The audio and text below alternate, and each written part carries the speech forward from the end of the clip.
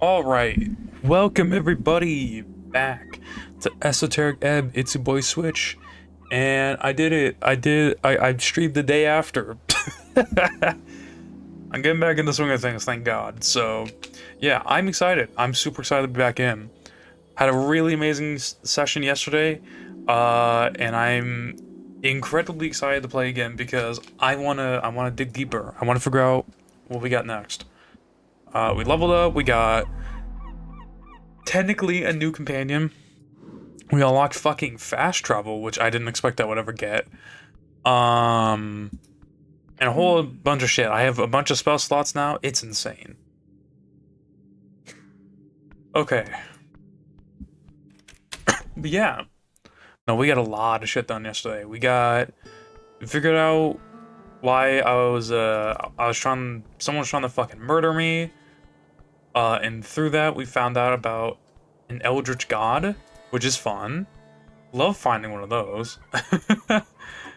And yeah. Alright, behold. I want to see this.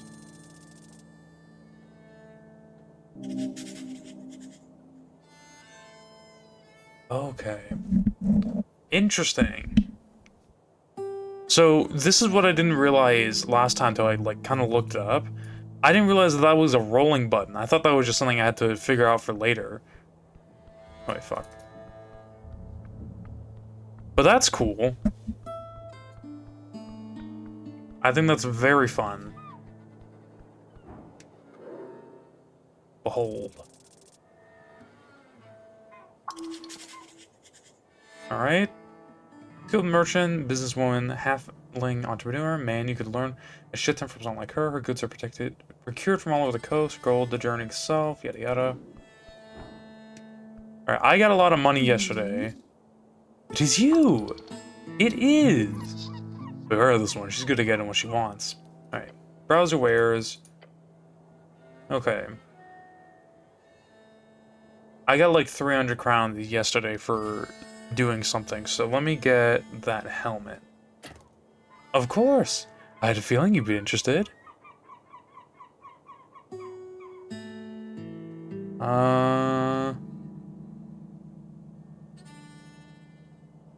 Okay.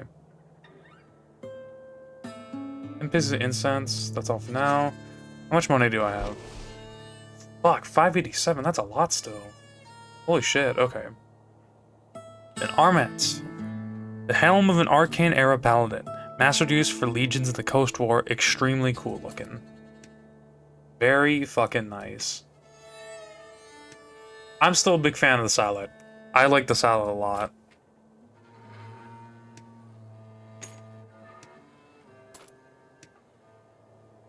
What was this one again? Spell strong. Ring of spell strong. Wait.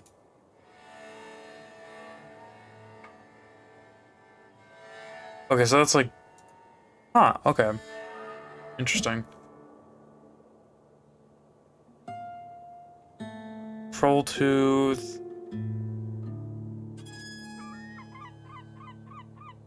Advantage against apparitions.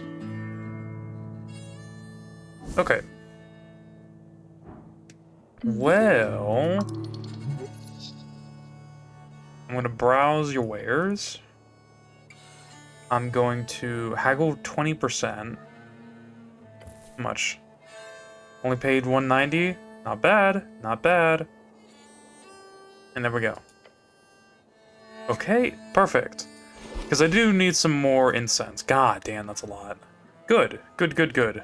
And then we still got a shit ton to spare. Perfect.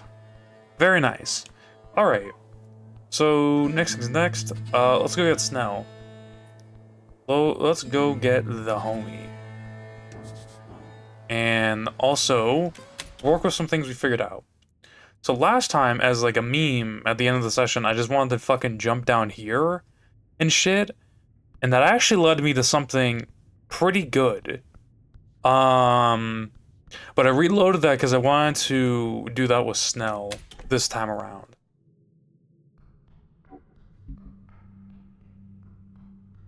But pretty interesting things happen with that. So, I'm stupid. I could have fast traveled down here. God damn it.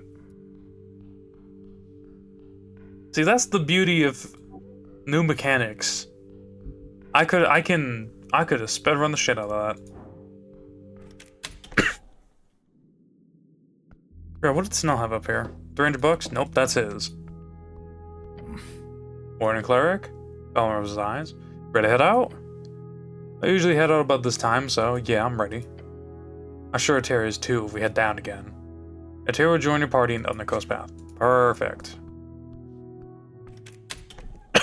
Now, I am wondering how that's gonna pan out in the sense of, like, it's the undercoast path, but I don't need to go to the entrance, I'm assuming. I would assume it would be, like, whatchamacallit?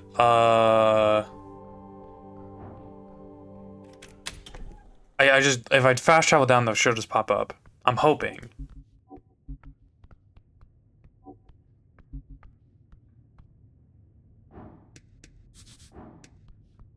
Can I do anything with these?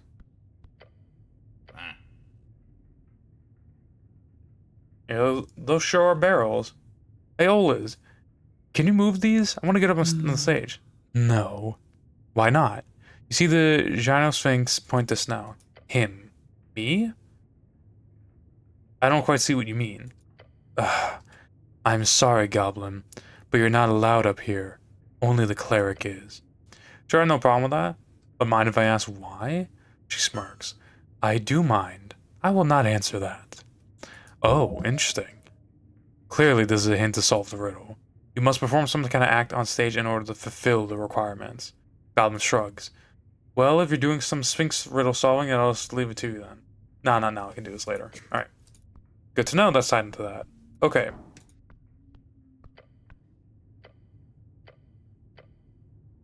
Hold on. We're gonna save.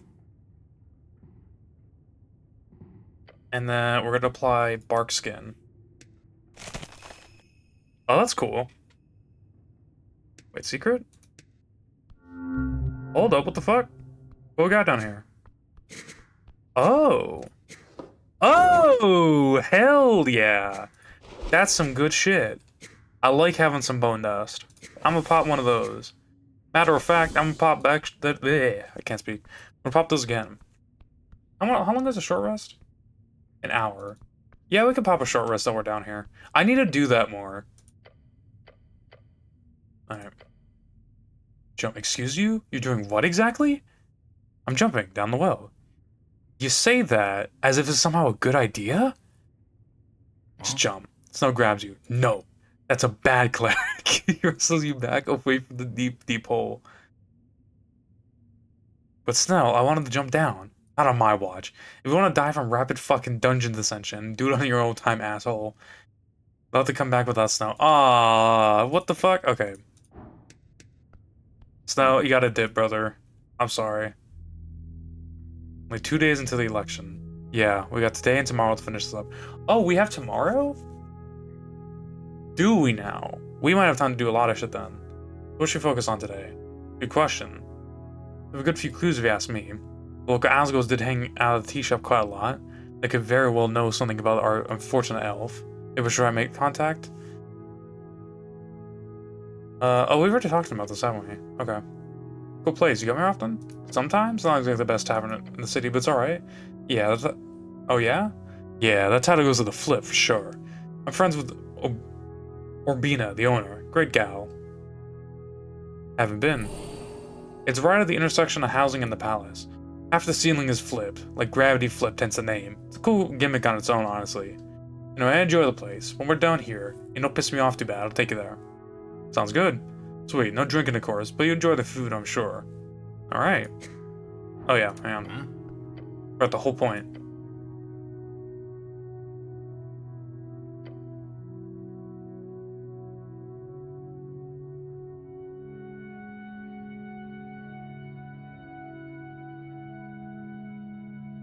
That'd be great, actually. It won't be that long. If I have a sign, later stage leave. I'll come pick you up later. Alright. Alright, baby.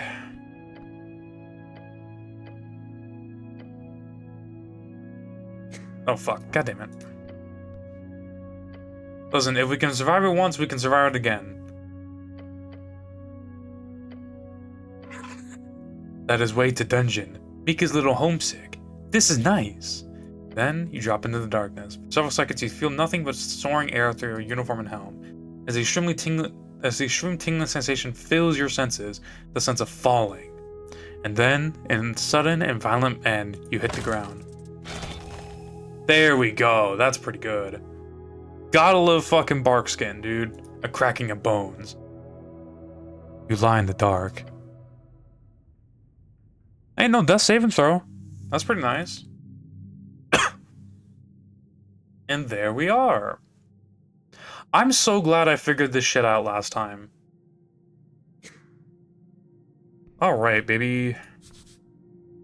Alright. That. Cardamom tree. Is that it? Perfect.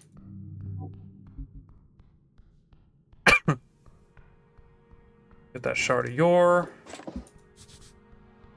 An awfully ominous hallway. Yeah, no shit, dog. No shit.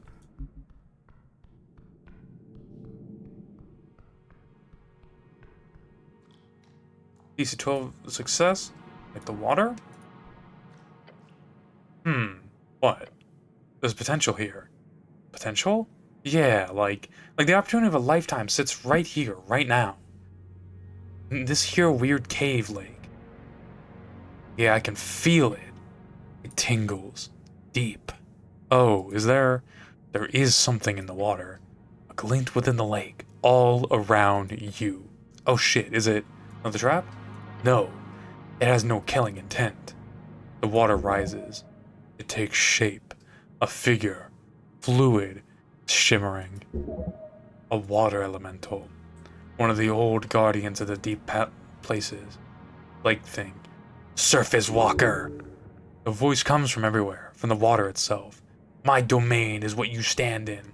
Where you drink and bathe and boil. I mean, no disrespect, elemental.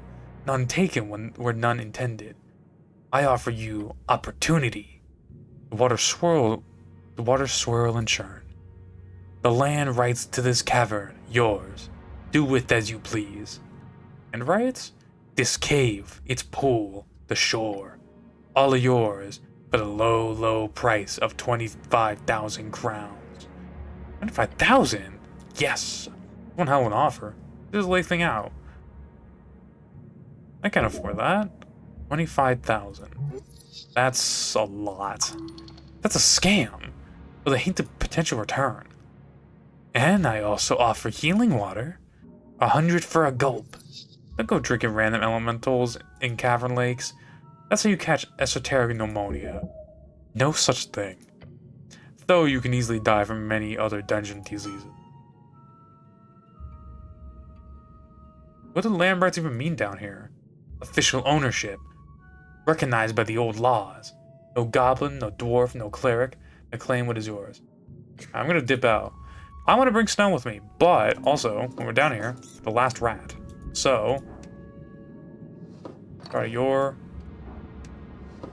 Oh, Potion of Supreme Handling, that's nice. Right, and this is the Hag. I was very surprised to find this. Again, that's what fucking... I think that's what shocked me most, that such a big story thing was tied to this. But I think that's also equally as cool. Anything I can use my dungeon secret tester thing on? No, okay.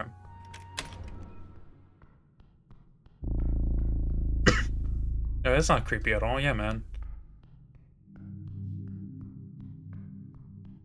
I do love having that, though. I also got reminded internally that I need to go to the shop. Because I do know about something in the shop, the tea shop, but...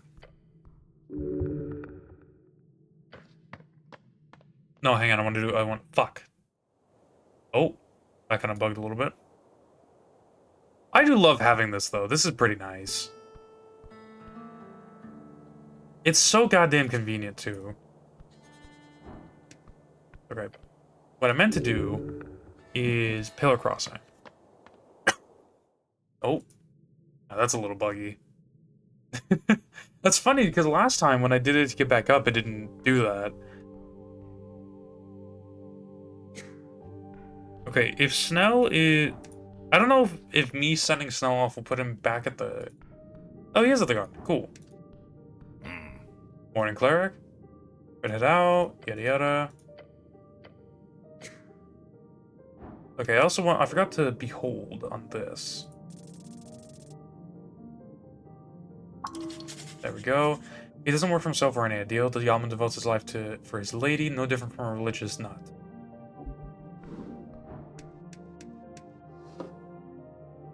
Pixie Dust Slush.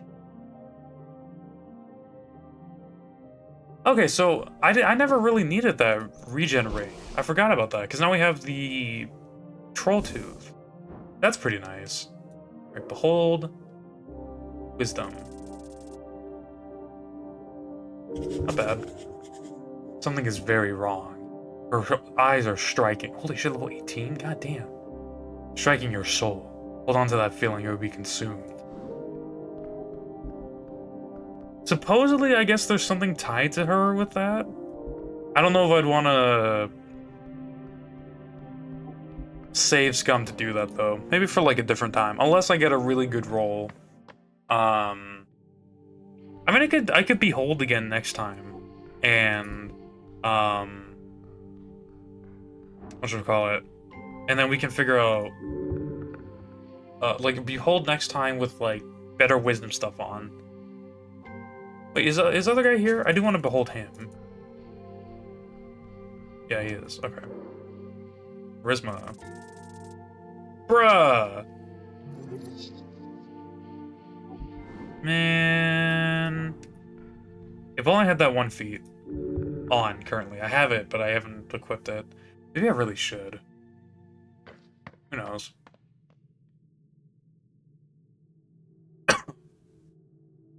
Alright.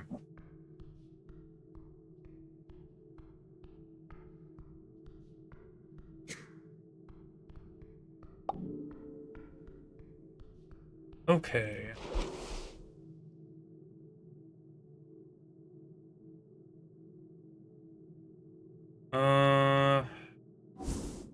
Fuck, dude, I really like the troll horn. Quick regen is really good, honestly. From what I saw of it last time, that shit was really nice. Alright. But now, we're gonna go over to Homeboy, over here. Give him the rats. Oh fuck, I gotta take him out of the inventory. Hang on. Right. That.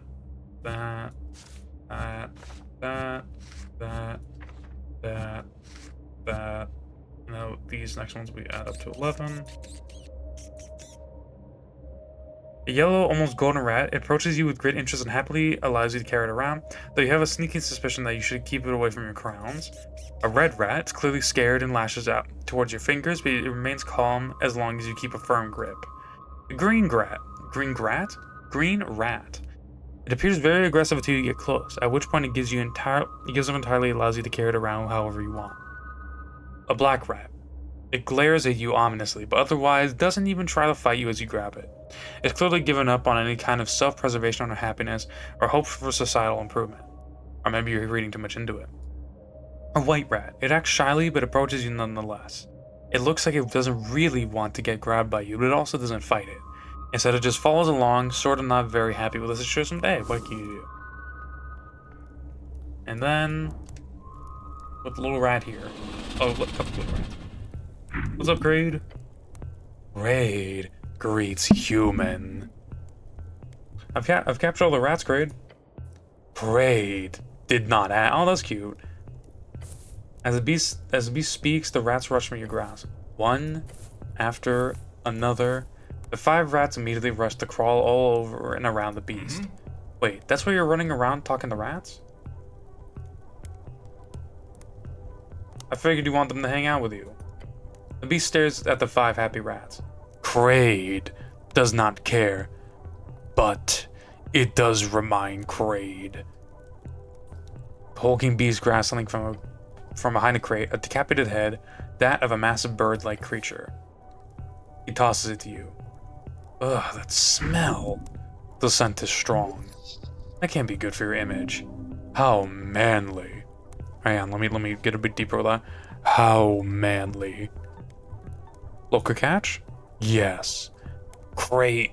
Goddamn it. Gravity chicken got caught. Kraid eat all, but cleric can have trophy. Kraid offer assistance. Gravity chicken? Now Kraid will feast with many gay rats, make them grow big and strong. Gay, and all two of them happy. It is true. The rats are not quite happy. Is it okay if I have a chat with your rats? Kraid has no problem with interspecies fraternization. Cleric speaks if cleric wishes. Alright. You cast a spell and suddenly the speaking becomes clear. 5 distinct voices, all talking at once. And if we break those chains, the workers' paradise will be right around the corner. You fool! Giving into foreign ideology will restore everything we have built. Can't we all just be friends? Friends. How naive. If you just let the market decide, we wouldn't need any of this. The rats are debating. Passionately. Oh no. The debate stops. 5 tiny heads snap towards you. Oh, the human, the red rat says flatly. Hello, squeaks the white rat cheerfully. Wonderful. Is it time to be transported to another part of the world again? Mutters the yellow rat. Iron human, sympathizer of steel, observes the green rat with disdain. At least you put us with an ally. Death comes for us all eventually, whispers the black rat. What y'all doing here? We live here now, the white rat says brightly. Crocodile's a good teacher, the red rat adds. The guy doesn't need us, which is pragmatic. The yellow rat says, please. A temporary alliance of convenience, the green rat sniffs. Until the revolution! I see it in its eyes. One day we will be food as well, the black rat intones. You're having political debates? Obviously, the red rat puffs out his chest. The future depends on us and our ability to... Please don't get him started again. Too late. A fascist. Nothing but a fascist. Not if it matters. See what you've done? What do you think of Kraid? Crocodile? He's terrifying. A strong figure. Respects tradition. He's got a solid business model. Theft, cooking, occasional violence, the yellow rat admits. I dig it. A tool of oppression, but at least he's honest about it. Death incarnate. I respect that. You all have an order which you reply? You seem to be pretty organized, all things considered. The rats look at one another, confused. The crocodile? He's terrifying. I do not collaborate with traitors. It seems like you are, though, the yellow rat says, by simply engaging in this conversation. Once I agree, I do not collaborate with oppressors. I say the last thing. You all get along? The white rat laughs nervously. We're working on it. Define get along, the yellow rat says dryly. We tolerate each other's presence. Barely, adds the red rat. We are united in our inevitable doom. That's not helpful. I don't think you guys can vote in the election, right? None of them respond. And the black rat says, elections are exhausting. They're very politically engaged for rats. Size doesn't determine civic duty, the red rat bristles. Actually, studies have shown some creatures have higher metabolic rates, leading to more passionate, the yellow rat begins. Are you seriously trying to justify capitalism with biology? We do not pay for love, do we? We do not grind pieces of cheese and copper together for the sake of flesh against flesh.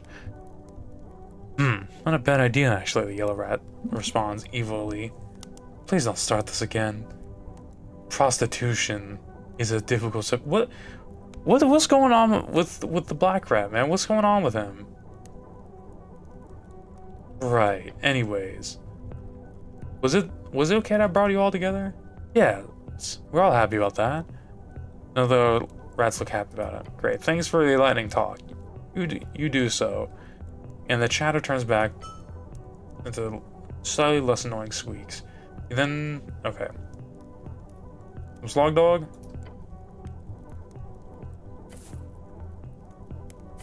Alright. Take 3. Thank you. Alright. See you later, Kraid. Thanks for the slog dogs.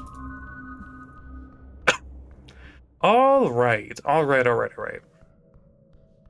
What do we got?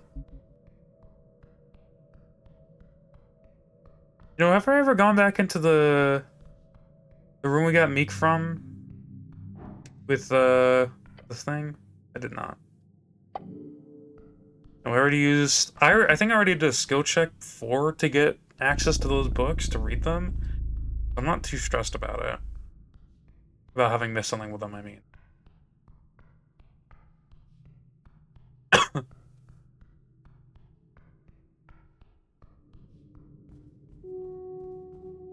Oh!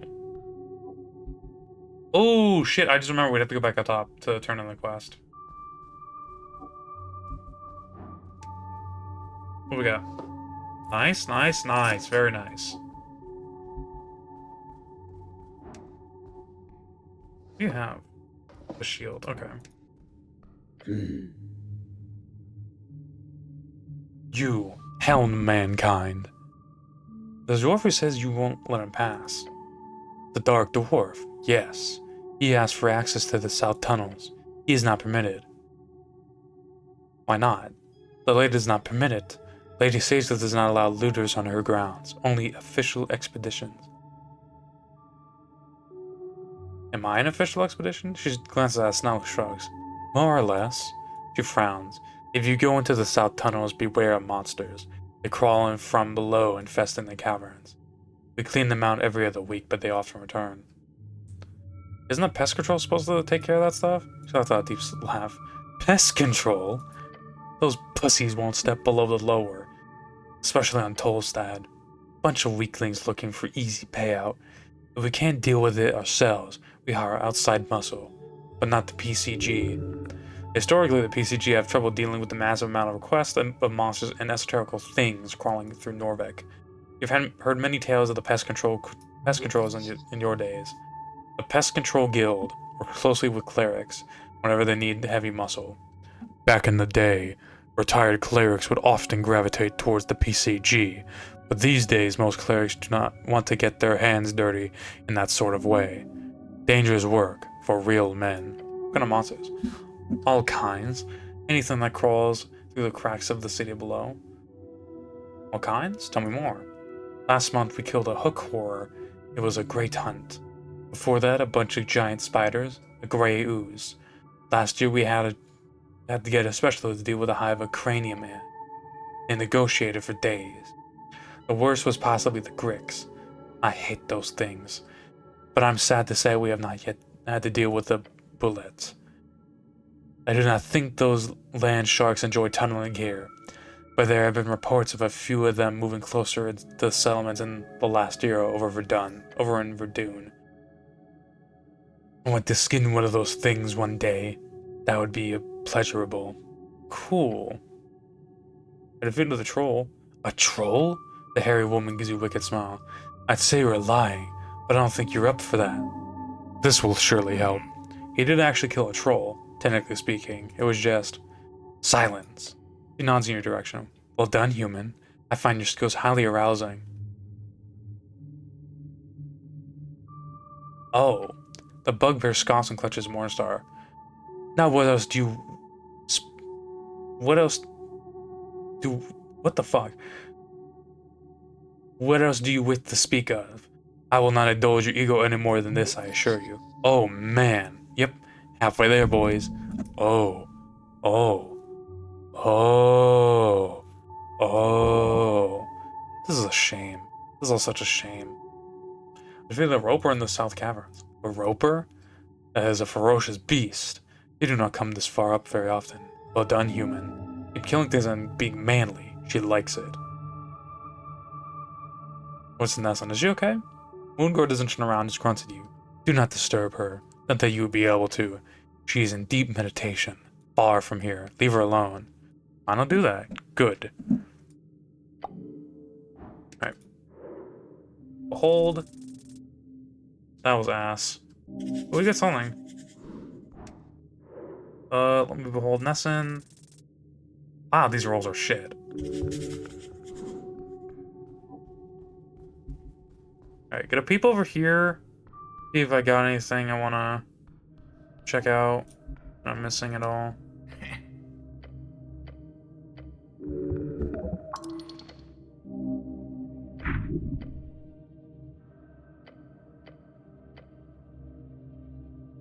Okay, we already figured this out, so we don't really gotta worry about it, I don't think. Can I speak with animals on this thing? I can. Gigantic hail snail. A deep clicking emanates from the hail snail as the spell's esoteric tinkle fades. The clicking that slowly transformed into a sentence. Little guy, you are friend? Yes, I am. I am a friend. Friend. Snail's muttering echoes throughout the cavern. I am Reckham, Lord Reckham Namu. You stand before a solemn soul.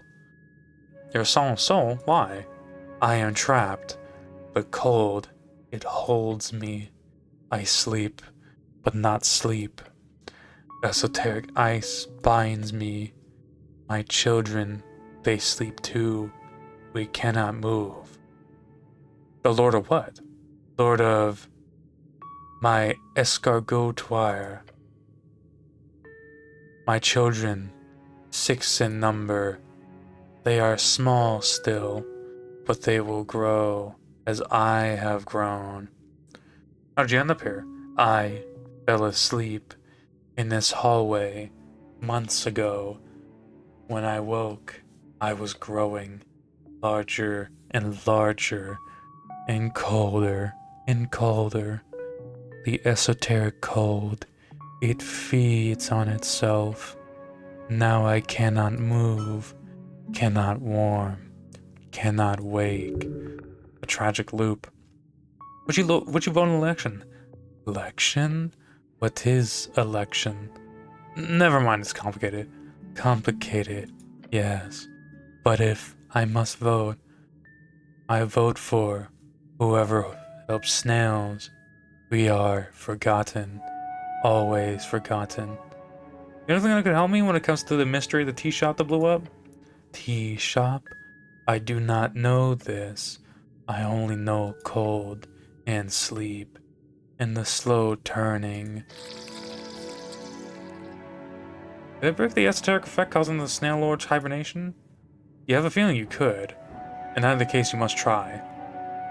I mean, yeah, sure. Fuck it. Nice, good roll.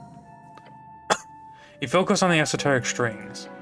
The ley lines connected into the snail to the pocket dimension. There, you see it. Press against the barrier. The pocket shudders, then shatters. The esoteric ice begins to melt. Slowly, very slowly. But it's working. You did something? Yeah, I broke the esoteric effect. Oh, so that means I'm gonna move away from the passage? Well, yeah. Right. That'll make Lady Sage very happy. Ugh. I would have preferred for the snail to remain, but he will not complain about it, beyond these guttural noises. The snail lets out a blubbering, clicking noise. Other sounds echo from deeper in the hallway. His family is awakening, all together now. Your turn later, after a rest. It'll be done by then.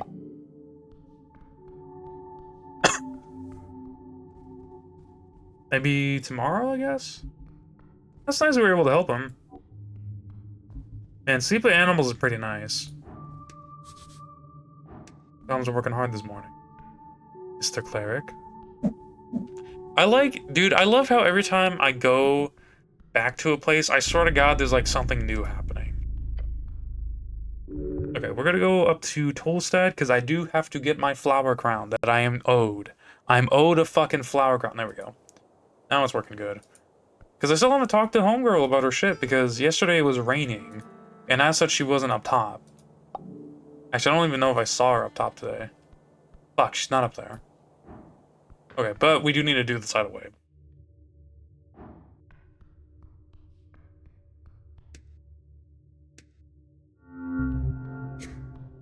I knew it was gonna be the fucking painting, man. I knew it was gonna be the fucking painting. You run your fingers across the surface of the wall. A crack? No, a gap. It flows the tiles. One of the tiles feels almost loose.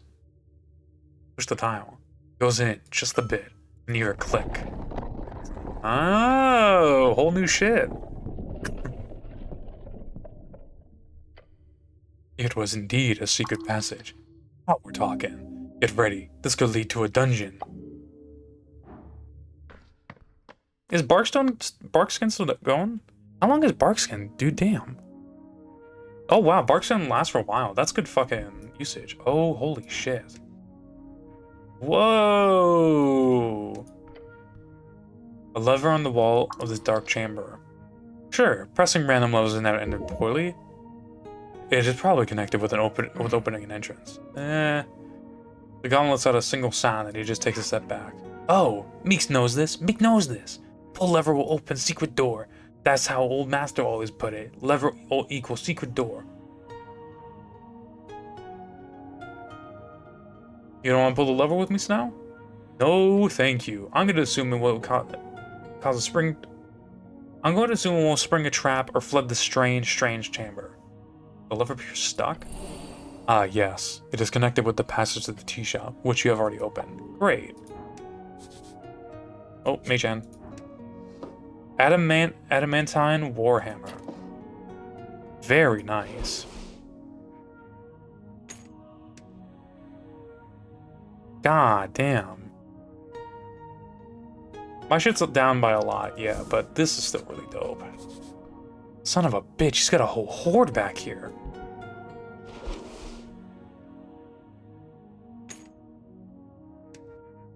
I do love this though. This shit's honestly really nice. We checked inside the crate. Potions, layers of them, wrapped in Reedian newspaper. Someone has written with big letters on the inside of the crate, "Spoiled potions badge, do not drink." Who brewed these? Label says Hex Brew. All the works of Joanna. If you got into potion business, you could probably make a killing. Are they all spoiled? It appears so. Why are they all together here though? Makes no sense. Check the box. Nothing important, nothing interesting about it except the tiny carving marking of a bird on the bottom right corner. Check the watery one with a bunch of eternally fizzy red flakes floating around it. These fucking things. Popular with the upper class. Really bad for you though. Really? How come? Are they cursed? No, it's not like they don't work. They work fine. He shows you the label. It says potion low body fat. Oh, it's what's it called? It's a transmutation. People use them to stay fit and healthy. But unlike a customized polymorph potion, these just shift around your nutritional intake. Ends up killing you slowly if you drink too many. That's why they're not legal to import and sell here. I know a lot about this now. I might have read an article about it or two at some point. Whatever. Let these rich folks do whatever they want to themselves, right? Except what happens is that this shit quickly gets passed along to the lower class. What happens is that whatever. What else is in this box? He started showing just how much he cares for the people in the city. Then he pulled back. Poor folk have the responsibility to take care of themselves as well. Why shouldn't they have the right to ruin their own bodies if that's what they want? I'm not drinking that shit. Fuck that. The bottle is long and slender. It weighs quite a bit in your hands. It's the faintly yellow. It goes faintly yellow at the bottom half and faintly purple at the top half. The label says potion of masculinity, femininity. Ah, gender swapper. They're sure are popular these days. You have heard of them. Of these. They are not interesting to you. It is actually functional. You could have sold it for a couple $100 crowns. Expensive stuff. Oh yes. They are capital P, popular. Who would want to drink this? Oh, lots of people. It's all the rage, you know. For some it's just a thrill. Since it's a stable, permanent, and painless switch, it's got mass-produced after the war. Still pretty expensive though. Interesting, I guess. I don't partake myself exactly. They talked about banning it a while back, but they ended up just making a requirement to register the Switch, if it goes beyond a few days. Too many people were using it as a quick and easy way to avoid jail time. With regular polymorphs, you at least got the cost barrier. Really, really do not. Snow watches you place the bottle back in the box. Alright. Check the clear liquid bottle with a tiny label and several clear white eyeballs inside. You lift it up and hold it in your hand. In your left hand. The empty bottle is light and the cork is in your right. You okay, cleric? No, this is wrong. What? bottle is fully empty. The label says Potion of Amnesia. We don't have to start over, do we? Please don't say we do. That would be the worst. You drank it, but the weak spoiled potion only took away a few seconds of your memory. Ah, I see. You okay? I lost a few seconds there, but I'm fine otherwise. Ah, right. Spoiled potion. Weak effect. Let's just not drink any random potions from now on, okay? Check the dates. It says Cronus 26 PE on most of them. Last year. These are from your birthday last year. Alright. Enough. Potions of healing. No bags. One of them looks interesting. Bag of holding? Hey, yo! The bag of holding, you see these around, they're extremely loud. Carefully know what's inside. You grab the bag and look at the void within. It's light. Very light. What you found here is a very popular and extremely useful magic item. A bag of holding. Oh, Meek knows this. It is hole that eats all and then spits out.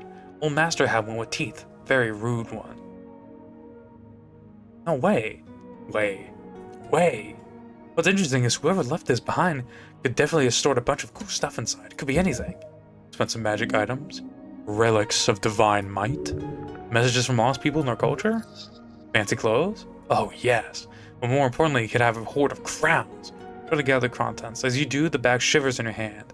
The usual trick of just turning it inside out or holding a hand in front of it while thinking of the thing doesn't seem to work. It's broken? Or cursed? Damn it, how will I get the potential stuff inside then? You could always try to force it. Smart as we would examine the bag closer.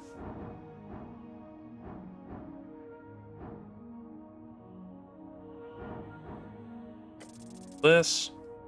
Very nice. Hell yeah, dude. As you do, you realize there's a faint trace of dust along the edge. Bone dust. Give me bone dust. Nice. Then those words cause the canister to pop out of the aether. And another. And another. Cool. Useful, yes. Ask it nicely for something. Fuck it. Damn. That does not sound like it would work. It's a bag. It follows esoteric rules, not rules of politeness. Try something else. I'm gonna do this one more time. See if I can get like a 20. Nah. Okay. Fair enough. I'm not mad about it. Carefully stick your hand inside. With some finesse, you feel around the rim of the void within, and there, you feel it. Pull something out. Jar of pixie dust. Sweet. Time to party. Man shrugs. This doesn't really count as a drug if the effect is entirely esoteric. Try to ask back for stuff in different languages. Damn. Think about it, but nothing really comes to mind. Strangely enough, you're usually very creative, coming up with all kinds of strange solutions. But this time, there's nothing. Your mind is empty. It's almost peaceful. God damn, man. Ah, damn it. Oh, bark skin, thank God. Brother, what do you mean? Let's hear before is now saying something about health and safety. Then you shove your head into the bag, and inside you see darkness. Look around, nothing except coldness. Your eyes and mouth sting. You cannot breathe. It hurts. Remove the bag from your head. You do so, find yourself back in reality. Didn't expect you to do that. Maybe don't do it again? Oh, who am I kidding? Go nuts. Yeah, I'm gonna go nuts. Fuck it. Oh my God. Yo, I don't think RNG's is answering my prayers today, boys. I don't think it's happening like that.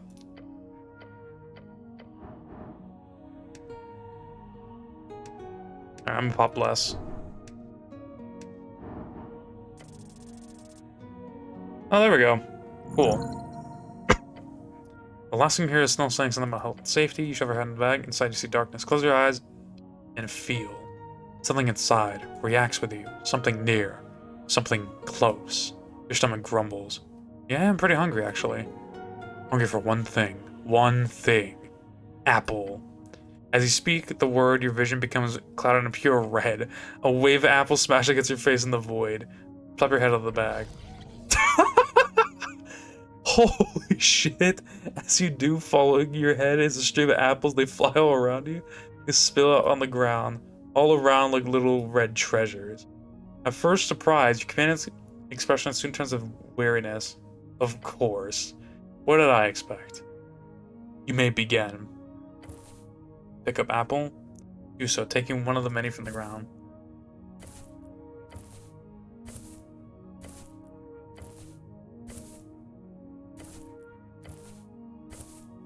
You ain't stopping me, bitch.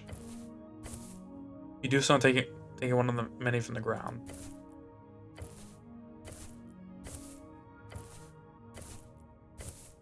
We ain't stopping. Give me all of them.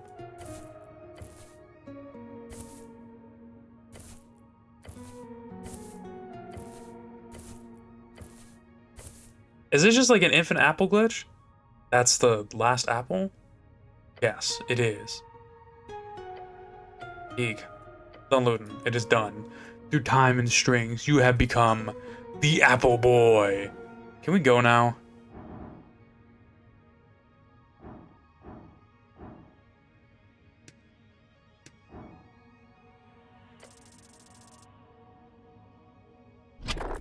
Fuck, man.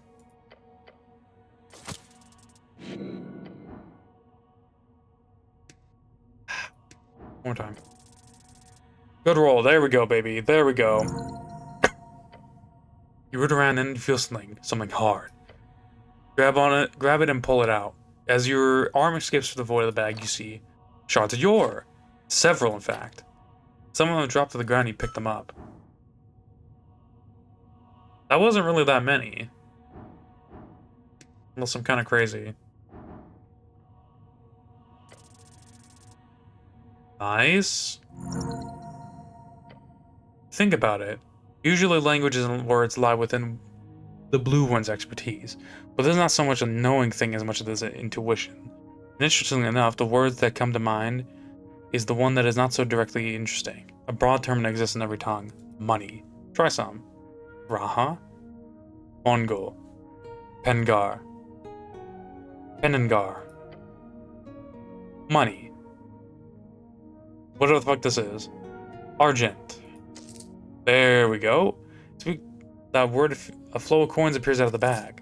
A lot of them. Many, many crowns. Oh god. Keep catching coins. So many crowns. Until... Holy shit, how much money is this? Eventually, it ends. Wow, that was, what, 1 month's rent? Almost? Almost, yeah. Nice, you did work hard for it, picking up all those coins. Quite nice. Even if money's not everything, it's quite lovely to have it, to give to those less fortunate. What else can I do with this? Not much. Can I put stuff inside? You could put things in, however, since you already have a pouch of holding, it is redundant. And fun. You have to put a random pebble in. Toss it into the void. Nothing you do seems to get it back out. Right, good to know. Okay. One last time. Nope. And maybe one more time.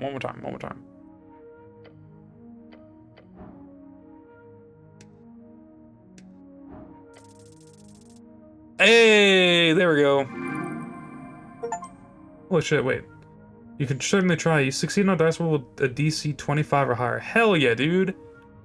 I'll admit I kind of want to do it because I knew there was going to be something like an achievement for that. But also because I wanted to get what's out of here. Let's see, what to ask? Oh yeah, ale. I can't drink. No. Not that ale. The stuff you can drink. You know, the stuff that always help that we handle people. Even if you're not actually drinking. Oh, okay. Go for it. Not a good actual work. Can I have a concentrated rhubarb ale, please? What the fuck? A bottle pops out of the bag in an instant. Damn. Must have been your polite tone. Nice. Yeah, oh yes. Now go drink it right away. Is this a permanent thing? Yeah. Hell yeah, dude. So I didn't see this. Nice. Minor dex increase. Oh shit, okay. Fuck yeah, dude. Very goddamn nice.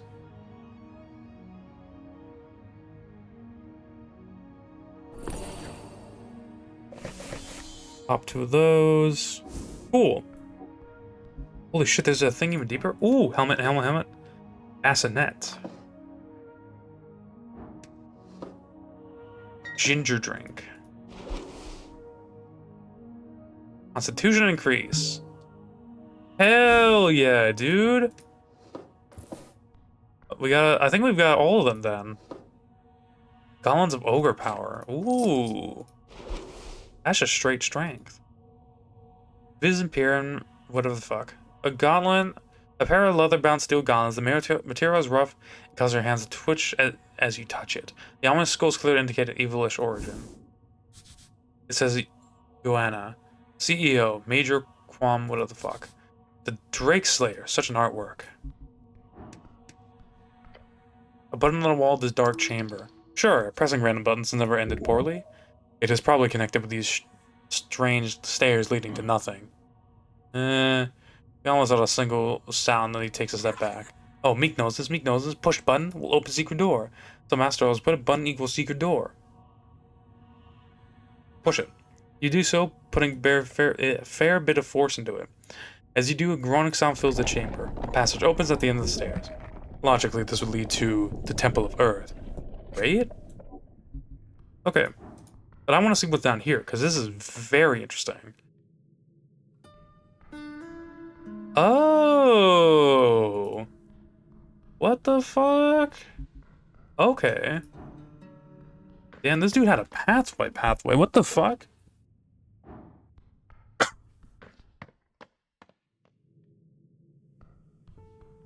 Very goddamn interesting. Okay. Window to water lane. Behold duck. Oh. Pretty good.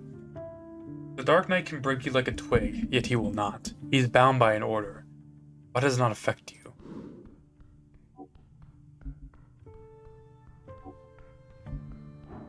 Alright. Very cool. Oh, almost forgot about this. Looking inside the crate, you find the notepad. A notepad with several pages of scribbled notes. The handwriting's awful. It says, ledger for smuggled goods on front. A bit on the nose, mayhaps. Oh, smuggling? Awesome! Check this shit out, right now. This notepad is filled with proof of both evil action in the tent? Great. It's time to break the smuggler lawfully. Look at the list labeled export, import. Many terms you've never heard before, some you have, most interestingly, pocket bikes. A large quantity, marked as not yet arrived in a terrible state. A number of rare potions with various draconic names. Some you understand, but many are simply draconic terms for the divine era alchemists. Then you spot a few mentions of something called Quillwell cartridges, although it appears to not have left the warehouse. Yeah, that's the one Modissa was looking for. The house girl's vendor is clearly this tea shop owner. Check out the smuggling guide page. On the early pages, you find the section labeled Smuggling Guide. He wrote a guide on his own illegal activity as a reminder how to do it? That can't actually be. Some people, man. Step 1. User connections. The region merchants are always good for coin. They pay hefty for simple storage. Storage 2. Move things from warehouse to secret tunnel. Use free shore to help. Lift up from pillar crossing. They write off missing goods and lost at sea. 3. Keep secret. Mix crowns with tea shop income. Fudge receipts. Avoid sage leaves handlers. No distribution. Step 4. No distribution. Return the warehouse night before ship leaves. Do not sell goods yourself. Stay clean. Of course, the free starters involved in this. They probably set up to begin with. Those crafty bastards. They've really got their fingers in everything. You should really consider becoming. Consider becoming a full-time free starter agent. They probably pay a hell of a lot better. Over your shoulder, Snell is reading this elaborate display of criminal incompetence. He looks less angry and more disappointed. I suppose it's a blessing when the crooks of society also implicate themselves through sheer idiocy. Look at the latest entry. On the last few pages, there's tons of reminder notices written in sloppy handwriting. He goes on about missing payments, lost suppliers, and various angry comments about tea shop customers. Probably written to himself. Clearly not someone who remembers without the help of writing. Then you get to the final notice. It is marked with a date, March 21st. That's the day of the explosion. Coast hack potion not yet arrived, days late. Don't want diluted piss again. Elf will arrive from temple. Then I leave. Don't like tea shop being used for meetings. They break anything they pay. Elf. Huh. A meeting in the tea shop. An elf. The smuggler left after letting the elf in through the secret tunnel. Interesting. Let me write this down. Take the notepad. As you start to remove it from the crate, it suddenly starts to evaporate in front of you. What? Slowly turning magical dust in your hands. Slowly. A curse. Put it back. It stops evaporating. Take it out again. It begins to slowly turn the dust once more. Put it back again. It stops. I see. This notepad. It has a defense mechanism. An esoteric abjuration. You bring the notepad away from the crate. It breaks. Someone does not want it to be used as evidence in a court battle. You have to leave it here for now. Someone to take a look here later. Don't worry. I'll make sure that they mention not to move this thing, just in case. Alright. Alright. Very good. There's more? Oh shit. You spot an indent in the wall. Something in there. He almost squints, his eyes going from the hole to you. He nods. Pry away the scorched stone. With a faint tug, the wall tile breaks apart, revealing a soot-covered but otherwise intact safe. Of course there's a safe in the owner's office. Just makes sense. Jackpot. Let's see what this bad boy's got. Let's get this bad boy open. It could contain important evidence. Force it open. Is it bent solid steel? Don't think so, big guy. The safe is covered in iron studs, having been reinforced by a high-skilled blacksmith. There's a rotating handle at the center. Its position is used to input the entry code. Fine craftsmanship. If you listen to the clicking noise within, you should be able to get it open. That's one expensive box, not the type you'd find in the back of a tea shop. Alright, before we do that, let's put on the... There it is. There we go. Fucking easy as shit. I was gonna be pissed if it did not go through. Holy shit, plus 11! You rotate the handle around while pressing your ear against the cold iron. You listen to the tiny clicks within, stopping the rotation when you do. Your companion quickly watches with an intrigued expression on his face. Kind of surprised and impressed. After your several careful turns of the handle, you hear a satisfying thump from inside the safe. And the safe opens with a metallic scraping noise. Oh, there we go. So we did get to do that quest. Hell yeah. I'm so glad that that's a thing, that I don't need that my choice didn't completely cut that off. Safe is secure completed. A layer of soot falls off as the contents reveal to you. Yes, well done. Well done, cleric. Now let's see what we got. Glance aside. The fire certainly did not reach anything here. Got the coins. Ho ho ho! Yeah, we're gonna go buy that Ifriti bottle. Fuck it. We have the strange rocks. You pocket them all. Shards of yore. Grab the exotic container. You grab it. It contains some type of mushroom dust. A form of light, magic drugs. Not even illegal, but expensive. Nice. Snort it. It is not drugs. It is magical enhancements. Drugs would not be allowed at the towers. No cleric can take such substances. But this? It's good for you, no. It's not good for you, no. But it could be useful. And more importantly, you're allowed it.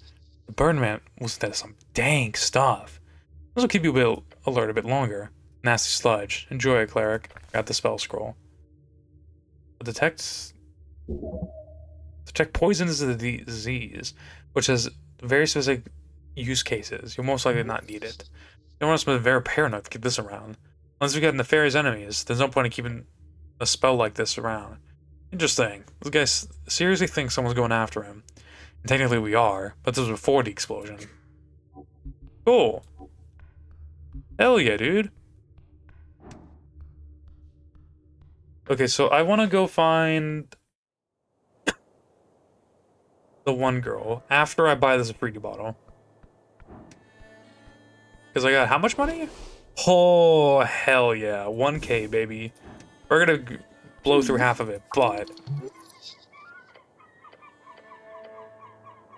I don't mind. Empty Ifriti bottle. A475, that's good.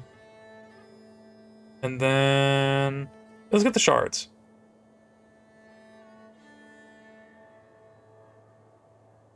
Or one of them, okay.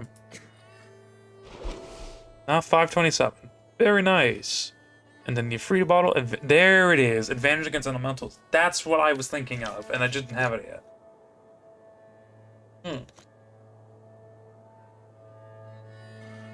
Okay, that was me misunderstanding.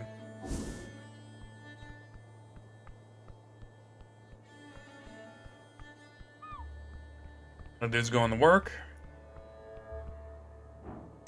Wait, I have... Can I unlock my thing? Hey, Meek. Ahoy, ahoy! Check out this bike. The Meek looks at the yellow bike with bulbous eye. What is a bike? A highly efficient vehicle for urban traversal. Meek is intrigued. Meek is scared. What did you fall and hit head?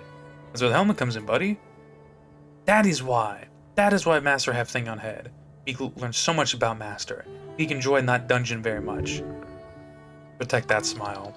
He's not too bad. There's monster around your neck. You gotta take him on a ride once this all blows over.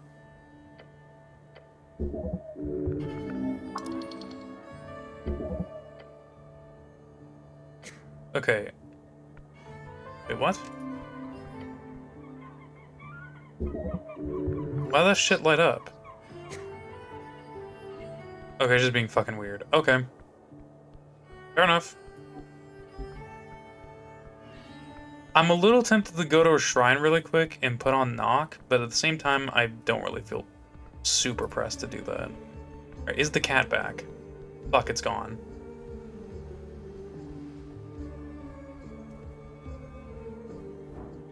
God damn it.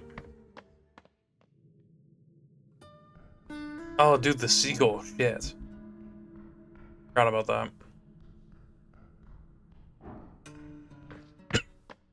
Okay.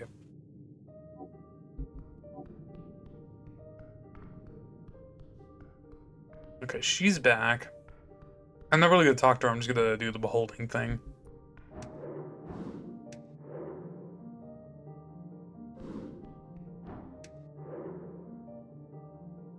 Need a break? Oh, there's a limit. Okay. Fair enough. Okay, so... where would the thing we just completed be at?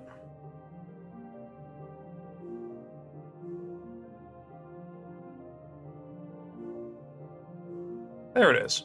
Okay. And we got some pretty good shit. Like, in terms of progress. I'm glad I'm assuming I can work on day 5 in some sense. Or else I don't think they would word it like that. As far as I know, maybe it's just worded wrong. Or maybe it's just worded in a way I'm misunderstanding. Not that it's worded wrong, but I'm just misunderstanding how they're wording it.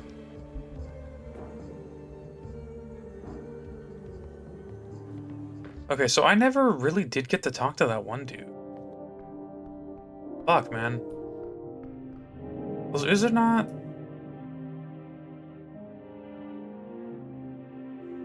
Yeah, I gotta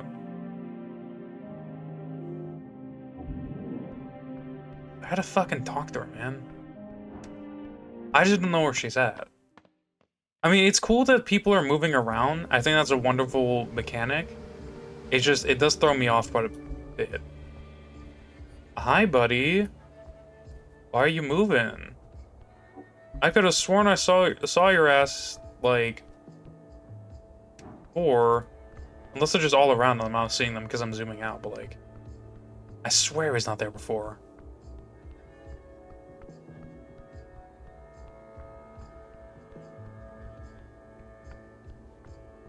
Alright, Seagull's there. Needing to talk with you for a while.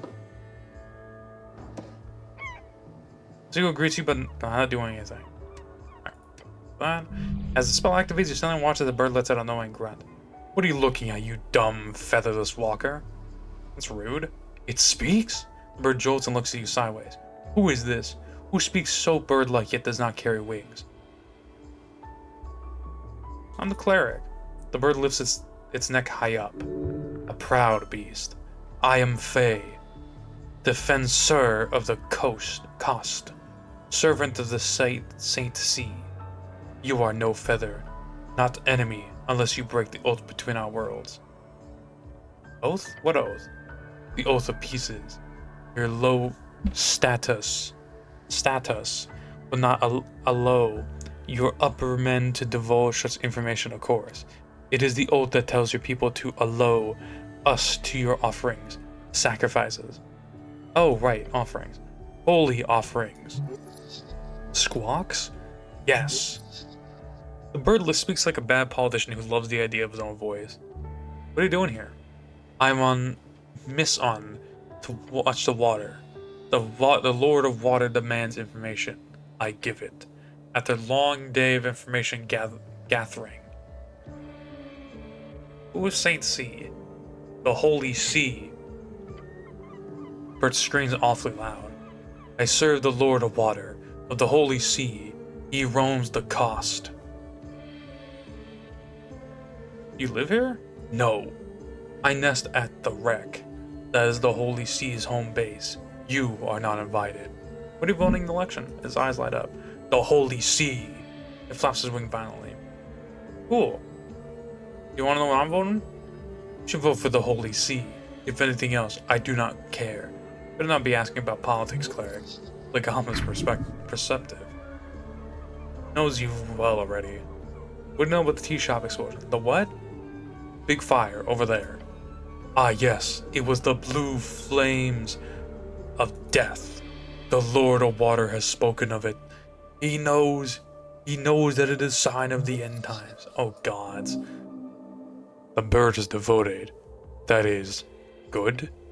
As the featherless burn upon the end of the ebbing tide, those who stay seated will scorch like the burning coast.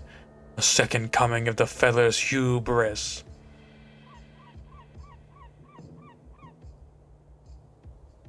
The doorways will open once more. Or clears his throat. I said throats, goddammit. The Holy Sea says it is so. I do not remember the rest, but it is something like the feather court will rise as long as the dice of the string master favors us. I get it, that's cool. The Holy Sea is truth. Can I meet with your Holy Sea? No, only feathered art permitted. His face gives an expression you swear could only be described as a smirk. Thank you for your time.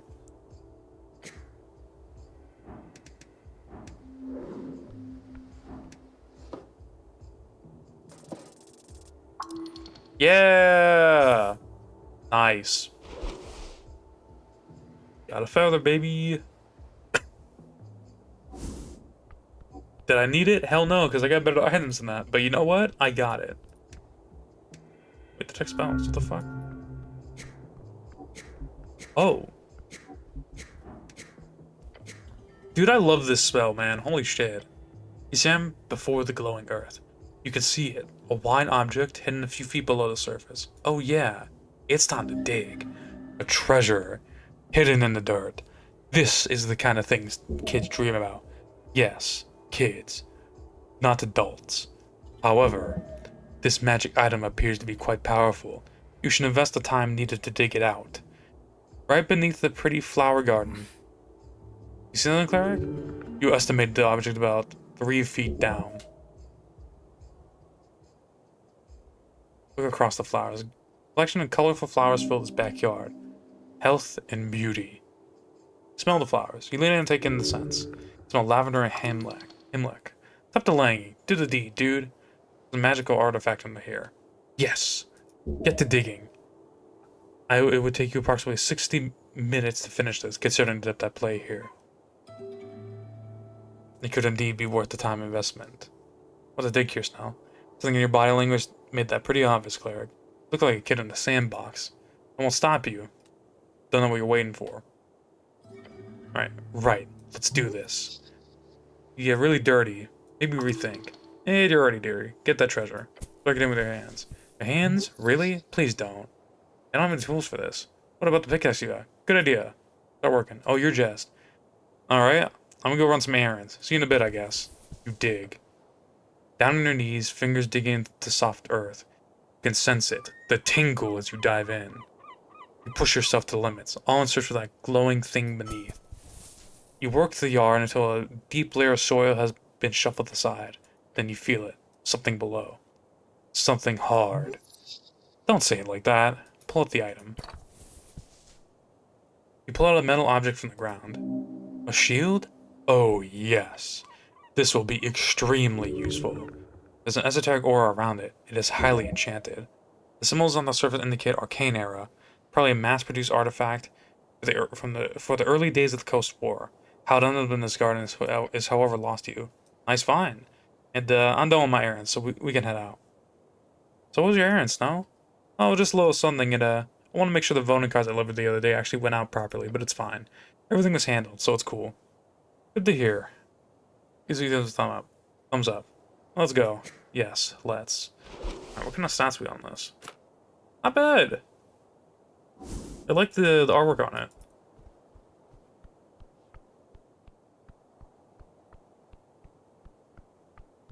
it. Okay.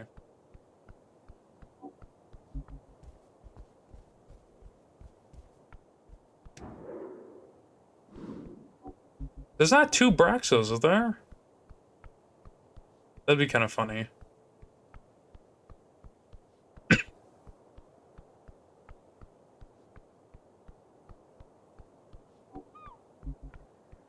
Okay.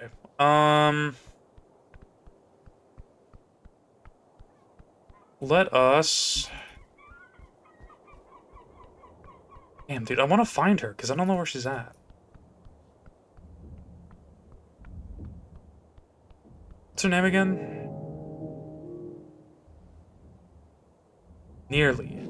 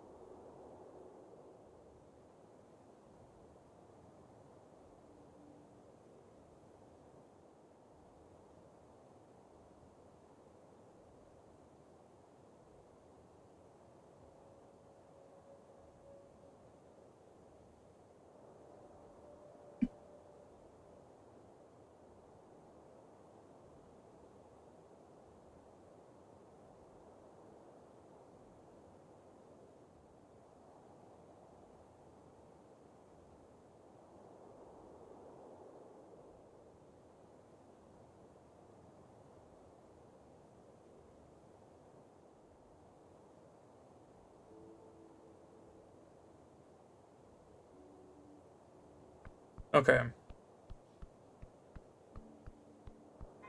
The people are... So apparently, Nearly, unfortunately, is super time sensitive. So... Someone's saying... Oh, nice. On day 5, they have Nearly on top of the tea shop, so hopefully... That's something.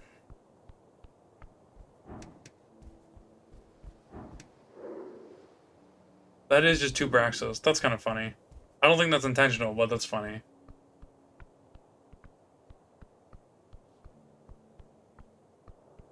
Okay, Alright, city below, because we still have to figure out the other shit.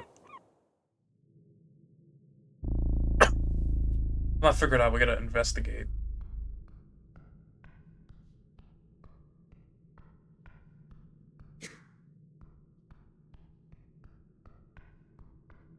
I also saw that the one that thought I was gonna miss, the thing, was it was patched. That was a patch that they did, which I respect. I really appreciate that they patched it so you can do that. It would suck if you couldn't. All right. All right. All right. All right.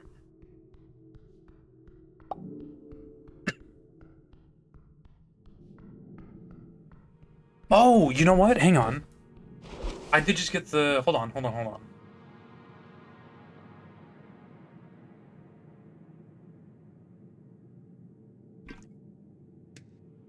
This. It has bumped down my constitution, but that's fine. What do we have? What did we have? Oh, the horn. I feel like I can do without that for now. I could probably put something up now.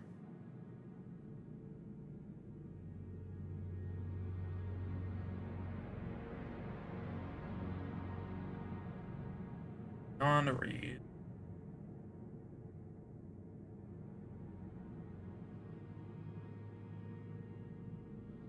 $58 apples, Jesus Christ. Okay.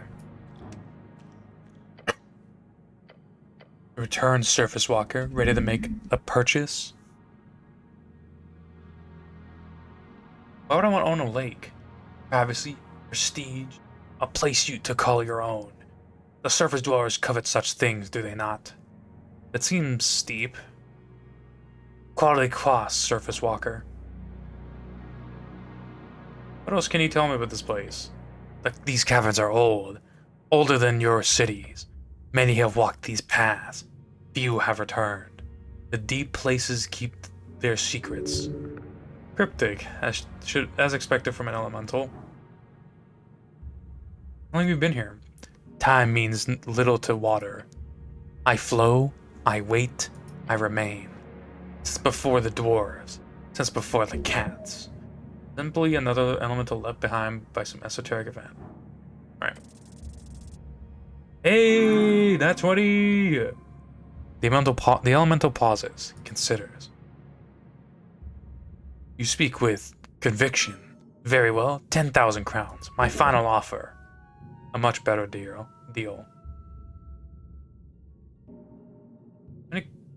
How many crowns do I have? Let's fuck around a little bit. I'll take the healing water. I'd like some of your healing water. The coins sink, disappear. A small sphere of water rises to meet. Drink. Take a gulp. Yes. It's like cave. It tastes like cave with a hint of allergy, but you feel refreshed. Insane behavior. Stumbles himself. Absolutely insane. How we going now?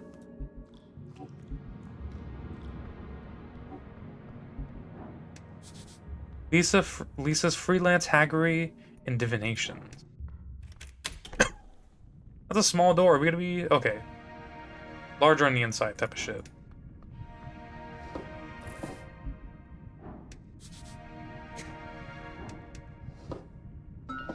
Oh, hang on.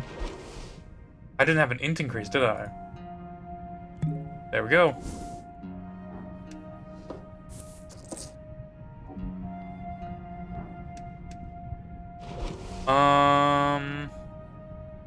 I think she's Earth's folk, so listen, if I'm thinking about this correctly, let me... What do you got? Wooden spoon? Eventually cooking-related situations as a... Oh, shit. Lisa, youngish hag, are you Earth folk? You might be Earth folk. The scent of something acidic hits you when the girl tosses cuts of a red fruit into the cauldron. You have not seen those fruits before. They must have been some type of undercoast delicacy. Massive and juicy.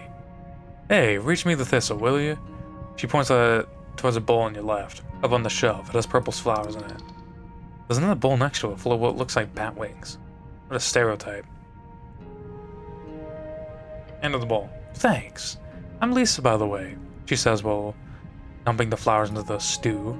Freelance hag and service diviner. I'd normally ask if you wish for a glimpse into the unknown future and fortune of thyself. Maybe against a quick divining or two. Oh, very cool. You seem the one who stumbled into my very much secret little hiding hole here. The goblin leans in, hissing out. It's a hag, cleric. Be careful. He's only finished up the brew. Been working on this for hours. The hag keeps stirring her giant wooden spoon in the golden scoop. Though, I've gotta ask, how'd you get down here anyway? Jumped down the well. You jumped? Wasn't that far. Well, you're an impressive fellow, aren't you? Not often I meet people who randomly decide to jump down to wells. Did you suspect I was down here? No way, I just love one jumping into the wells. She scoffs and nods her head towards the goblin. Your friend here halfways? Yep. But you can guess why we're here. He agrees we're friends. Peak. It's peak. I can indeed. She lets out a cackling laugh. Betraying her age. That's a crone laugh if you've ever heard one. She turns back to you. You're some type of cleric, right? No, I'm not a cleric. That's incorrect. The commanding groans. You're not? I'm a druid, actually. You know, nature stuff? Interesting. What I can see, you're clearly a strongly A strongly stringly attuned individual. That's enough for me. Alright, the cheese shop. What do you know? She stopped stirring. First of all, I am not responsible. I don't have the power to cast a spell of that caliber. Not even. As a hag and diviner, she could very well have access to high-tier spells. I think you do, Lisa. You could cast a fireball, couldn't you? She scoffs, giving you an incredulous look, and averts her gaze slowly enough for it to look comedic. She is withholding information. I do not use fireball. But you could. I could, and I have in the past. But I purposely do not carry fireball with me, since it's completely useless for my purposes, including self-defense. Fine, but do you realize how suspicious this is? She shrugs and gazes into the slit in your helmet. I don't care. I didn't do anything. Tell me about the necklace of fireballs. Her eyes go wide. The one used in the tea shop. Holy shit.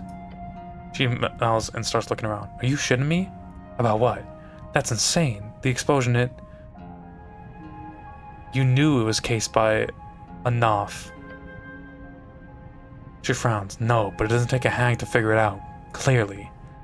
That type of magic can be unstable, sure, but if it exploded, someone must have detonated it on purpose. Something must have happened in there. Something bad. Do you think someone intentionally exploded a Knopf in the tea shop? She nods. Yes. Someone must have had a goal in mind. She turns away and mumbles. But where did she even find the Knopf? Why was it even in Norvik? I'm sorry, I don't have any good answers. We need to talk about the elf. She freezes, her eyes stuck on the cauldron. She does not lift her gaze. Almost something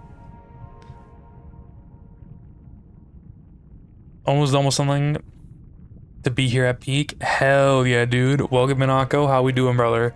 We found the hag. We found the hag. I don't know if you found this, because I know if I didn't want to fuck around by doing this, I would not have found her. I jumped down the fucking well in the tavern, and it led me to the hag. That closed off door in the city below is what it connects to the place you drop down to, and in between is the hag. So I found the fucking hag.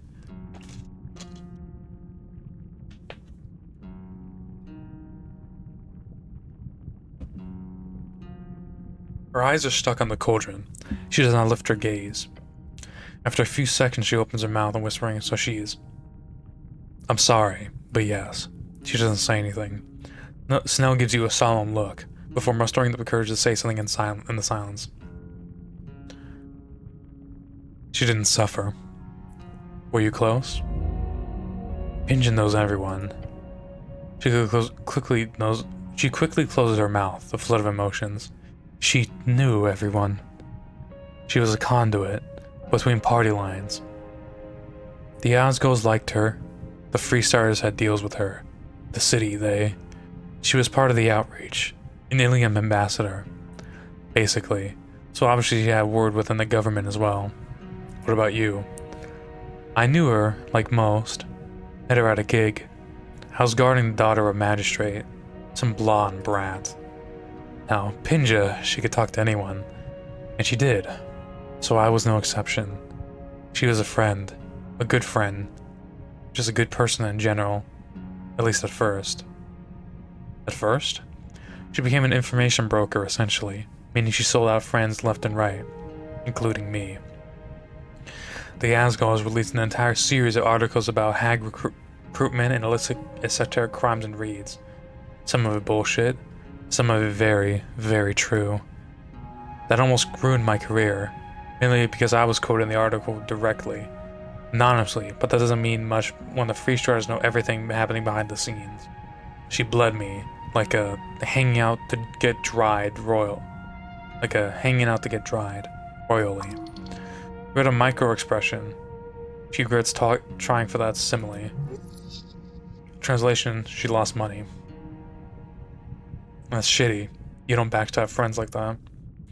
Not if you want to keep your friends around. She made a lot of enemies that way, Pinja did. Including you? The hag gives you wicked eyeing. Yes. I was going to chew her out in that tea shop, at that meeting. Which is why I accepted the gig to begin with, but... I was hoping she'd get away.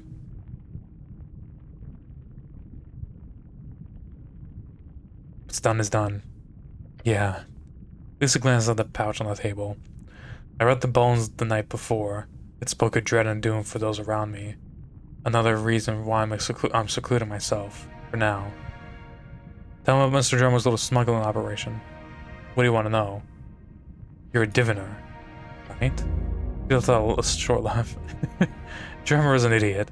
He wanted extra cash and had a hidden room that the city and goblins didn't know about. That's what I'm assuming, at least, she says and gives Snell a glance. No, you're right. That went under our noses. The Free Strider stored contraband with him. Some under the table stuff. Nothing too serious. I would not trust him with anything too serious. Like a necklace of fireballs. Yeah, like that. Why not? Have you met the guy? Rhetorical question. Mm-hmm. But he could have facilitated the situation with the tea shop. Drummer did not blow up the tea shop. He might be dumb, but he's not the type to do something like that. Not on purpose, at least. Then who did? Great question. I've been trying to figure it out myself. But the strings only speak of doom and gloom around me, no matter how much I search.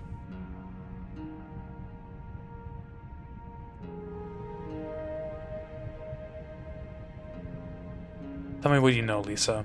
She nods. It's not much, I promise. The goblin gives her a tired groan. Talk. I do a lot of different jobs for the Free Striders. This one wasn't special. At noon, the Tolstad tea shop. I don't remember its name. Nobody uses the name. I was supposed to be there to barter for an artifact with one of the city contacts. Drummer left the tea shop closed for you two then? Yes. I was supposed to be there. But look, I know how suspicious this sounds, but you have to believe me. Were you warned beforehand? No, I wasn't. Did you escape the blast? Not exactly. Did you plan it? No. Let me guess, you're fireproof. What? No. Why weren't you there? I was late. She grimaces. You're right. That is a bad excuse. I had been working all morning on settling down Dancer, so we can move. The idea was head over to Ostrogard until the election was over. The Free Striders had some work for me there. Ostrogard, one of the 3 unofficial districts in Norvik. Basically anything on the inland side of the river that's not part of the North Wall. Mostly the domestic district, filled with both cheap, tightly stacked housing and a handful of mansions and towers. But I overslept, and then I overestimated how long it'd take to pack up. Dancer can be a bit grumpy when I'm reducing him. And I forgot to check my watch, and I was running late. I was at the crossing when I heard the fireball and felt the rumble. And it was a fireball, I'm certain. That sound. I could identify it from miles away. Goblin grumbles. It happens, but that's damn convenient. Yes, I know. Why'd you hide then? She stares at you in silence. The girl folds her arms and averts her gaze. I know what I am. Either someone was out to get me, the goods, or... She clenches her jaw. But there'd be a chance I'd get blamed for it. Hags aren't exactly the most popular in these parts. Any parts, really. So I went to Rick's. I've got a key to the Sphinx, so I slipped down the well, set up Dancer, and figured I'd just hang out here for a while until it all blew over. Not the first time I've gone into hiding, mind you. You do realize how, yes, it's suspicious as all hells.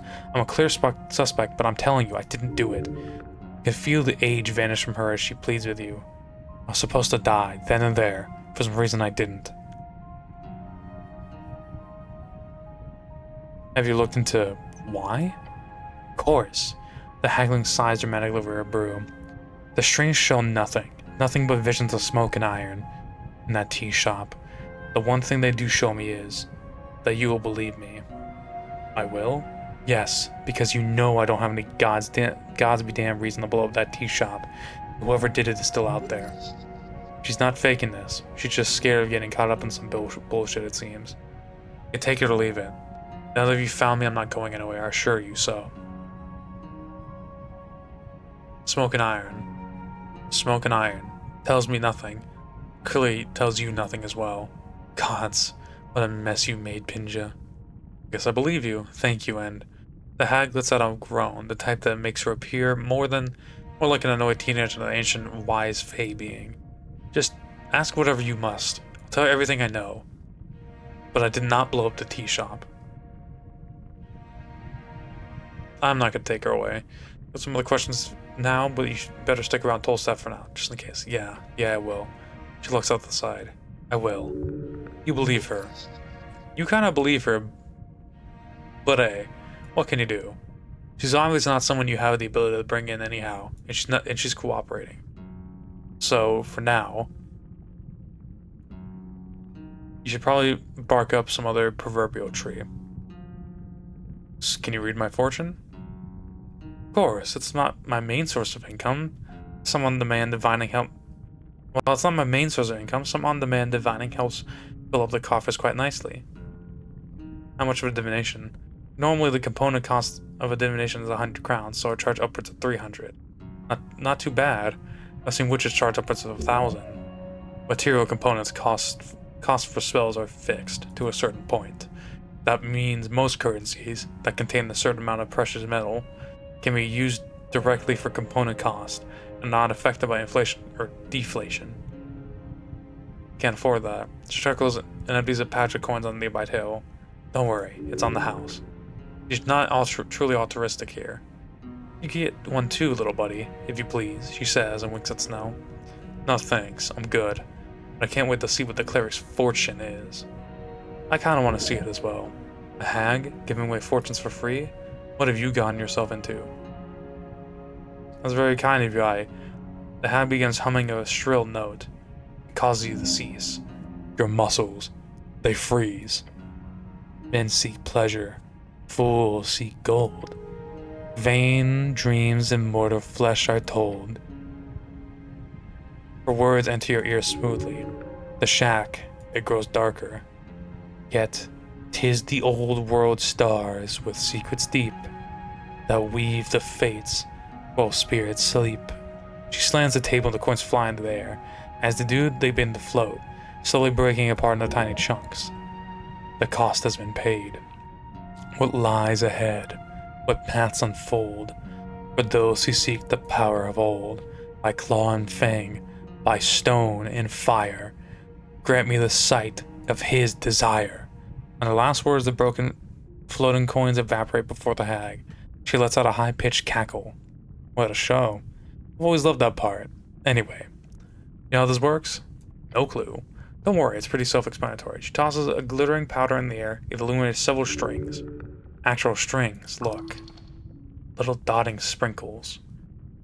Think of a single question you want to ask, and I'll see what Destiny has to say about it. But first, I'll just take a look at your... Strange. That bad, huh? No, it's just... Most people do not have so many strings. Strings of yore. Usually I'd be able to read the outcome of one or two choices made within the next week or so of the average chap. But you have, oh gods, you have thousands of strings, each connecting to your body like a lot of tendrils. There's really not one for similes these hags. Is that bad? Am I dying? No, it's more like, I haven't read a cleric in a long while, but this is clearly just as wide eyes at the strings before her in the air. This is divine connection. You're blessed, buddy. In what way? Have you experienced any esoteric events in the city lately? Yes. This might be why. The hagling scoffs. Not sure how good of an answer I'll be able to decipher when Destiny is all tangled or frizzy like this, but I will try. Have your question be something specific, like ask for the outcome of a goal or event or activity. Closer in time, the better the answer. So what do you want to ask Destiny, buddy? Should I ask now? Maybe ask about why your Destiny's all screwed up. I don't know, I'm not the magic man here. My Destiny's messed up, does that mean I'm in trouble? Often, yes. But more than anything, it means your path has not yet been decided. Does it have to do with me falling into the river? Maybe? The question is...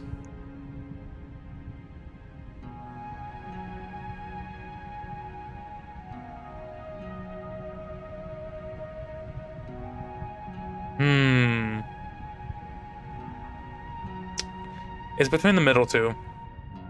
I already know the answer to this personally. Why is my destiny so messy? Lisa closes her eyes and touches the strings in the air. They evaporate as she does. Some folks are born, some folks are made. Some folk rise above until the day they fade.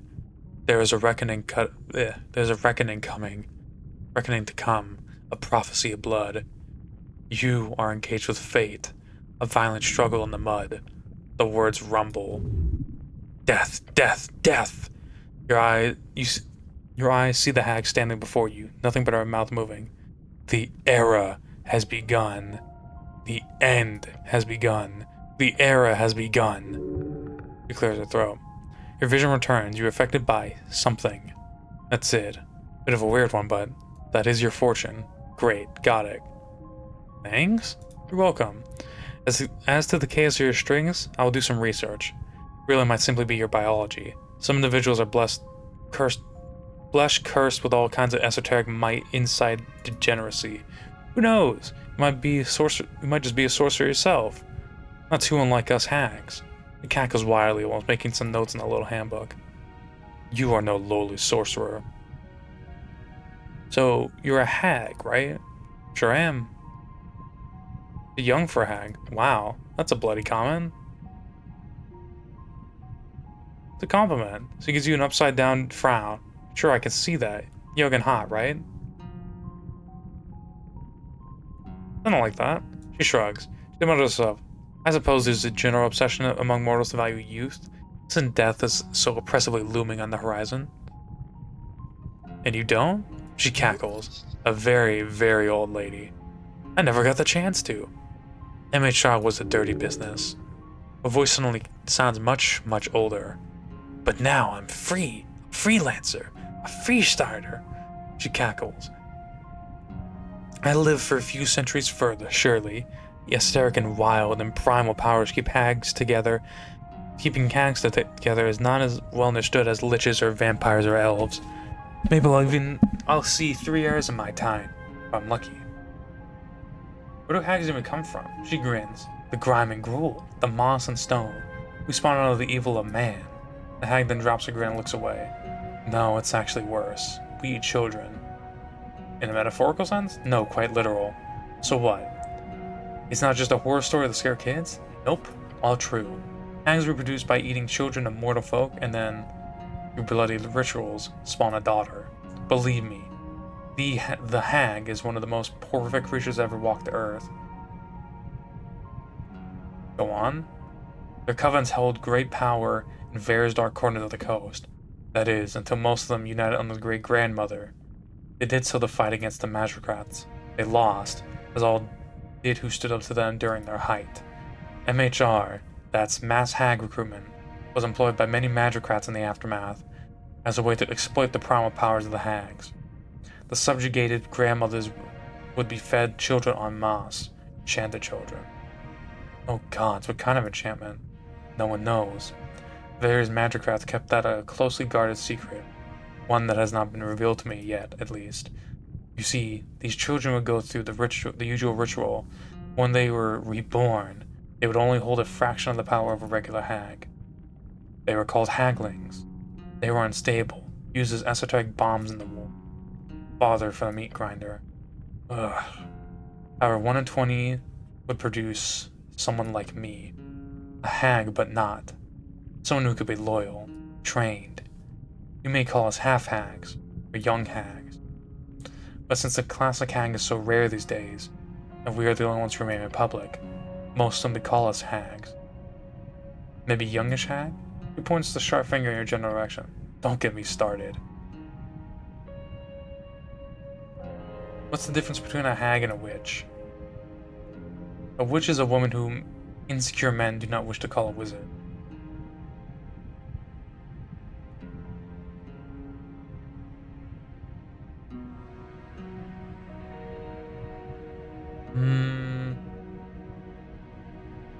Fuck it. Oh yes, typical men. I hate men, they're the worst. Don't be so hard on them. They're trying their best with what little mental faculties they have. Damn! This woman should not be allowed to speak like that. And strength, fuck off. Words stemming from a lived life. I have other stuff I want to talk about. Sure you do. Tell me about this divination magic. Divination is not the strongest suit. However, there is logic at hand, one you can untangle. Divination School of Magic is the esoteric art of reading your strings, either to make deductions about the present or assumptions about the future. Interesting way to put it. Divination is the school I'm least proficient in. I'm the opposite. It's when I got drilled into loving more than anything. Her gaze lowers down, her bright eyes widening as she stares into the soup/goop. Legend says yours realm is a bit special, though. Oh? What do you mean? Fate. She picks up the giant spoon to stir the pot. From the antisepalin knowledge to extraplanar excursions, it is clear Yor made our world a bit different. If you believe those legends, a magic is supposed to be channeled through webs, interconnected ley lines spun into the fabric of each material plane. Here, our ley lines are more like little bumps, nodes, not so connected as much as they, well, bump into each other. They're not nodes, though, they're strings. Indeed, she cackles. The practical outcome of this is, if you trust the account of the Arcanists who apparently went on excursions to other worlds, quite simply that, well, divination is powerful and difficult. Some would argue the most difficult to learn. I'm not just tooting my own horn here, it's really tricky. They said that the same of the towers, yeah. Good, we don't want them spreading misinformation. The hagling tosses some tiny bones over the cauldron. They fall, then don't. You see them floating in place above the surface of the sludge. Knuckle bones. She cackles. Perhaps you'd like to attempt it yourself? Yeah, let's do it. Good. A cleric would naturally find this fairly easy. You could also offer a bit of a bargain if you're interested. I'm gonna need some resources, and I imagine you might be able to get your hands on some. That sounds like a quest. Yes! Not exactly an epic quest. You could call it a minor quest, perhaps. I need 5 apples, 3 swamp extract, 2 cardamom trees, and a maw pie. Pronto. That's a shopping list? More or less, yes, although skip the apples and the swamp extract and the cardamom trees, none of that. It was just a craving. Yeah, just give me a maw pie if you can. But of course, if not, you can still try to read in the bones on your own. I'd love to see if you could. How do you make them float like that? Ah, it's the heat. They're taken from an ice devil. It's like magnets. I really don't want to get close to any major heat source. Like, it's like a magnet. Yes, Claire. It's like a magnet. She rolls her eyes. Where do I get a maw pie? Oh, they're quite rare in Norvik. Only a few specific bakers know how to make them. And of course, Rick's always has a few in stock. You know, we could get one from Rick's? Yes, please, thanks. Isn't there a manual or something? No. Maybe later, sure.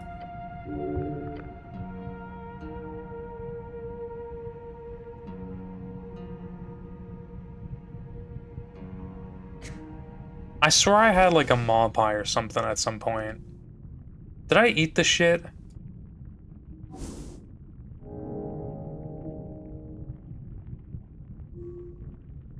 Oh, strings of divination, nice. Oh, we got the hack quest done, perfect. Damn, I think we got like half of it done. Fuck yeah, dude.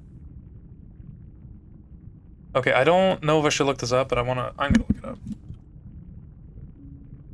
Who is Rick's?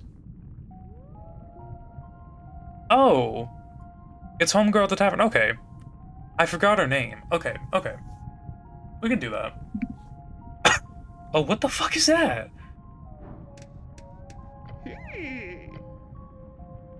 What kind of work do you do for the free stripers? A little bit of everything. Bodyguard gigs, readings, locating lost objects, information gathering mostly. Sometimes they pay me to stand by and look intimidating. Hags have that effect on people, apparently. What kind of bodyguard gigs? Oh, all kinds. Some of my early freestyle work in the reads centered mainly on just following around certain key revolutionaries. One of them was Trade Prince Frederick Moonwatch, real dumbass. Got into some trouble all the time. It's because of Mary's worse, though. A real clown, especially after his books got so famous. Oh, I met him. He was, like, captured by a troll below. What?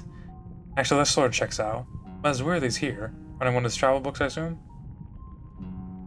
Yeah, I think so, yeah. Well, maybe I'll run into him. I'm assuming he'll stick around for the election at least. And I can tell him what a dumbass he is to his face. Anyways, here in Norvik, my job usually involves guarding top-ranking agents. In the palace, mostly. Quite boring. There was a time of excitement when your god died, 10 or 15 years of chaos, but that's mostly calmed down these days. Even this election isn't as rowdy as those days.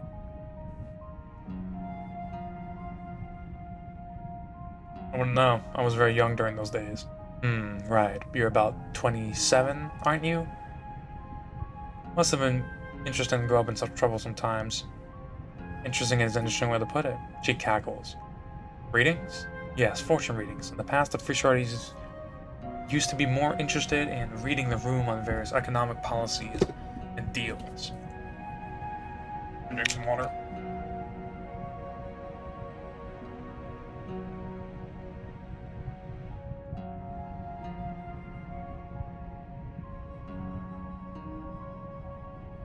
Let me check something. Okay. These days, they don't do as much. I think they've realized magic isn't what it used to be. But these days, my fortune telling is a side hustle. I try to stick to only that. Folks see a magic cup with chicken legs and assume the lady inside can help them with all manners of things. But I'm no psychoanalyst. I just tell them how the strings align. No, I don't offer blood bargains or esoteric solution. Why not offer bargains? Sounds lucrative. Too messy. A scorned woman comes to ask for me to remove her unfaithful husband's balls. I do it because honestly, why not? Hell yeah. And all of a sudden, I'll have a ballless man screaming outside my door with the earth guard right behind him. And in most city-states, they have rules against bargains like that. So I can't even take away something from the lady most of the time. Otherwise, it'd be fun to do some Faustine shit. Like analyst? Yeah, like that mind reader here along Waterlane, the halfling. He visited a few times when I was stationed on top of the AR. Strange fellow. I like him. No customers down here, I assume? Correct. It's very empty in the city below, unless you count monsters. I have to slay a hook horror to clear out this cavern. The young hook horrors are very cute, though. Maybe we should tame one of them? Could do for a great familiar. Anyway, I'm rambling. Ever look at anything cool? An ancient artifact? Not really, it's mostly lost keys. Although a while back they used to bring me along expeditions into the city below and have me locate a bunch of old cat or snail artifacts. Fancy names like I'm not gonna try. I'm not gonna try. That was fun. But would you believe they never found a single one of those artifacts? We got paid for going around telling them, nope, it's not here. Yep. And boy, did I get paid. He looks delightfully content. What's up with the free striders? House? What's up with the chicken leg house? Dancer. Right now? It's his name. The hut is called Dancer. It was a gift from my mentor when I joined my first Mega Coven. But we've been buddies for longer than that. Ever since the Battle of Thazen. Dancer's been with me through it all. You're at the Battle of Thazen? Yeah, long time ago. When I travel, Dancer stays the size of an acorn in my pocket. Very convenient. Then I'll pop him up in some rundown apartment block on Kemp Park, or a convenient caravan like this. Or convenient cavern like this. Very easy, very affordable. Very sturdy too. The walls shake. Calm down, Dancer. It was a compliment. Anyhow.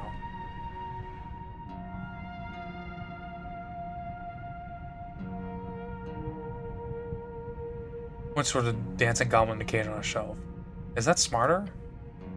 Ah, so that's his name. Then leans in and squints towards the tiny creature in the almost as tiny cage. Huh. Won't you look at that? No worries, I'm not torturing it for fun. It's revenge, you see. Well then it's okay. It's not even really torture, it's just an induced state of dancing. It'll go away in a bit. He looks like he's having fun. Max sighs. Let me explain. Somehow he found his way down here and knocked on my door. Not someone like yourself, and well, he tried stealing stuff in an overtly brazen way. Ah, I see there's a pattern emerging here. Less of a pattern, more like a fucking mosaic. But yeah, he's got some issues. He rolls her eyes. By the time I told him to leave, he'd already stuffed his pants full of potions. So to make sure it didn't happen again, I'm teaching him a lesson. We have forced dancing? Cage? Make it sound so brutish. I'm really doing him a favor. How do you feel about this now? That'd be good for him, but I suppose we should advocate for his release. I mean, if you find the energy for it. Please let him go, Lisa. Fine. She waves a hand towards the cage it flings open.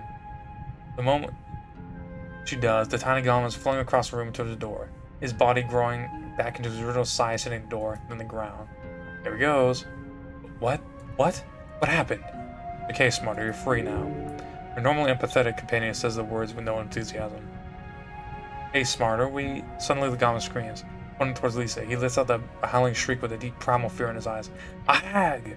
Smarter then springs up, twists the handle, smashes the door open, and it runs away into the night. I hope you're happy. I hope he won't come back here. Oh, really? Smarter isn't one to hit the same place twice. You won't see him again, I swear. Alright, I'll take your word for it, Goblin.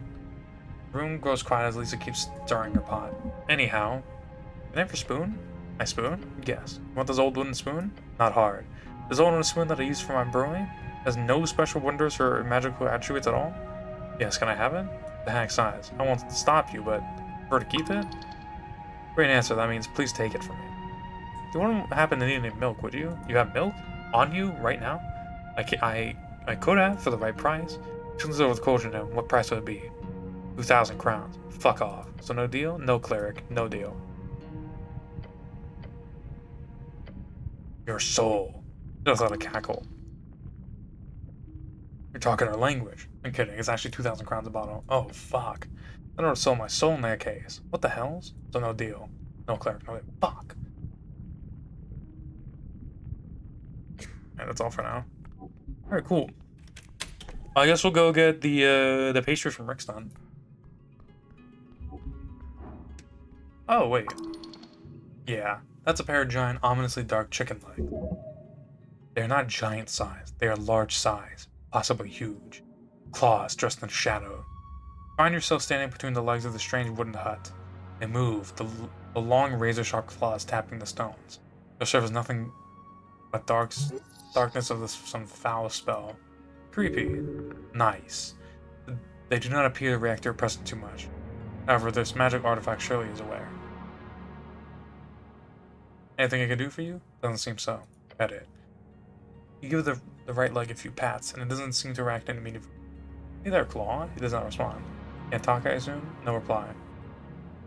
Think we should do something with this? The goblin looks at you into the esoteric shadow. No. I prefer not to be pierced by that thing. I agree. You're smart. Sure. Alright, let's go. Is there anything like over here at all? Oh wait, there is something here. Kneel down to examine the skeletal remains. Goblin. Old. Very old. What do you make of this, Snow? Crouched beside you studying the bones. A goblin. Real old though. For my time. For my parents' time even. What are we doing down here? Or she. Statistically, this should be a male. They are more likely to put themselves in dungeon-delving danger. Statistics speak nothing in reality. Wait for confirmation before you gender the dead. Hello there, little guy. No response. Go stares back. Empty. Oh, rest well. Oh wait, hang on. What's up, little dude? Oh, nice. Thank you.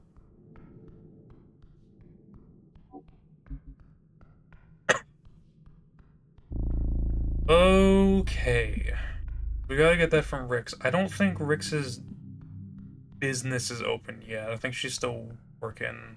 She's still, like, she's not working yet. So, there's some other shit we gotta do.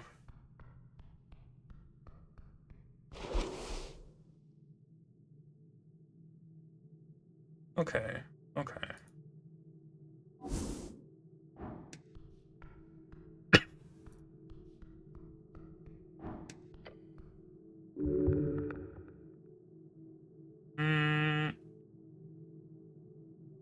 Let's go to the other coast. I might as well, right? And old dude's gone. Hey, a tear popped up. Nice.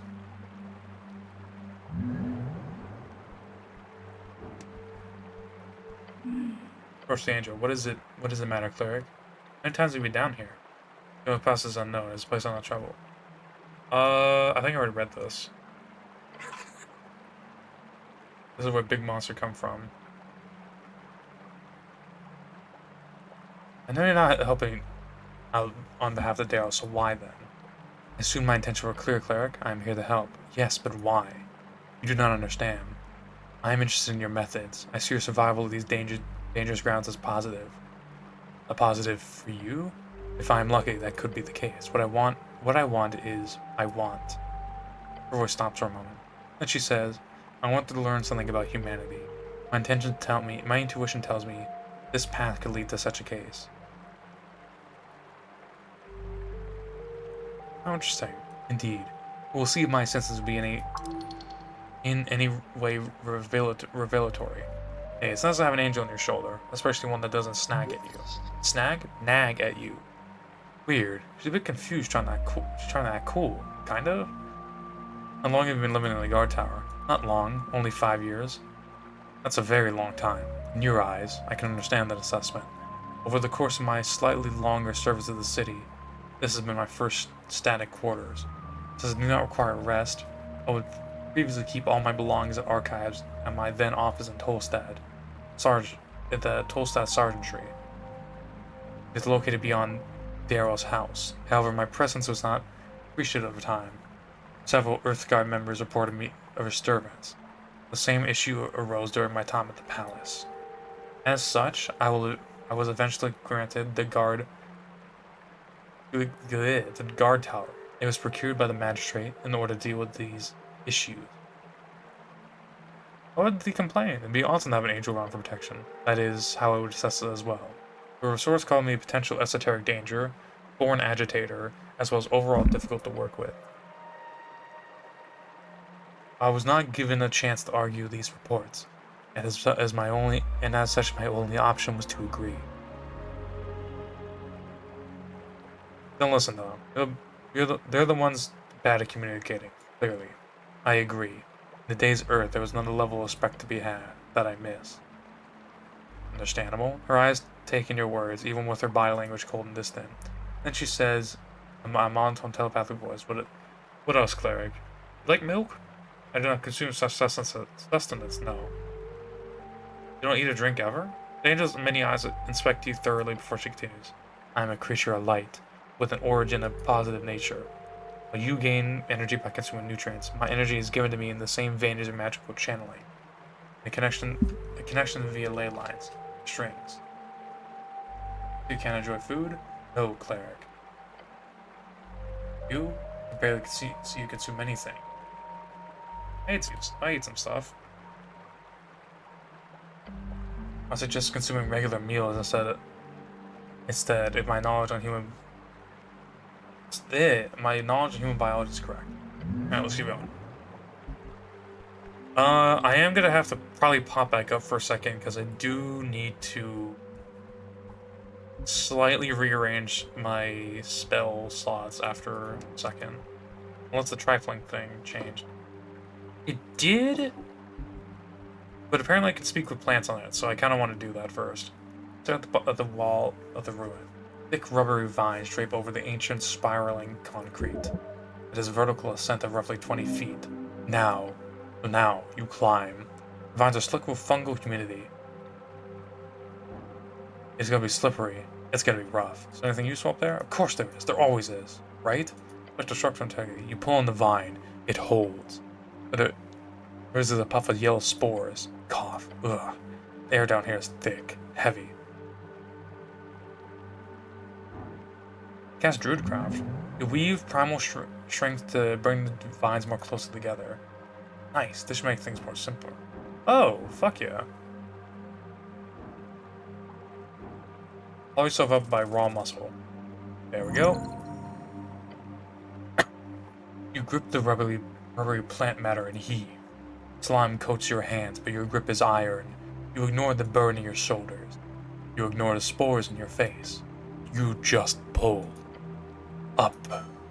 Dominating gravity. You are at the top of the ruin. Go. Pick the plants.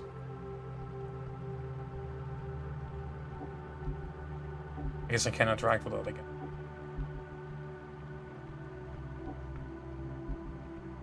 I found it fun that I could have just used Mage Hand to get that.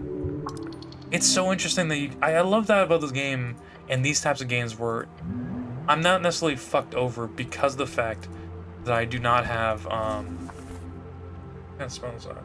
Oh, my second, not my first, the second level 3 spell slot. Okay. Spell, you get my point.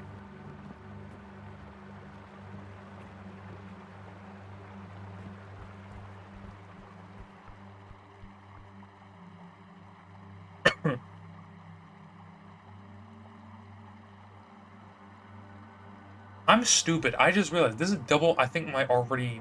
Okay, I should be popping that instead of blast, to be honest. Okay. We are going to. I don't know if Pillar Crossing is the closest one.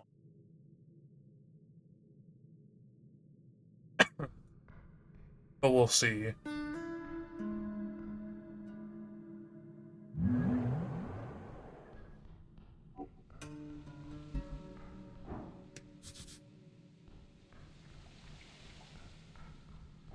The only one I can think of super close to this is the small one over here.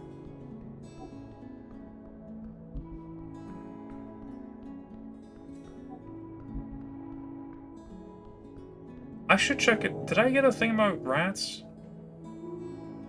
I did, didn't I?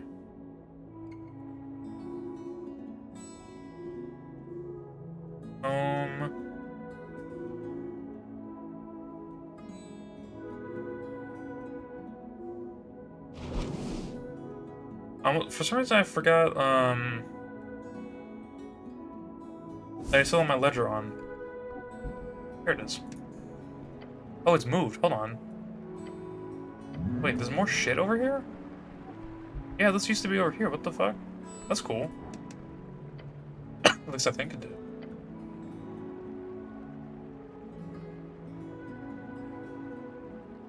And let me pray. Any new gods? Oh my god. Alright, I'm gonna chill on that. I don't want to do that. Okay. So, bop, bop, bop, bop, bop, bop, bop, bop. Of course that.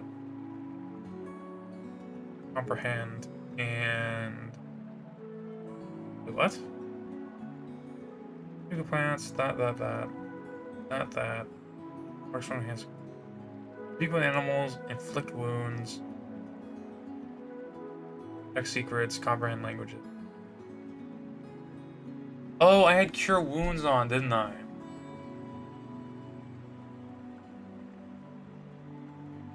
Versus bless? Yeah. There we go. Oh. Secret. I love secrets, baby. Ooh. Oh. That's the second one of those.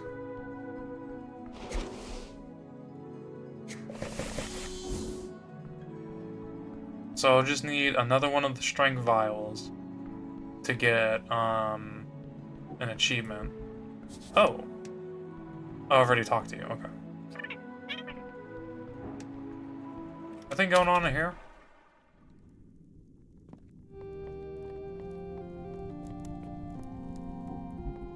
No. I mean, while I'm here, I might as well check about the secrets.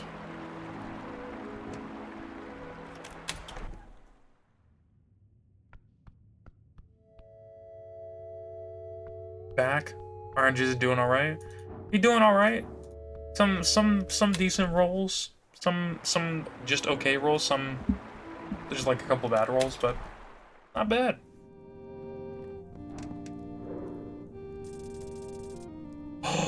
Nat 20, baby! Nat 20 on the homie! On the lady! Let's go! Okay. Neutral evil. Oh, that's fun. We got hella strength. Makes sense. Fairly low dex. I feel like I would have thought her her constitution would be higher if if she's high strength and does a bit of fighting. At least that's what her past implied, but fair enough. Good intelligence, wisdom. I guess normal would be the case if they're just these in the charisma. Well, welcome back, brother. How we doing?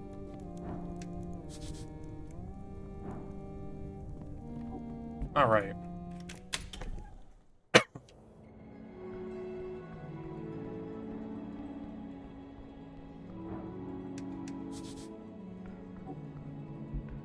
Okay.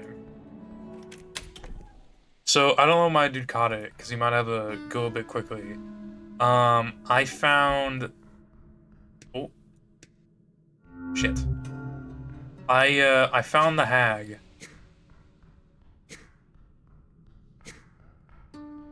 Jesus fucking Christ.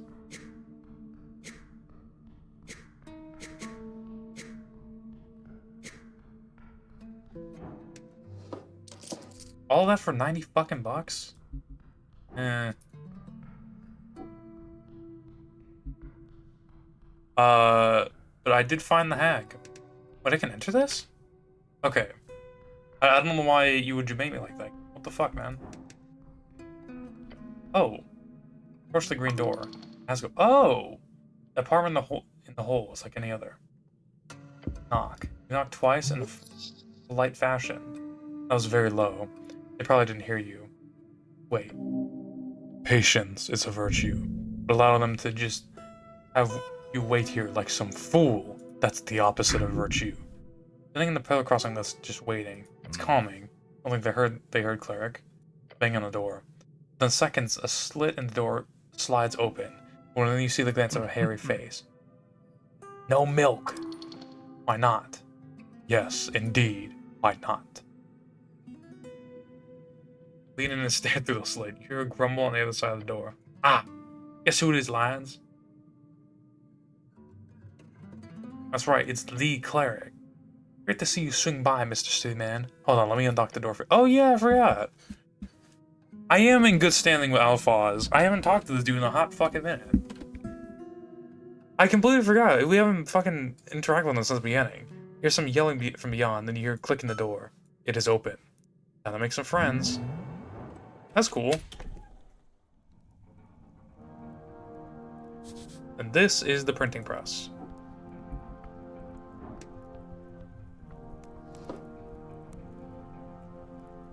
Built the dwarven kind. Advantage against dwarves.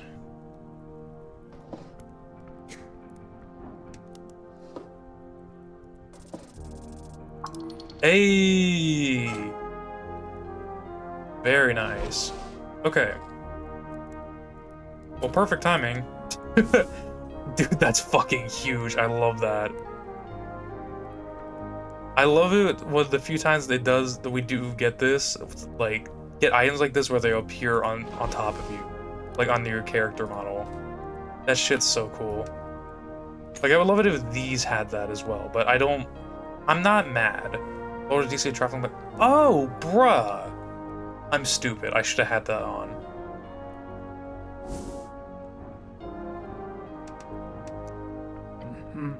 Mr. City Man. I don't remember his voice. We're just gonna go on the fly here. I mean, that's kind of how I do this most of the time. You see a throng of dwarves shuffling around the tiny apartment. The smell of confined sweat reminds you of that summer you spent as a farmhand on the plantation. Good times. Welcome to the Asgalian Sanctuary on Tolstad. For short, AST. Hell's bells are like they're stacked on top of one another. An apartment full of nothing but dwarven willpower. Who can even breathe in here? What a wonderful sanctuary you built here. It's central and it's small. He draws in air through his teeth and looks around. Well, we use what we got to full efficiency. Now the question is, what can you do for the Asgalian Workers' Party? You have anything in particular in mind? The dwarf sucks in a deep breath through his teeth, glances to his men before nodding. We don't need anything right now. Nothing at all? I have 5 men out on Water Lane docks, preparing some speeches and overseeing poster distribution, all in preparation for the Great March, day before Election Day. It looks like he's thinking of several other things he needs to be doing right now. He's trying to make you think he's busy. He might also be busy, but still. There's no real need for a spell-slinging cleric here, I'm afraid. Fair enough. It is what it is. Elections are won through organization and press. Not magic. Those days are gone. If you wish to help him, do not offer a cleric. Instead, offer assistance in their printing. Speak with Medusa. I mean, yeah, he could probably keep it around. We found a dead elf in the tea shop. His face stiffens. He realizes something. An elf, you say? You stare at him. He does not meet your gaze. The dwarf is faltering. He knows something. You can read him like an open book. Not right now. We're in the middle of something. Stay silent till he breaks. The elf, was she in the fire? Yeah. Why didn't they? They didn't look properly. You know how it is. That is unfortunate. Oh. You see Medusa glance over to you, listening on the convo with a deep frown. Inja Athena was a friend in the movement. I suspect she would be involved in this somehow, but... Dwarf closes his eyes. Years of toil take a toll. I hope she had simply left the city. Who was she? Ilium elf? Strange mix-up, I agree. But she was kind. He looks away as he says it. Who did she work for? Herself, from what I understood. Understand. Understood. Officially, she was connected with the Ilium embassy, or whatever they call it. The outreach. That's the one. So what, she was secretly an Asgallus? I wouldn't go that far. But she helped. Whatever she was, she shared information that was always helpful. So it was a transactional relationship? He smirks a shitting grin. No, Mr. Cityman. Or if it was a very unbalanced one. Since we never did anything for her. She would tell me things whenever I saw her. Intercepted messages sometimes. Leverage to use in labor disputes.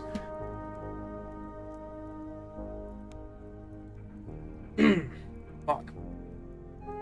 Business in the palace. City man reminds you to Mr. Anderson. It does. It does. That's so true. It's definitely. It reminds me a lot more to that line than just calling him cleric does.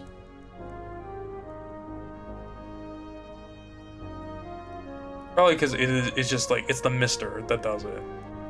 Mr. City Man. Mr. Anderson.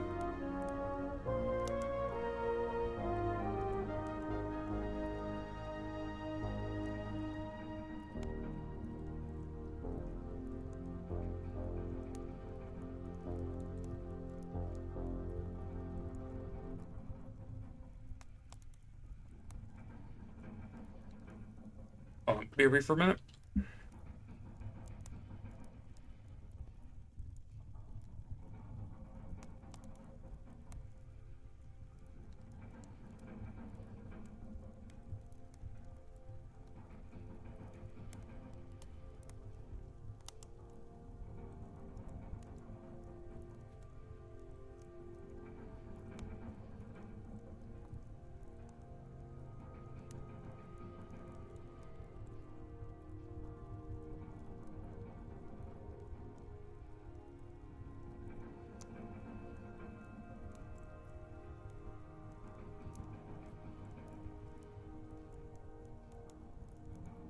Sorry about that. Business in the palace. Polling numbers before they ever publish. Opposition that had yet to strike. I'm sure we would have gotten ahead on that PPG issue had she still been around. His eyes grow dark. Think about it. She helped immensely over the last few years. Countless times. So I don't care what she identified as. In my eyes, she was an Asgall. Through and through.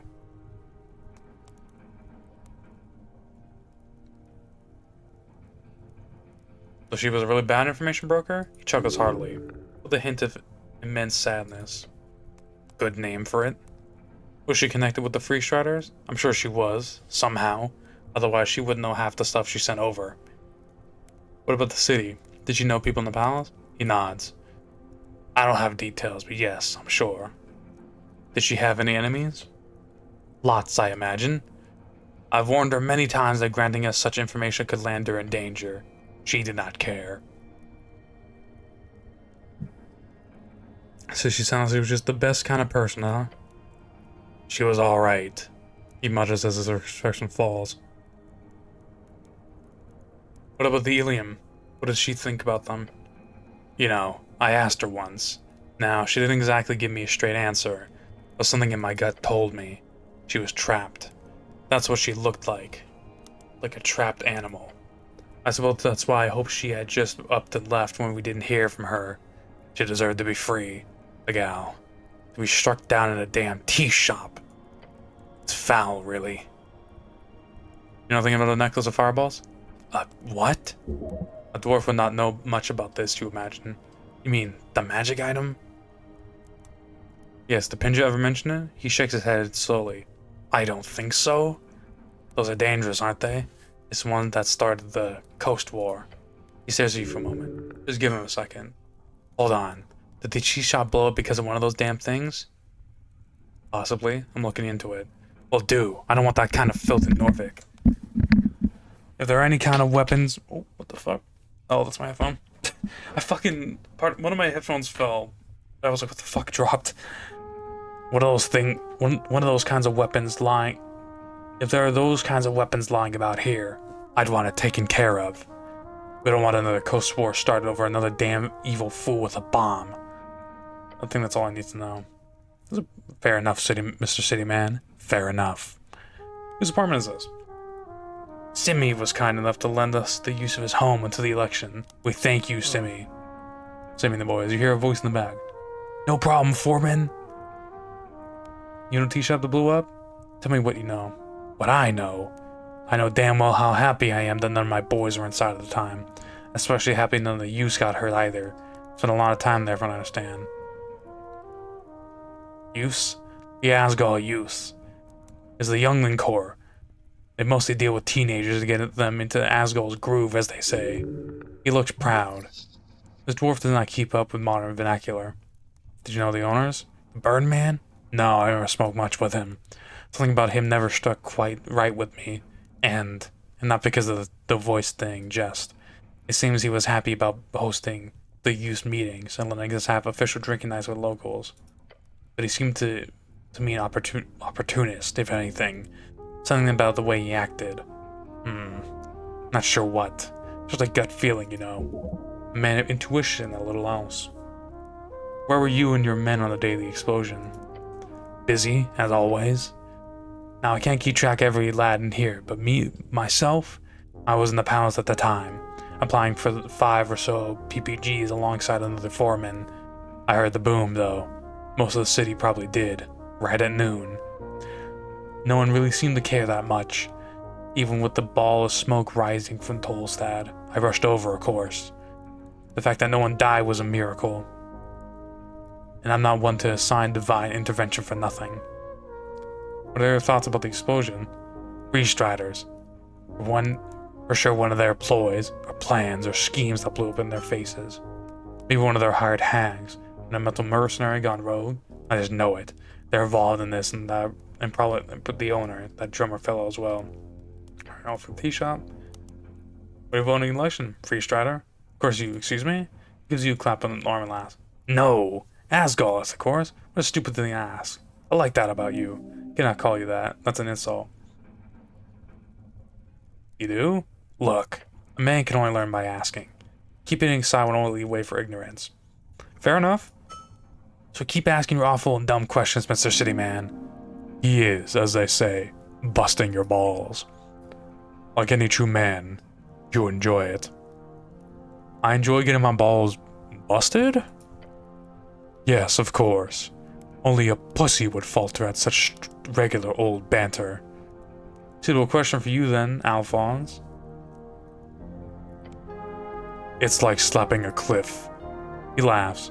Indeed, Mr. City Man. CBT, goddammit. I want to know more about you, Alphonse. You do? Where are you from, dwarf? A life story, eh? I was born in Billing, a city within the twin mountains of eastern Vizca. Billing, a VK city within the twin mountains of Ascani, has a close connection with Tolport, with the Norvikian Yaldum almost acting like the unofficial trading port for the entire Vizca kingdoms. There's even an overland rail network connecting Billing and Tolport, which is only possible due to how closely situated the two are. It used to be a foul place, cleaned up in later years. It's the only VK settlement that's connected with River Torna, so growing up I often spoke with Norvikian sailors. I was always fascinated by the world outside, especially as exiles. My people were in many ways viewed as outsiders among the underfolk. Then I have been allowed to dig in your own mountains. What kind of life is that? What is Bon Emperor's thing? My family. I am a distant cousin with the ruler of Vizca Reichtum. Something I'm not proud of. Name is just a name, but knowing it has helped me over the years. I wish to distance myself as much as possible these days. How'd you end up becoming Asgard? Chance, mostly. I emigrated with some family members. I was still young in my eyes, but coming to Norvik, suddenly being in 30s meant that you were old. I liked it. I used my education as a Bon Emperor to join dwarf human activist groups around the city, helping in any way I could in various guilds. Sometimes as a laborer, sometimes as a consultant. That's how I got in contact with the Asgald's party in its early days. I was not a founding member, but I was an assistant. Holding the title of third secretary of the Asgald's party was my crowning achievement for a long time. Now, some 20 years later, I'm a foreman. That means I report directly to the party council, while still keeping my boots on the ground. That's the way I like it. Question. What's that? Like tall, skinny. What do you think about dwarves? Like tall, skinny dwarves. Oh. He stares at you for a moment sternly before bursting in laughter. We're all different, Mr. Cityman. But trust me when I say that all creatures you meet around this strange coast of ours will always be more familiar than we are different. Dwarf and human, man and woman, devil or angel. All bound by laws and nature, those rigid norms. And also, of course, a bunch of strange esoteric mechanisms, yet a few words exchanged. You will find us with the same terrible flaws and wonderful minds. So I like humans the same I like dwarves, don't you worry. I don't want to ask him that. I also want to ask him that. I like the guys. They're chill, and they're not an issue. Bathroom's surprisingly clean inside. Anything else? Hey, he's afraid of you. Dominate him. You get the vibe here, you know, the vibe.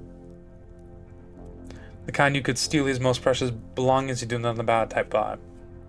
You and me should be friends. Okay. That was easy. If only everyone was this agreeable. Give him a fist bump. He slowly joins your fist with his own.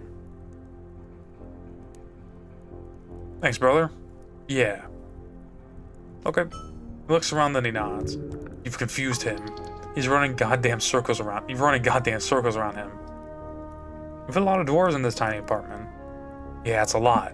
It should only be 5 or so. How many are here now? It, Tav, Tre. He looks around and taps his fingers count. Traya, Fem, Sex. Dwarven from the word number 6 never stops being funny. Sex. Fun. Fucking Dex. Yeah, maybe a few too right now. But it's just the election, so it's fine. Thank you for the sacrifice of the cause. Okay. I mean, yes, anytime. He appears uncomfortable with the current arrangements. Alphonse convinced them. Huh. What done about the tea shop? Nothing, really. He grunts and gestures toward Alphonse. Ask the foreman. I'll do that, thanks. He nods. Alright.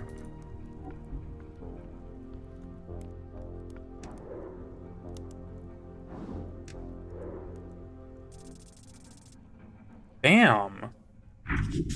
Just barely off. Sure, and I suspect that is his way. Alphonse knows he's privileged, he hates it. He is, the ideals are clashed with his blood. I like Alphonse, and I respect that he wants to be more than what his lineage is. Like, he doesn't want to be treated different because of lineage, and I respect that.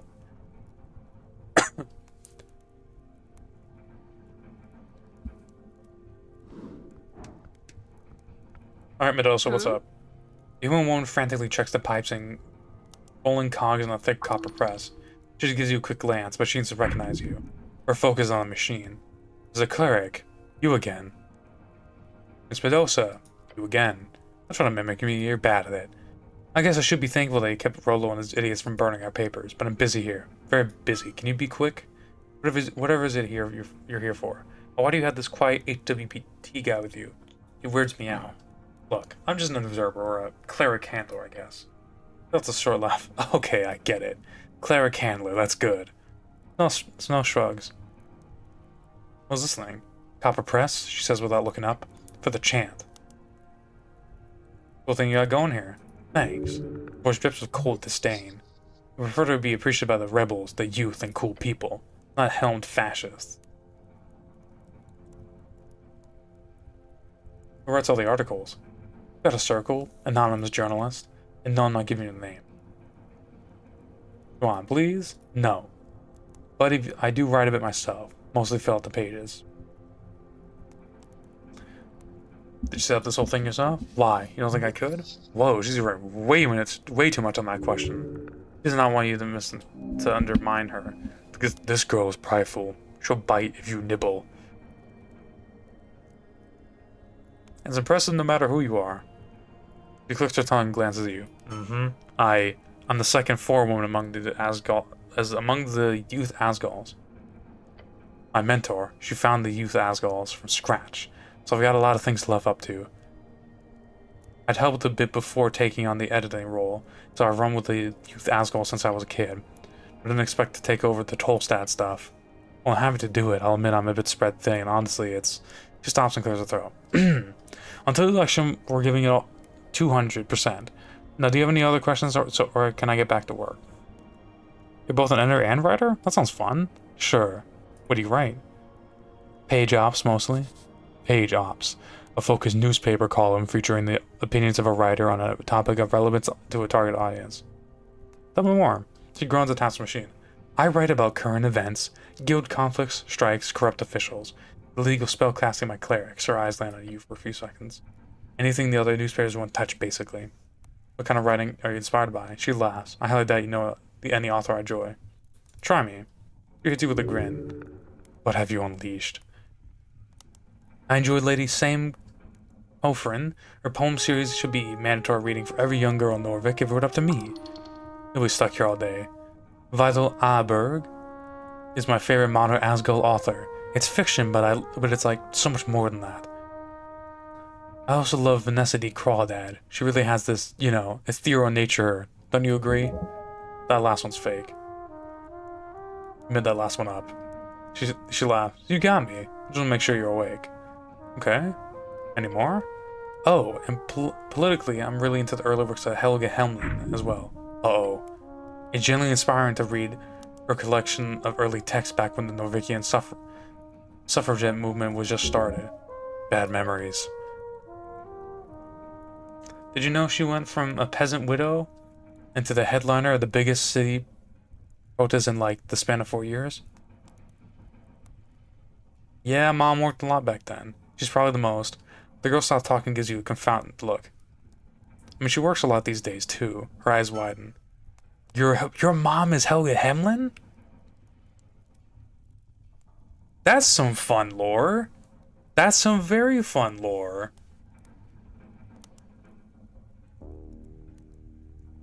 Yeah, so what? What are you yelling about? Alyssa looks over the door. The cleric just claimed that his mom is Helga Hemlin. The human suffragette? Yeah. Then the door started to mumble. Wait, you're not kidding, cleric? She's my mom. Holy shit. The other one turns around and mutters, that explains so much. That's crazy. What the hell? Yeah, crazy. Anyway, I have some other questions. No, I've got some questions. I guess I could answer some questions. Okay, well, I barely know where to start. Dude, I love this shit so much, because that's huge. That's a huge revelation. I really like Rag as a character, man. This goofy motherfucker with a really interesting past that you get, like, it's not the main focus, but it's incredibly interesting what we get. His dad was murdered by trolls, which I'm assuming influenced his reasoning to want to be a cleric, or just something of the sort. I imagine there was some influence on that, right?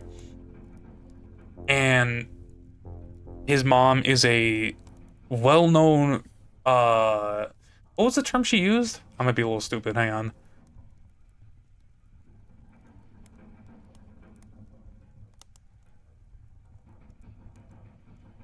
I don't want to say poster, because that's not, that's underselling her, but like, important shit for was it the human suffrage movement? But important shit, an important role in like a political sense. The cleric was also a writer of many different things that he got punished for in the towers.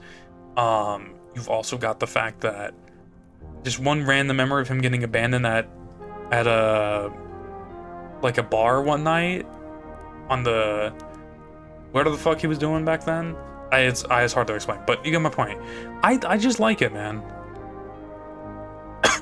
I also just like that Rag, I think consistently is just very goofy. I love that shit about him. But he can be very, if you choose to be, of course, serious. But like, that's the thing, man. These games have so much to them. And like, this is some shit that you all honestly need to make a really amazing, or is it for them to be considered, like a game like this be considered amazing. So many like moving parts. Like you got the world building, you got the character itself and themselves, you got the companion, you got the people around them. All the writing has to be really good in these games, and this game has never faltered to me for it. Like yet, I know we're getting to like, we're kind of hitting a precipice of it, but like we're hitting, not a precipice, we're hitting like we're nearing end essentially, and we're getting to the end. But like, it's so good. It's been so good throughout. She knows exactly where to start. Like, how is she as a person? Is she working on anything new? What's with the Pro City forward in her latest collection? How much does she actually believe in Asgardian analysis? Was she voting in the election?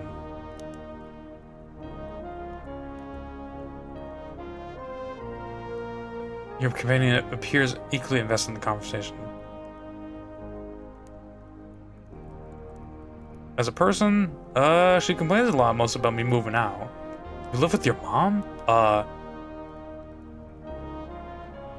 Apartments are expensive. I suppose that's fair. But I also imagine that she was like the self-made woman that really cared about people, you know? You'll have to decide that yourself. Wait, can I meet her?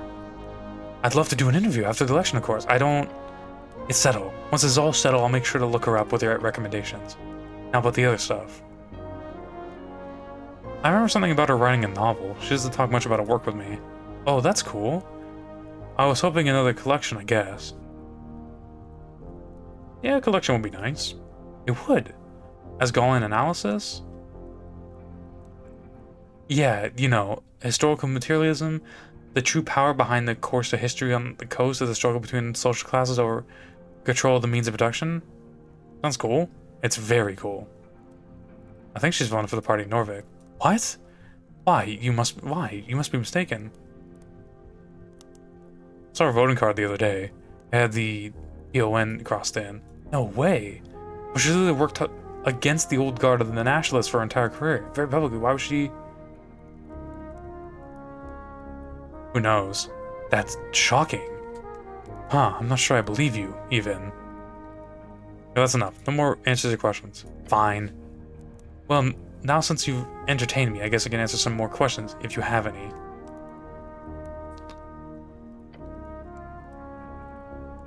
Is there anything I can do to be of assistance? He looked you up and down. You really want to help? Yes. Okay then. I do have a quest for you, if you're up for it. Sure, I'm cool with a quest. Nice. Well, it's more of a task, really, like a fetch quest. If it's got a quest in town, I'm up for it. Look, I've got a massive final printout before election day. Let's get our best edition yet. I've already written an article that shows my vision for a radical and egalitarian revolution in Norvik. It'll be distributed all over the city, countryside included, but we're tight on the ink. Must need a special type of ink to print with the copper sheets. What type of ink do you need? College Ridge. It's produced in reeds and shipped across the coast. I usually get off some vendor I know, but they're indisposed at the moment. Election stuff, you know. Don't understand, the entire shipment of Quail cartridges is stuck in the guild warehouse. Since I only need a single set of cartridges to finish off the election edition, I could just walk in there and snatch it. I've been paid for it already, but the Ascanic Retraining Company controls it. They will not let me inside. I mean, not in the 100 eras. Not good for you. If you want to help the cause, that's one way to do it. It'll actually allow us to reach the entire city on election day instead of just like 60% of it. I've already been to the warehouse. You have? Great. Just get inside. Did you sneak in or are you friends with AR? Yeah, they let me there. I'm two-faced. I like it. Oh, well, just get back in and give me the ink then. Please. She remembered to be polite. A rare treat from her. I didn't see the ink when I was there last time. The box wouldn't just be labeled ink, obviously. It should be labeled as Coleridge R Special Cartridge Ink Quillwell. Just look around. Unless shipment's just sitting there. Got it. Good. Tell me about your relationship with the tea shop. Loved that place. Not because it was good, but lots of memories there. Spent a lot of time there? Oh yes, we held youth Asgard meetings there once a week. Really sad to see it gone. I don't know what kind of trouble he ended up in, but I never expected Mr. Dermot to get into explosive trouble. Not hiding anything from you. Anything else? Not really. He just served tea and made that clacking sound. Alphas might know more. The dwarf glances over to you with a frown. What about an elf? Her eyes go wide. We talked to her once or twice. Nice gal. She shuts her mouth and points out, let's talk to him. No, you tell me more. Right now. Nuh-uh. Did she just nut on you? Holy shit. She points at Alphas again. I'm not a snitch. I'll tell you what you're allowed to know. Good. Anything else? I have some questions about you. You hear her let out a deep sigh along with the dwarven word. Orca. The dwarven expression meaning something I do not have the energy to deal with this right now. I'll be quick. Right, get on with it. What made you join the Asgard Youth? Lots of things. I read Asgard for one. The original sin. And great works of political literature. I also saw the socioeconomic imbalance in Norwegian society going up, and I felt like I had something to do about it, you know? Oh, and I found a great mentor in Myron. Myron? Yeah, she was one of the founders of the Youth Asgards. She taught me a lot. Heard about her. Real troublemaker. Trouble is just another word for change. Well, that's true. Myron. Where are you from? Grew up in housing, like everyone else it seems, though my parents fell to reeds before I was born. The so-called revolution was a hard time for them. She looks a bit sad and wanted to change the subject. What about you? The hills, then the North Wall. You're a farm boy? Guess I could see that, as long as you vote green. How'd you get this massive printer? Hand me down. She gives you a grin. I won't tell you more than that. Copper. You like milk perchance? No. Even ignoring the ethical concerns with the protection fines, which I won't, and still no. Yeah, I'll try to sell the milk to her. Keep the milk. The milk is yours. Never mind then. Alright, no more. Let's go get the ink.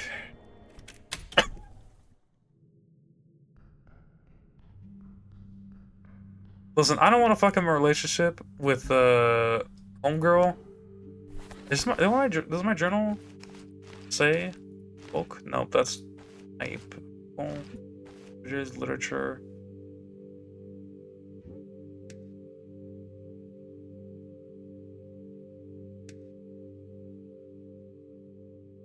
Tag. What the fuck is this? I guess that's one of my esoteric encounter, or the door encounter probably. Religion, spells, strength, dex, intelligence was the first one city. The Orc Lady. I can never fucking remember her name. And it sucks, I feel like she's one of the one of the characters I've interacted with the most in the game. At least consistently. Oh shit, Cleric is popping back up. Fuck. I did not mean for that to happen.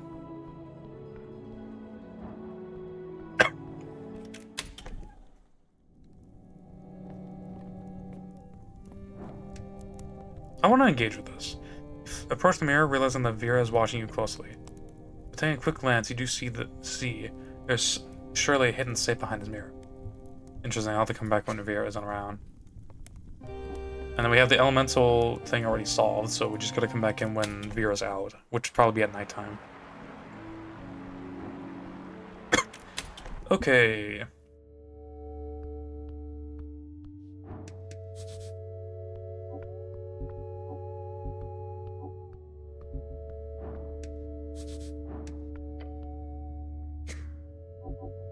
Oh, here we go. On top box, you see the words Coleridge R Special Cartridge Quilwell. Bingo. Yes, this is the ink Mendoza asked for. Open the box. Inside, you see a tightly stacked series of iron cartridges, each marked with a series of numbers. More importantly, there are 3 different colors of ink. Uh-oh. Red, yellow, and green Quilwell variants. Pick red, of course. Go with yellow, she'll hate it. If it was black, that would be the logical choice. However, since this shipment clearly does not contain any black ink, go with the green one. The most logical sense, bring the Asgall's colors. Green. Both green. I mean... I want to go with green. I like green. Remove the iron cartridges from crate. They're heavy. Rigid metal feels cold to the touch. You hear something sloshing around inside. There you go. Another quest complete. I need to turn it in now. Despite placing the cartridge in my phone, I don't quite feel like I've actually looted it. Ignore that. That's just your innate feeling that this quest item isn't that important. Right.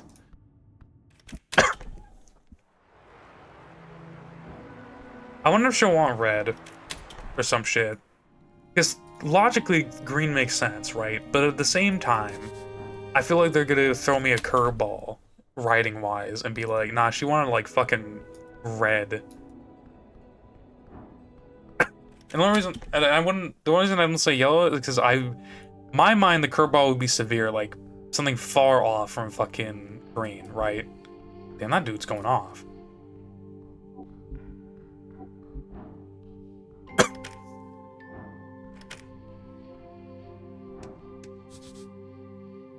Wait, are they closed? You're kidding.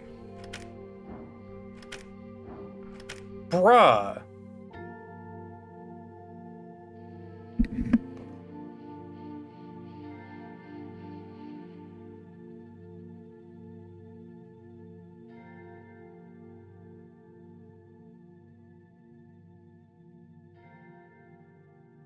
Is it evening now? Fuck.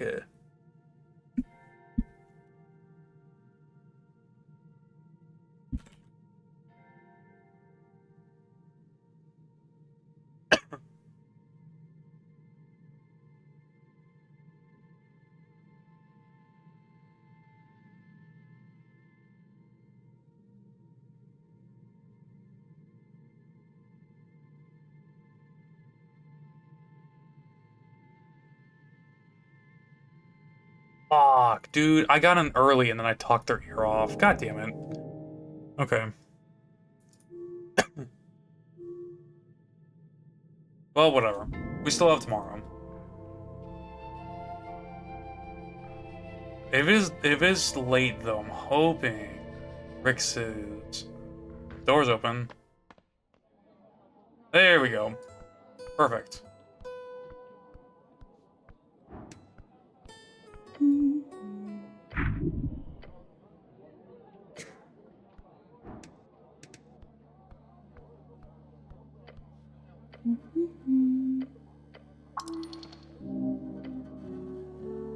Crowns. From a pouch and pour a hefty amount of crowns in the bowl. You managed to almost fill it. Truly, a man who provides. You stares at you open mouth, but that's... Thank you, cleric. Damn, that's like half my month's rent. You're aware you can't really, like, take that back now, are you? She deserves this now. Sure. Yeah, why not? Because we got money to spare.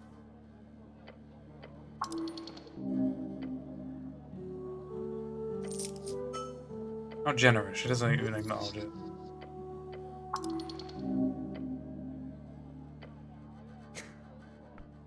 Okay, I guess nothing. And we still got hella money to spare. You'd love to see it. Cleric! It's lovely to see you. You have a mod pie? Motherfucker. She slams a hand down on the counter. Lisa put you up to this, didn't she? Yes, ma'am. That bitch has been hounding me. You know how rude it is to ask for an expensive delicacy when I'm really providing her food and shelter? He perks up at the eyeing the counter with sudden interest. Shelter? Well, not shelter directly. It's not like I own that part of the city below. But you know what I mean. This is damn pie. Is it made out of gold? Almost. They've got these demonic chickens in heishi. The meat is absolutely astounding if treated the right way. It's flash frozen and exported all around the coast. But the price in Norfolk is quite high, so the pie is more or less a luxury here. How expensive is it? Just the ingredients go for like, I don't know, 100 crowns per pie? In order to order it in a restaurant, it'll go up to two. I sell them for 3. 300 crowns for a pie? Some people it's worth it. As long as you make a profit. Oh, I do. Always, always, always. You like mod pie? It's fine. Reminds me of home, which isn't always preferable. You have pie in stock? I do, actually. 3 of them. Whenever a fancy, rich merchant comes by, I like to have at least one ready. I keep them frozen, of course. So, can I have one? Yeah, sure. Just like that? Can't say no to her. Just don't tell her I get away so easily, okay? She gives you a wink.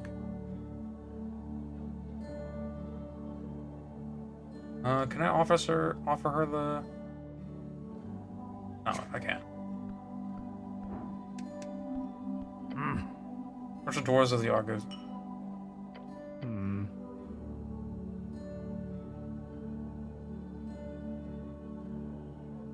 Government languages? Form an Alphonse, perhaps it's time. Fuck it, I haven't used one of those before. Or I have used it, I just haven't used it a bit. It takes hold, you suddenly understand that door perfectly. A complete tragedy. That you address me in this foreign tongue, Simi. Don't you understand? He slams his fist on the table. Earth invited us as equals, but now we have less influence than ever. The great steam pit being the only place we can ever call our own. Alphaz.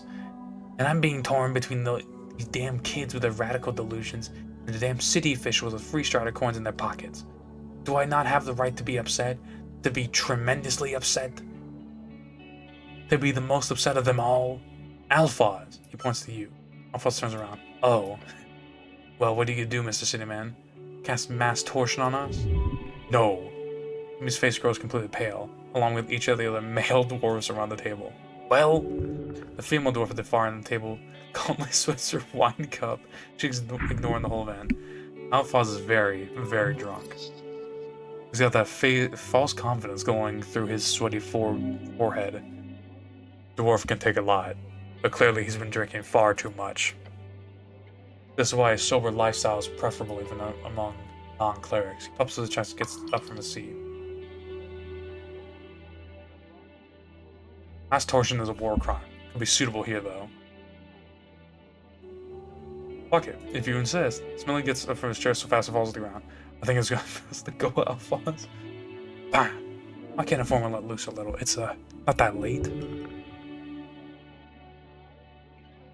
looks very, very tolerable all of a sudden. This is why drinking is always a bad choice. You should learn from this experience. The dwarf glares at you, his eyes unfocused and legs wobbling. Is he going to puke? Alphonse raises a hand, places it on his shoulder as well. He lifts pout, and brow narrows. Alphonse is trying really hard to get out that response here. He leans forward with you one word. No. The testament of a drunkard. Jimmy steps in and grabs the boss. Sorry, cleric. I'll get him back to the department. I mean headquarters. What? Is it time already? Alphonse seems to relax once his brother steadies him by the arm. As they stumble away, you hear him say, Asgo will be proud of you, Simi. A good worker. That's what you are. Good handle on that, cleric. The rest of the doors keep drinking, not really reacting much to the foreman's outburst.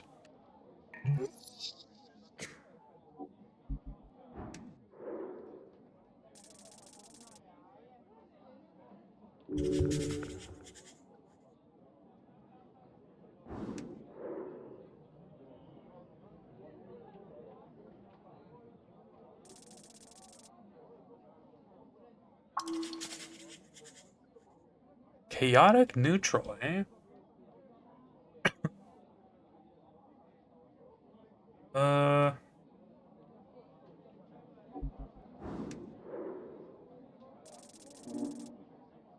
Fuck, man. His purse.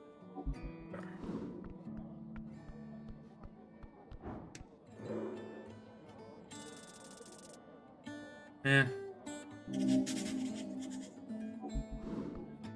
Okay.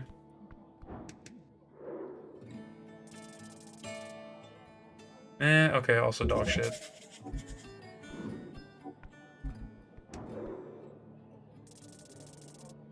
Holy shit. Fuck, man.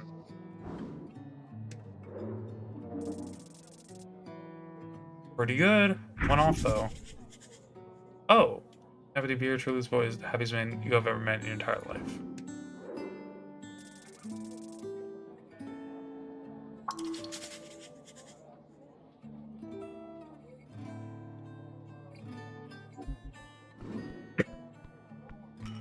Okay, well, we could go deliver the mob pie. I like Rix. She's nice.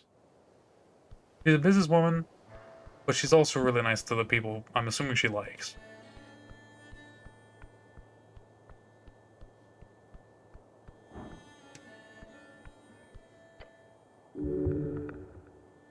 Right, city below. I also need to go check out the snail, because it's been a few hours.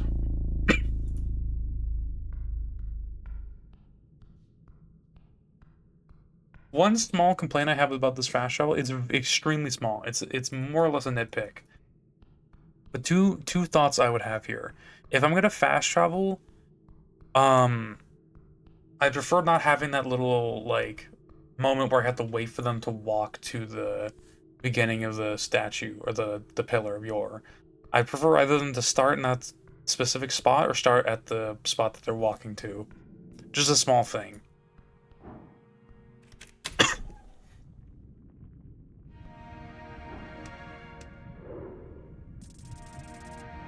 Not bad. I got your shit.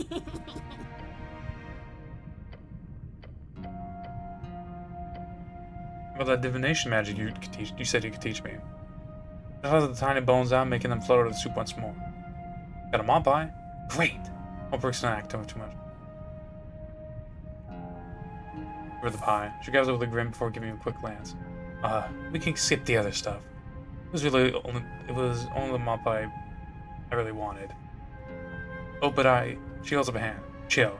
I was mostly just messing with you. Not for the trick. She puts away the pie and leans in, whispering to you. Close your eyes and attempt to look at the bones anyway. That always works for me.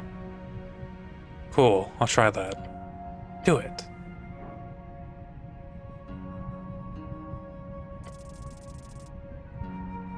You're fucking kidding me.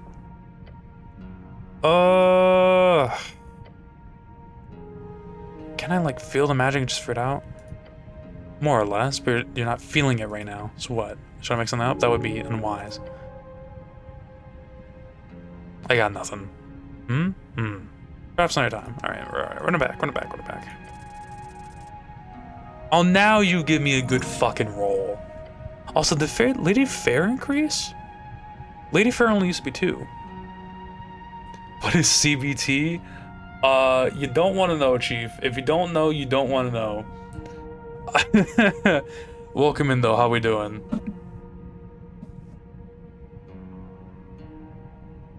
But no, you stare at the bones, but nothing. No insight, no esoteric knowledge. Only sure we're playing Esoteric Ebb. Am I? I saw a few people playing it earlier. Oh no, I'm just playing. Listen, I never know. And if someone doesn't know, I'm gonna be the one to reveal that. They get to they Jesus Christ, I stuttered like a motherfucker there. They get to figure that out on their own. That's what happens. If they don't know, they are not gonna know from me. I want to get this game. If it's I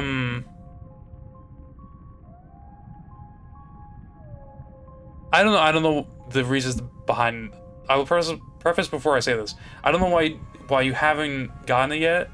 So, just gonna throw it out there. I don't know what the reason behind not getting it is, but if it were a place of like, I can't remember the gameplay. Okay. I guess what I'm trying to say is I would recommend the game wholeheartedly. I've sunk about, how many hours have I gotten in this shit? I think at least 20. We're probably up to 30 by now.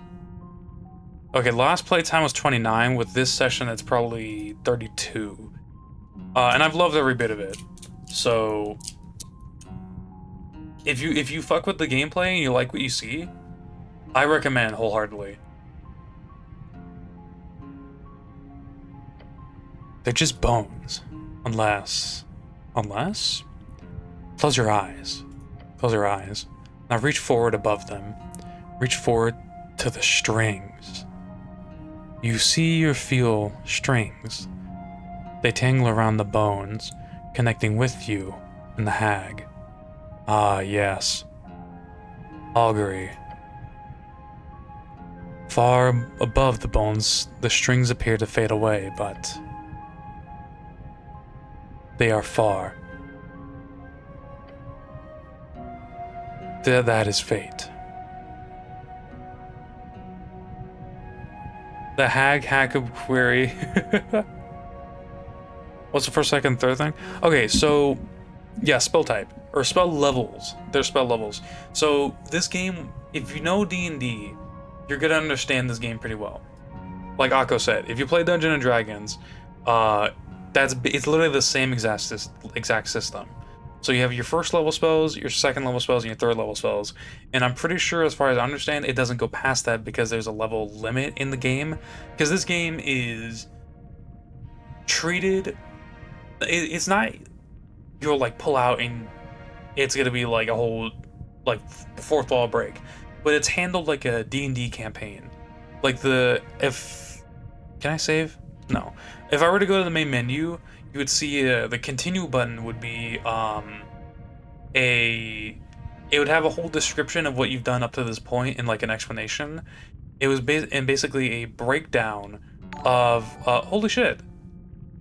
Thank you so much, Raiders. Welcome in. Jim with the G. I appreciate the raid so much. Welcome in. Sorry. I'm gonna explain this really quick. So on the continue button, it's like a big explanation of what you've done so far and what's happened, and it'll be written in a way of like a breakdown from a dungeon master. In this case, the dungeon master is the I forget. I might say his name really wrong, but I think Christoffer Bodegård. Basically, the developer of the game is the DM. Hang on.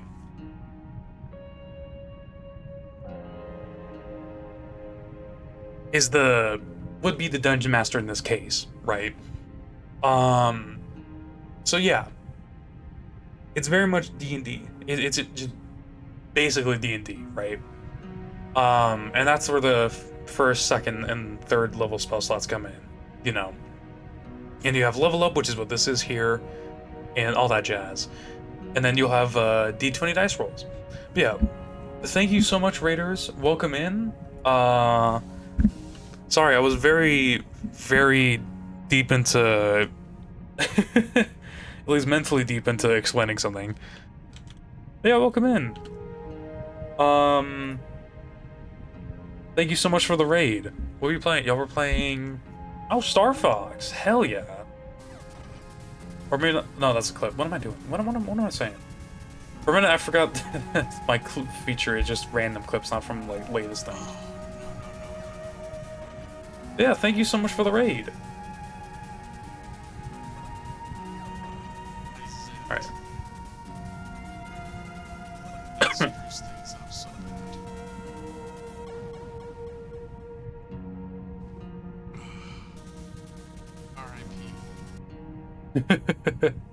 Hell yeah.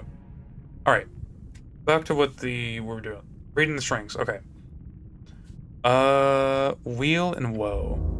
Oh, yes. Open your eyes. You're met by the sight of a hagling doing a little dance. That's it. You can see it. Not many can learn so quickly, cleric. I'm impressed. Divination and soup get Lisa to teach you some magic. Nice. Something happened? What did I do? You got the vibes, that's what. He hands you a piece of paper with a torn piece of paper with instructions on it. Read the title out loud. Augury. It's not true divination, but it is of the divination school. Casting allows you to see an outcome in the near future. Ooh! You either receive a weal or a woe. A good or a bad outcome? Yes. So you'll know with a bit more certainty what your next action will result in. Oh shit! Of course, it sucks getting a woe. That means you'll most likely screw up your next activity. But excuse me. But I suggest just getting it out of the way in that case. Biting the bullet, so to speak. That sounds extremely useful. Sometimes, depends on how you use it. Make sure to read the instructions properly, so don't mess it up with the bad reading, okay? Okay.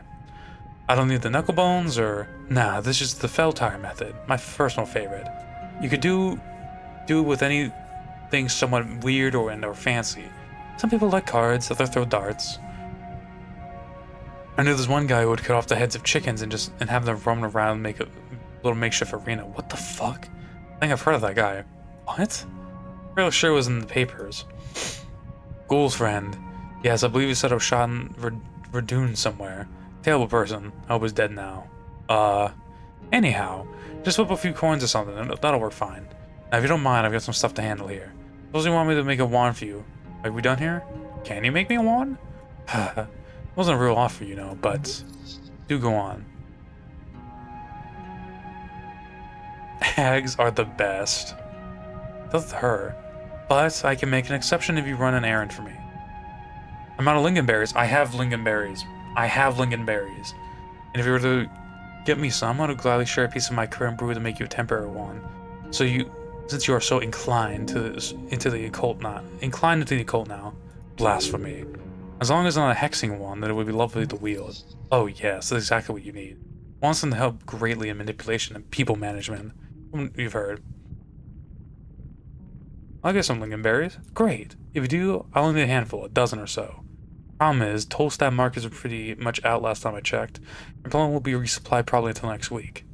There might be frozen lingon to find around the city, but I can't guarantee it. So don't worry, I don't expect you to find any, but if you do, you know where to find me. Can I go pick some fresh berries? Sure, if you want to try head out into the closest deep woods, which should be Trollskogen. Trollskogen? That's a full day's trip. Trollskogen? A small forest located west of Norvik, it is infamous for still having a small clan of green trolls living within its borders. Green troll, standing only slightly taller than the average human. These trolls live among the moss and stone of Ascani woods. They are hunter-gatherers, and seldom organized into anything resembling civilizations. Though they mostly avoid humans since their conquest, they are known to both attack travelers and raid settlements near the territory. I've already been there. They're on the coast path, right? Oh! You're full of surprises, cleric. Of course you've already been there. I already have some, actually. Hand them over. What? Well, why did you say so? Just letting me go on about it. You toss the berries on the cauldron, momentarily causing a green piece of sludge to fly up and then down again. Then Lisa walks over to her oven, taking a small piece of firewood, a twig from its creaking hatch. Crick and crack, wood wakes to feel. The hackney dips the tip of the twig, murmur, shimmer, hearts unseal. She dips it in entirely, the liquid lighting up into a blinding flash. Touch it once, touch it twice. It knows what you conceal. Oh shit, what the fuck? Ooh. That looks dope. It's an intense esoteric aura. On the empathy. There we go. Goosebumps. You can already feel how it grants you insight. This is exactly what you need to make people smile. Lisa gives you one of the biggest cackles yet. One of my best. Only a minor one, of course. But considering I pulled that out of my ass, you should be very happy with the results. I am very happy. Thank you. You're welcome, etc., etc. Now go enjoy your little toy, cleric, unless you want to become a hag or something. I could become a hag? No, that was a joke. Even if you didn't have so much penis, no grown person has become a hag. A good stable hag at least. I think I understand. Good, because it's really not that complicated. Takes an iron ladle from the oven area starts to stir the pot once more. Now there's nothing else. Alright. Evening? Dusk. Okay, perfect.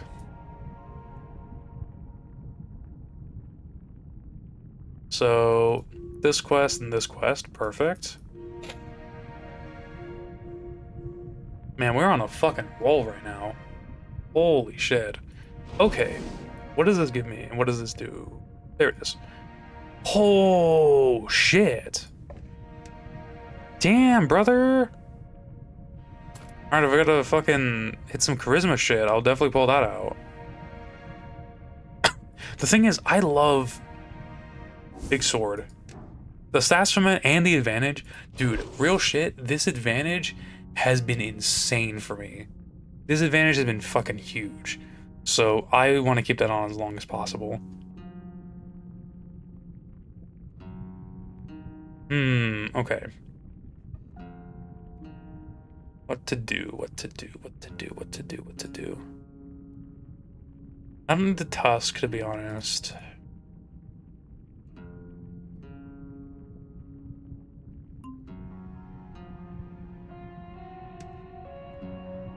There we go, that works.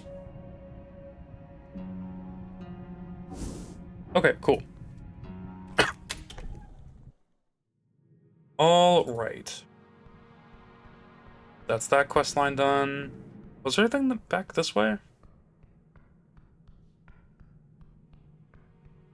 I'm only checking my detect secrets thing right now.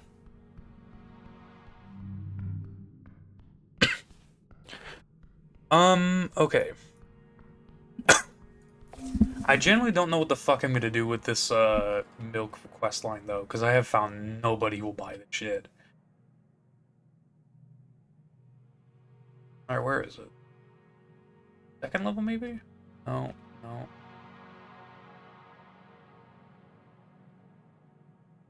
Where is it?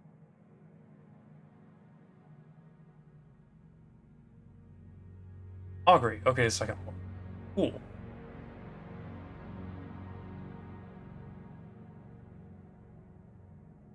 Oh.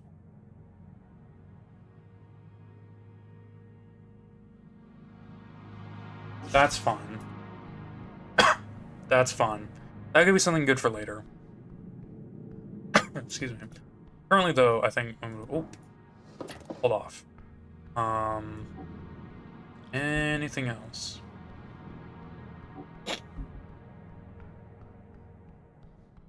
You know, it'd be funny if it could just be like to the water elemental, be like, yo, can I like pay for this lake in installments or some shit? Can I barter? Can I give you this milk in exchange? Okay, then I also want to go check on the snail. We are still looking for Speak with Dead as well. Ooh, you know what? I should revisit, what was it? The other little place there. The crypt, I believe. Oh. The goblins are coming to East Tunnel. It's gotten real hot down there. Nice.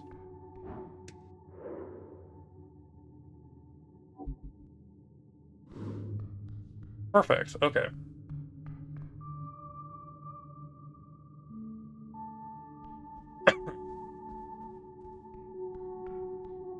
Let's see, let's see.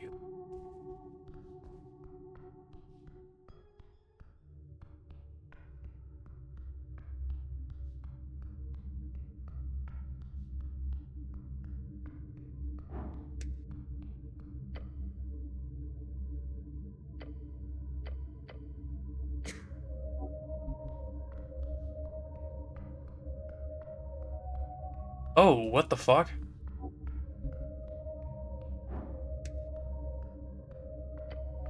Stone coffin rests against the wall. Of classical dwarven design, used for early earthfolk tombs. The lid is sealed tight, almost built into the wall itself. Ornate carvings cover the surface, symbols of death and rebirth, all dwarven in origin. Forge and hammer. It's in a crypt work. And the coffin, you run a hand along the stone, cold, smooth. The carvings are deep, deliberate. Something about this feels off, though. Look close at the carvings. Your eyes trace the symbols carefully. Death, rebirth, the cycle. Typical dwarven work. Few words of poetry, nothing interesting, truly. It is beautiful. It says, Gragar, Folkdor, Inget, Niet, Undersolen, along with many other proverbs, each personalized for the fallen. These coffins must have been Jesus Christ. These coffins must have been close dwarven warriors of Earth until their graves are exhumed, of course. Damn the handle. It is integrated perfectly into the design. An iron rung serves as a grip.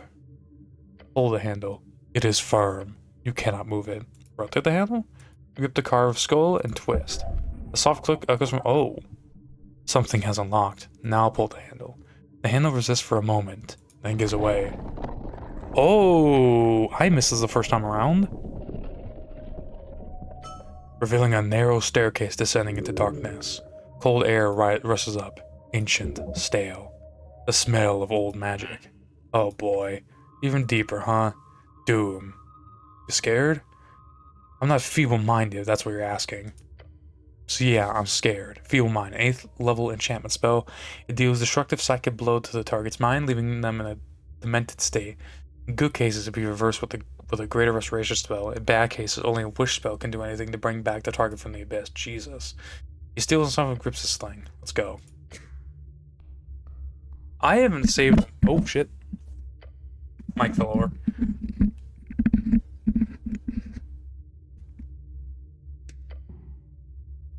I haven't saved in a hot minute. When was the last one? Like my last full one.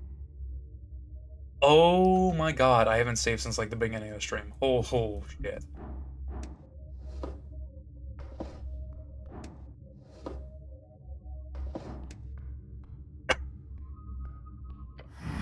The Dark Knight stands in the crypt.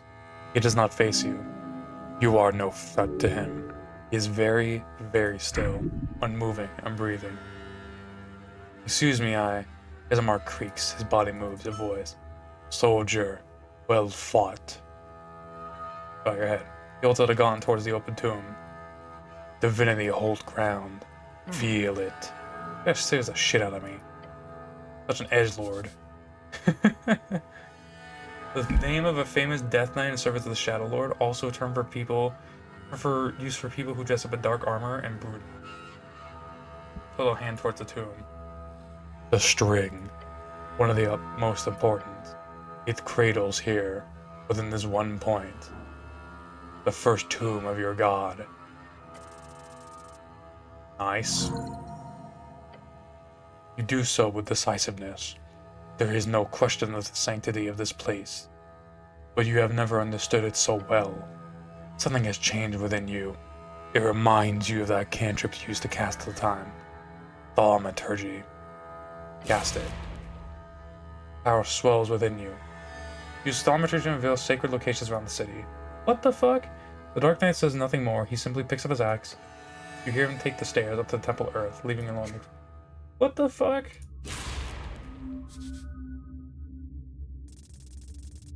Whoa. God's gift, I gain one ability. What? What? What the fuck?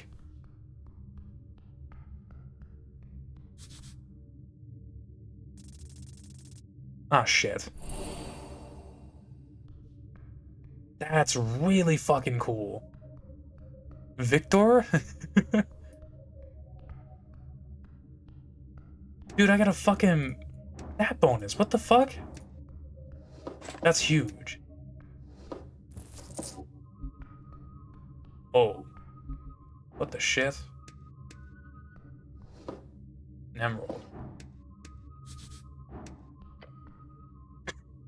Stepping into the hidden tomb, you see a colorful display of twinkling light through the gloom and dusty air. An eerie altar, placed on top of skulls and several colorful gems. Valuable too. Like, extremely valuable, but probably horrendously cursed, sadly. skull is a sign of death. Don't touch anything.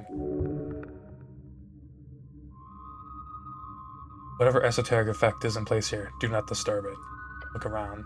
The shrine is quiet. Colorful gems cover its altar, as well as the eye sockets of each central skull. To think this sacrilegious and quite frankly ominous quarter would be stashed away in such holy place. This is Earth's original crypt, for God's sake.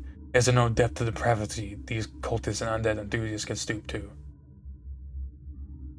The skull looks a bit deformed, doesn't it? Almost squints a bit? Depends on the type of skull it is, I suppose. Look at the jaw, it's all wonky. Eyes? Sized. I don't like ripping a dead guy on a dead guy, but yeah, that's one wacky skull. A wacky skull? Oh, shit. You goddamn phrenologist. As if lifted by some invisible force, the bejeweled skull rises from the altar, its gleaming eyes twinkling in the light, its jaw chattering. The noise causes you to recoil. Death. No. No way. An unending wave of dread falls upon your essence, an esoteric force. It's entering your mind. Earth, protect me. Protect you? Leon tries to grab you, but freezes and groans. What the hell? He falls to his knees. Barely stand. I can't move. Not bad, not bad, not bad. Should I? Fuck. Good investment. The dread is overbearing. The skull's jaw stops chattering. As the noise disappears, you feel in control once more. Slightly. You wake me up for some trifling bullshit? You a trifler, huh? He clicks his teeth together.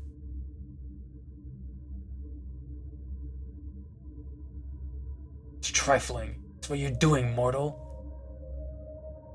Oh, sir, please stop making that sound. I make any goddamn noise I like, you hear? I'm a great wizard, nothing else. Skull floats closer to you, causing you to pause on the spot. A wizard? He looks you up and down. Ha! You were but a tangled in string. A cleric lost in yours tangles. Cleric of a dead god. Holy hells, this thing is terrible. Getting closer ruins your posture. Body cannot sustain this undeath. The skull lets out howling laughter as it's shuddering in the air. I am the Necrolord Bondavel. Punch the skull. Necrolord? That is the title of Dimonor. You've been unfortunate enough to encounter here a remnant of the Arcanist, left to decay into this mad form. A demi-lich. A horrifying creature. A lich fallen to a state of insanity and decay, rotting into nothing but a skull. It is in many ways the dangerous variant. For its madness is as unpredictable as it is dangerous. Punch the skull. Snell, yeah, it's pretty clear. You're a great and horrifying lich. Yes. Yes, it is my doom. I'm a scared little mortal? Yes. Please, I don't want any trouble. No trouble? Boring. Boring. Halon Bondaval sounds funny. It does. It does sound very funny. But it also sounds very fantasy. Boring. Hey, screw this guy. Boring? What do you want me to do? Look for trouble? Be an asshole? Oh, should I say that? Fuck you, buddy. God damn it. I should have said that. At least that'd be interesting. He rattles a laugh, slowly spinning in the air. Viskin let me know all about your little situation. Hold on, you know Viskin? Of course. The Demi-Lich clicks once. You're not very necromantically entangled, are you? Not really, no. I can see that. You see, I'm just some horny wizard. Oh my god. Trevor drops down and flips on the table. You see, I'm not just some horny wizard. I'm a goddamn mage. You hear the goblin groaning. This lich is, surprisingly, not a threat. You want to necromantically watch Scrubs, Halon? You wanna necromantically watch Breaking Bad, my man? I don't know, Better Call Saul, because then I'll get the fucking Palpatine scene. I'm not just a horny wizard. Immediately, oh my god. We did it! Akko spit out his water! Let's go!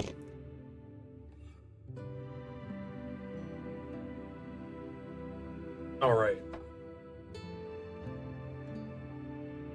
For whatever reason, his intentions are far more sinister. He intends to teach you something. Trained in the art by Hagen Dim legends, sent to fight on behalf of the greatest empire in the history. Yours, aspirant, Arsprint. Necrolord is not just some title, it's a calling, a dream of undead supremacy. One day it will be reached.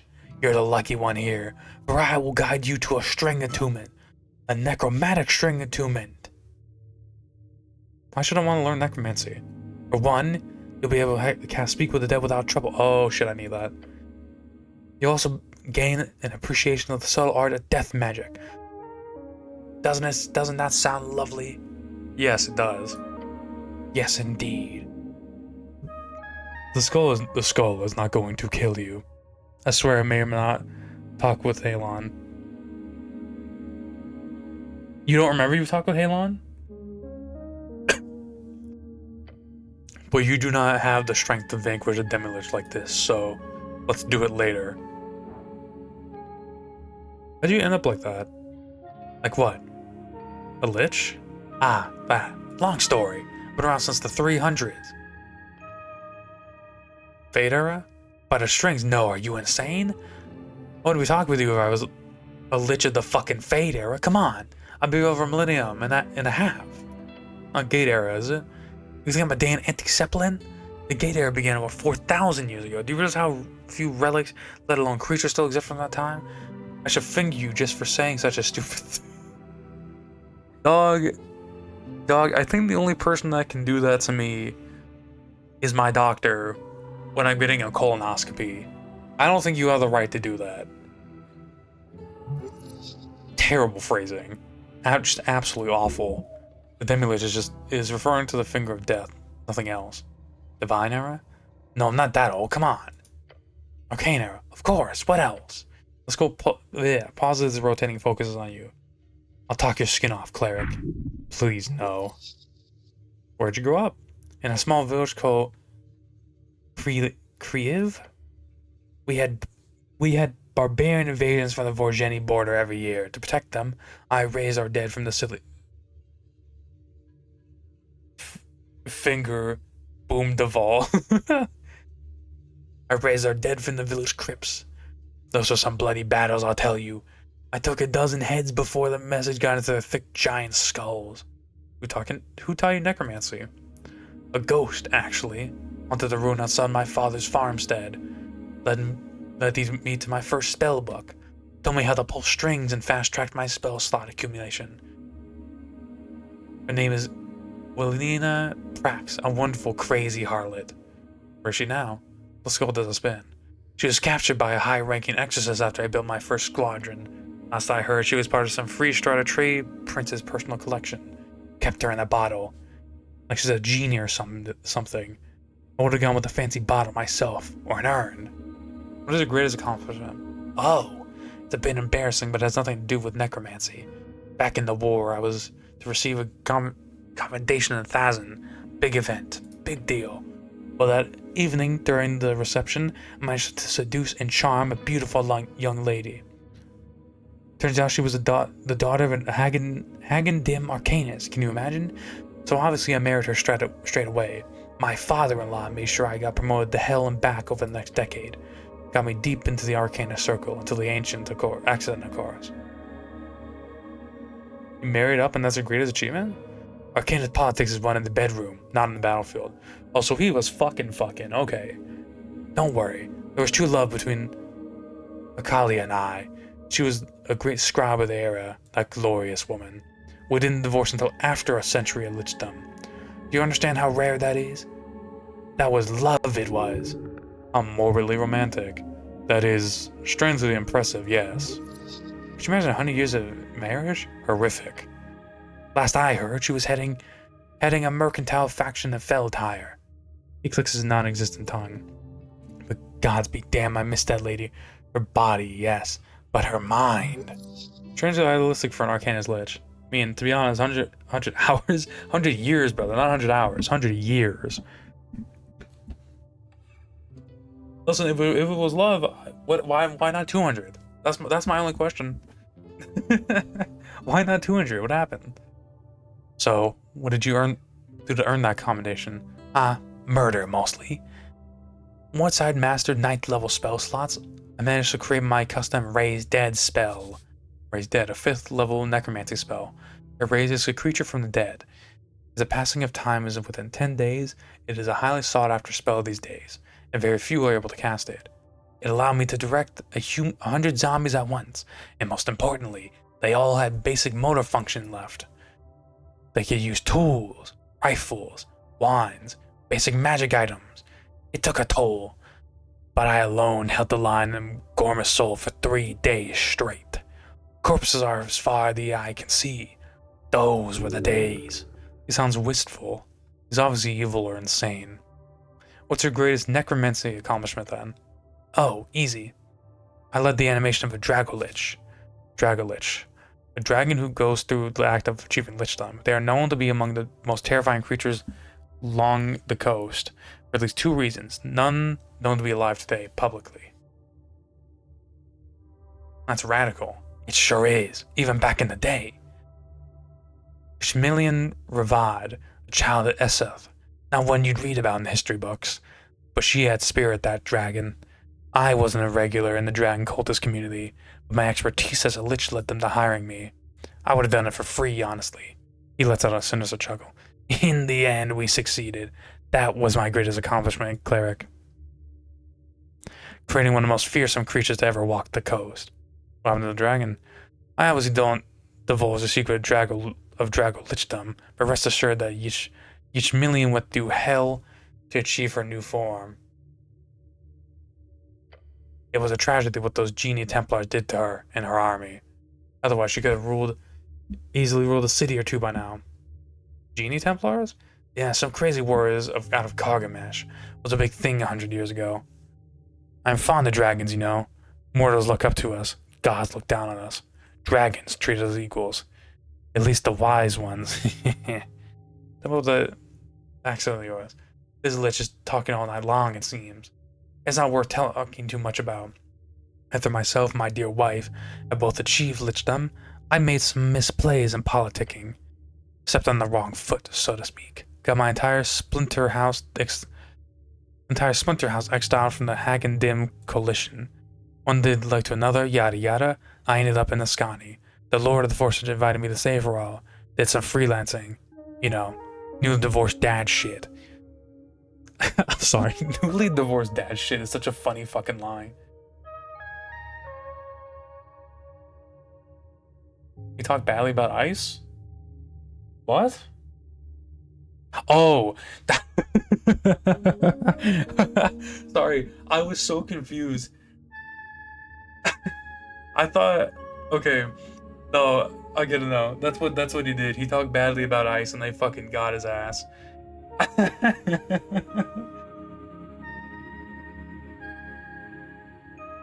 He said one thing about ice, and he got 100 years in prison. Fucking, he got killed by speaking out.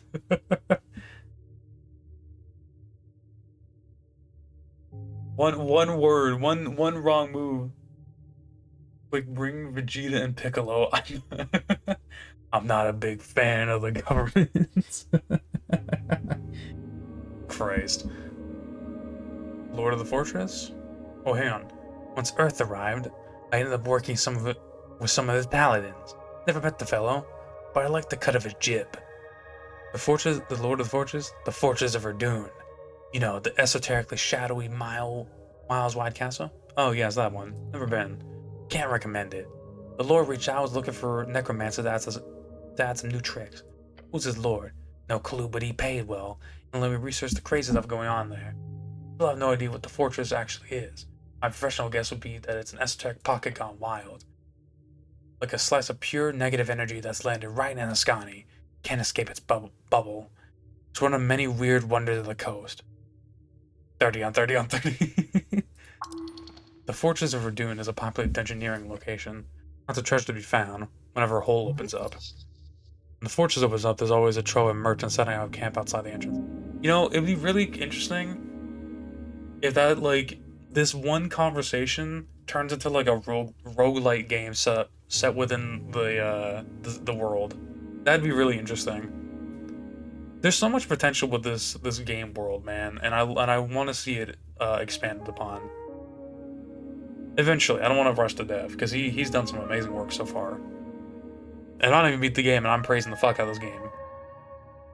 Many great beasts to encounter and vanquish in that legendary evil dungeon. You should go there someday. You have any kids?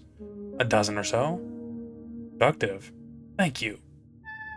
My wife, Vakalia, ex-wife, was a prominent member of the MSR, Magic Reproduction Society. They were at the forefront of women first magics. You know, the kind of stuff that makes the whole childbirthing and or rearing business into a cakewalk. I never got along with those hags, but they did let me have 2 sons. That's something. You're implying that sons are better than daughters? Not really. There's an argument to be made that they're much less of a hassle, but the MSR hags definitely had an agenda, you know. More girls, more members. I'm not crazy. Oh my god, he's a fucking conspiracy theorist. That sounds like feminism. I thought the Arcanas are old school patriarchs. Oh, absolutely. As long as the MSR were forced to focus on providing population among the houses, they were fine. As soon as they began spreading birth control ideas of female liberation, those hags were cracked down hard towards the end. Their turn to revolution was one of the main contributors to the fall of the Empire. At least it seems that way to me. A woman scorned, etc., etc., etc. He turns and stares at you.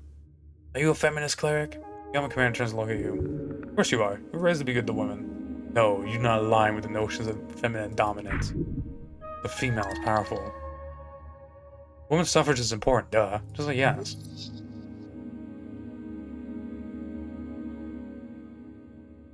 Fuck it. Sure, I'm a male feminist. Is that a problem? Ah, you're also one? Good, cleric. You see, I am too a feminist myself. I fucking love this game. How it mixes like shit like this into just conversation. It's so funny and it's so entertaining. What? And Akko hates this guy now.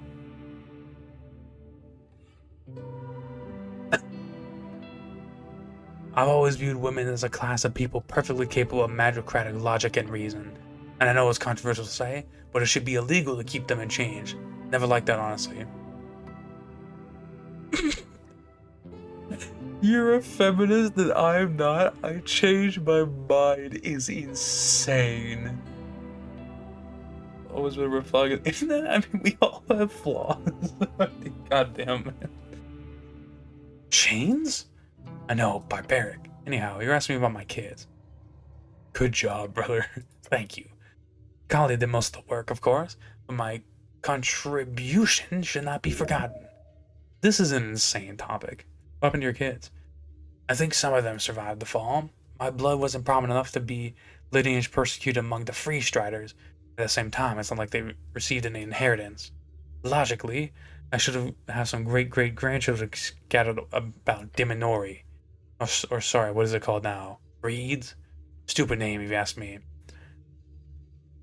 They should have called it Stridery or something. That would have been on the brand. Oh, that gives a better picture of your life. Enjoy the view. Anything about the tea shop? Nah. Nothing? Literally nothing? About any tea shop? I get updates sometimes, but I don't know. Fun and exploded, though. I won't say it was fun. Boring. It was probably a rogue wizard or some kind of magic item mishap. Whenever a necklace of fireballs was smuggled from the floating cities down to the peasants, they always find ways to blow themselves up in the most spectacular ways. You had 100 years to be fucking around. Hilarious. They used to be common? Not every day a village exploded in a fireball. Those necklaces were valuable, but sometimes someone smuggled one away from the front line or off a factory floor. I was never into evocation magic for that reason. Too easy. Do voting in the election? Yeah, it goes against my ideological beliefs to vote. Democracy doesn't work. Never has, never will. How do you say that? People are just too stupid. On average, statistically. Magocracy or technocracy might work. Hell, even oligarchy has its uses. Just look at the free striders. A real democracy is foolish. It might help launch those other more powerful forms of governance into speed. A real permanent democracy? A shit show. Just you wait. Have you seen real democracy in action? Somewhat. Some pre-Arcana states had pretty formal democratic conventions established. They were eaten, consumed by the power of the magocracy. They could not handle the rapid changes in extreme strength and more directly control governments. The only reason the magocratic power did not stand on top at the end of the Coast War is because of your inebriating ebbing. Terribly annoying. Ebbing? What? Of course. You haven't heard of it? The Esoteric Ebb. He's speaking on the lack of powerful magic in the world. The lack of magic. We talk about political theory all day, but if the ebbing had not occurred, the Arcanes would still rule the coast. There's no argument to hand that.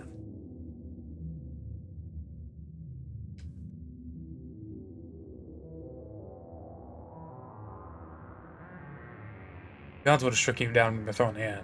You know it. Skull lets out a surprisingly hearty laugh. We'll see, once the tide turns. Sure. There's a deep question here. This demi-lich holds much knowledge, despite his mad nature. Ask him, what is Ebb, truly? Some ask if this magical fating could have caused Earth's end.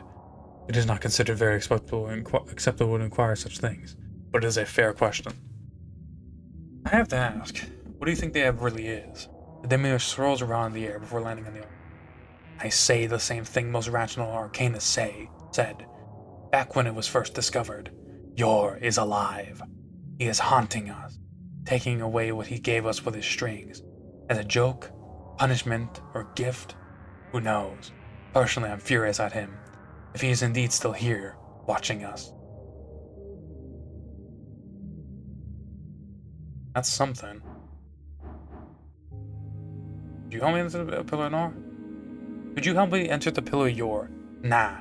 Interplanar Char is overrated. Go ask Viskin. That bastard keeps poking at Yor's relics. He's into that shit. Let's talk about Viskin. Lovely bastard. Give him a serious case of testicular torsion once. Damn! Can't believe he ever forgave me.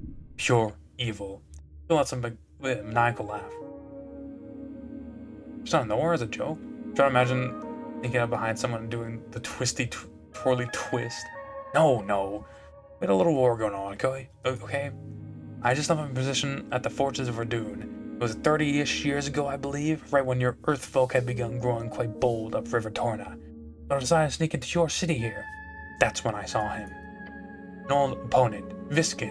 I immediately remembered his ugly mug and his rotten soul engineer.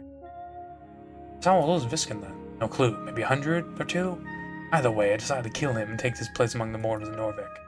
A couple of magic duels and assassination attempts later, and we were at a stalemate. Although I'd consider it more as me just getting tired of hunting him down all the time. Him and his goons. The battle came to an end, though, when the local vampire started messing with us both. Started to expose us, so we joined up. Came up at the century, or that decade at least. Who fought a vampire together? It was an epic duel of the shadowy fates. The skull bounces around. Together, however, the vampire was easily eliminated. In the aftermath, we decided to work together. Viskin even helped me get this sweet alcove for myself. We share research from time to time and work together to figure out the mystery of... He stops. Getting ahead of myself, let's talk about something else. You turned us into a skull in that battle with the vampire? A skull? He makes a motion that we interpret as a shrug. I'm a bit bony, but a skull? Don't be preposterous. The demi-lich is clearly unaware of his own situation. He's either deluded or some esoteric effect placed upon his memories. A memory-altering spell by Viskin, perhaps? Who was the vampire? Thomas Darrow was his name. A nobleman, which made him more dangerous. Is Darrow coming from a line of fucking vampires? Thomas Darrow, the uncle of Nicholas Darrow, disappeared 15 years ago, and his case was a widely speculated investigation. He's saying Darrow was a vampire? Slander, surely. Hopefully. We cut him down without anyone suspecting a thing. Maybe I shouldn't say this aloud, but who cares? The mysterious death of Thomas Darrow was written about extensively in the magazines about 15 years ago, back when you were a kid. Ah, Thomas Darrow. That's what happened to the lost uncle of the Darrow house. Was that about research? Nothing, that's nothing. He said something more. I have some other questions. Okay. You talk about the Esoteric Ebb? Bitch. Okay. Go this little dance. Strings are always different for each skull, aesthetically speaking. Everyone views them differently. Abjuration to me is steel. Evocation is lightning. Necromancy is flesh. Perhaps that can help. This mad demi-lich offers you knowledge. You do not need it. Show him. Of course you can attune to necromancy easily. You're a genius. You can tune any magic known to man or beyond. You remember? Yes, I remember that course in school. Yes, all clerics underwent the undeath control class. They focused mostly on the hostile destruction of undeath, not so much on the management of it. But the teacher catched an animation spell to create a zombie for you all to train on. The strings, they were pale like death. One hand towards the skull. Yes, try it. He giggles in a sort of insane, creepy way. There are many strings. Twist this one. Twist the string. You do so, and the string grows dark, black as night. Fuck. It flies into your chest. Oh nice, it took the under on the damage. Flies into your chest. Scream and convulse. Oh gods. Fall to their knees. They are weak. They cannot help him now, goblin. You did something alright. Get up and groan. It does a ton of negative energy right into your damn heart. First time I've seen someone do that and live. Impressive. You're alive, are you? Not a zombie or something behind that head on something behind that thing on your head? I'm alive, I think. That's the spirit. Try again later. You'll get it eventually. Maybe you should rest first or something. He sounds worried. You should be. Don't throw yourself into doom like that. Can you figure out something else to make it easier? I like that I get lesser DC. Like, there's a... Like, it's not the end of the world for me to fail. That's gonna tie into the review, man, because I love this shit.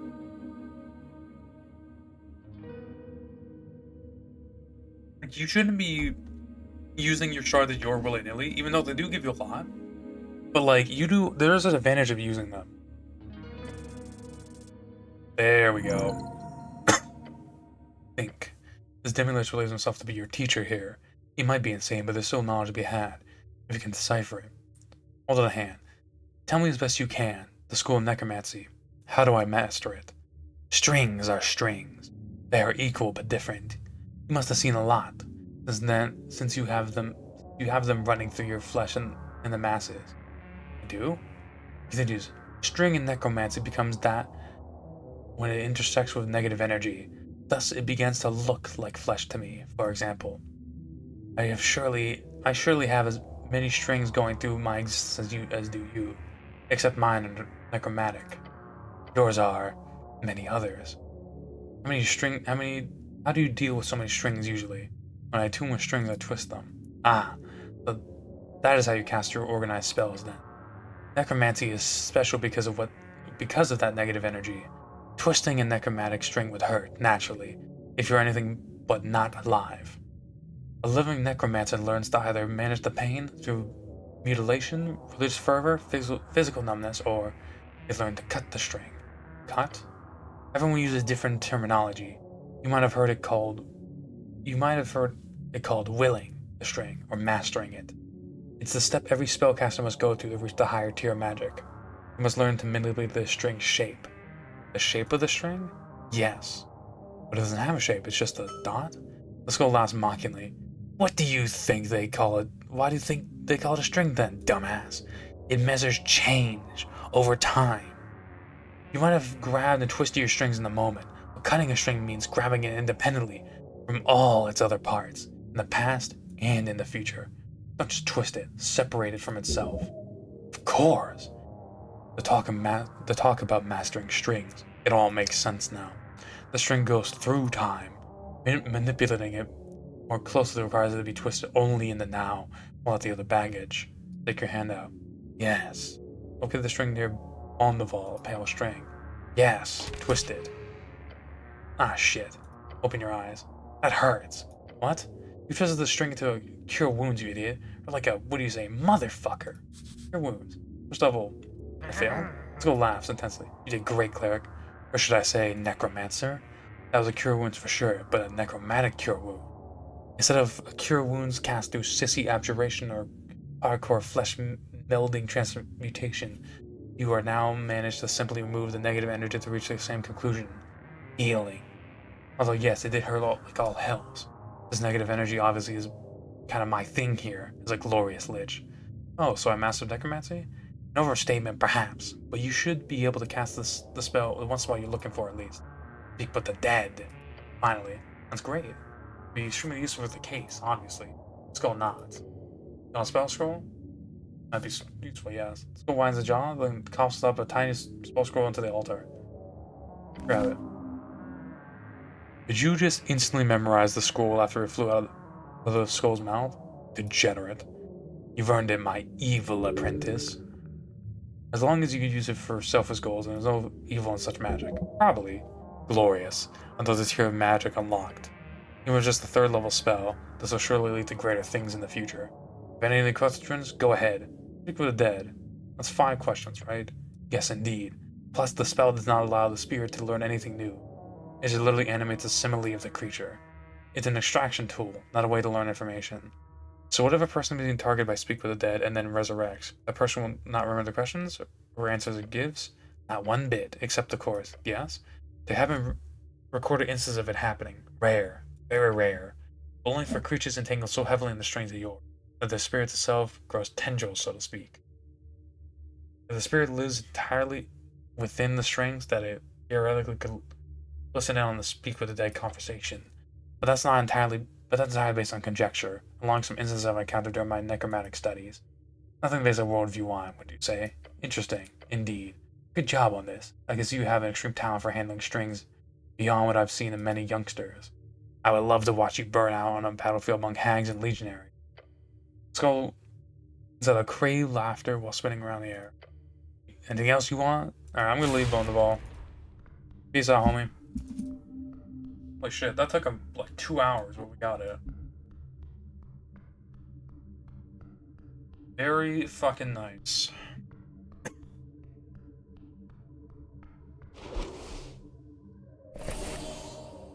Alright, cool. So, what do we want?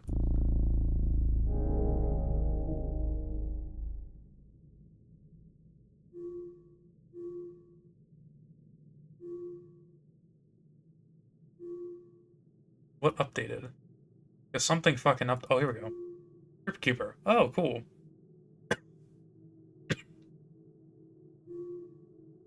Damn, we got a majority of the quest done, boys. That's insane.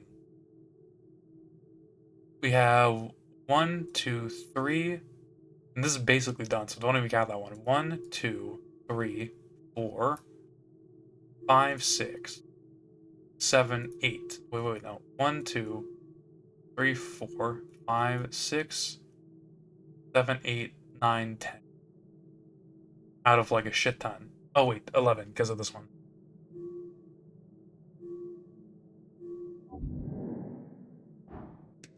Okay, I don't think I have anything. But Speak with Dead. Alright, let's go down. I do want to continue my exploration of Undercoast. Because the reason I left earlier is because I wanted to get Speak with Plants working. God, this is so fucking convenient, and it's insane.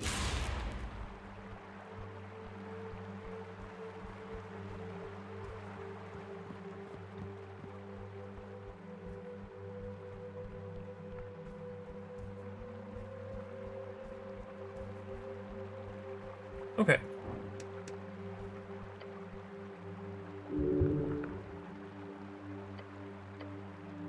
Huh? Oh, I'm thinking. Alright. Oh, fuck, you're right. Good call, brother. Appreciate the reminder. I've been really bad about saving today, so that's a good call. Okay.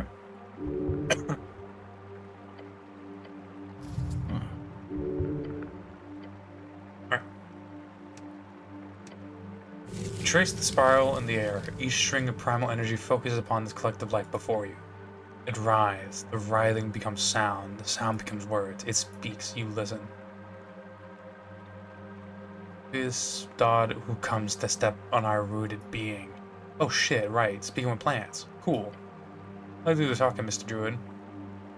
I'm a druid, obviously. Druid? Good enough. The writhing mass of roots lets out a low groan. Whatever the fuck that is. Slowly, the spell appears to attune you to the primal essence of this life form. We hold, you speak. We find interest, we answer. That's something interesting. It might help you. Can I have that cool helmet, please? Helm. Yeah, the thing on the head of that corpse, the one you got in your grip. Helm is not needed. It begins to carefully slip off the helmet from the corpse's broken head. Sweet, thanks. You may have.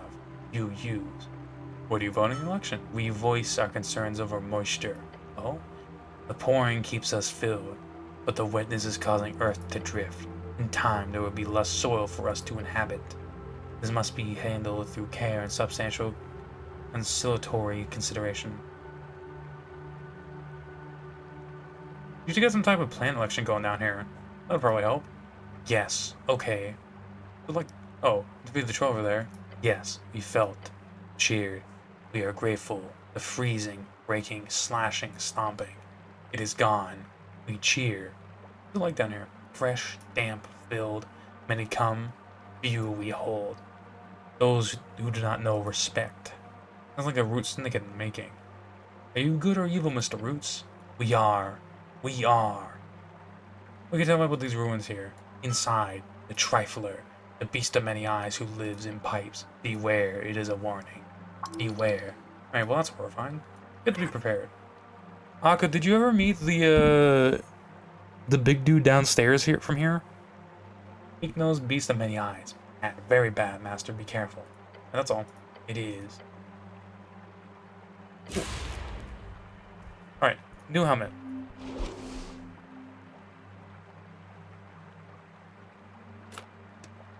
Damn, that's cool.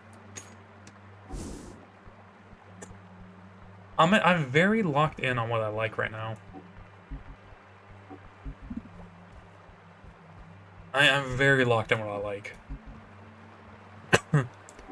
Okay, before I go down and start doing the whatever jailbreak thing I had going on earlier, or not earlier, yesterday, I would like to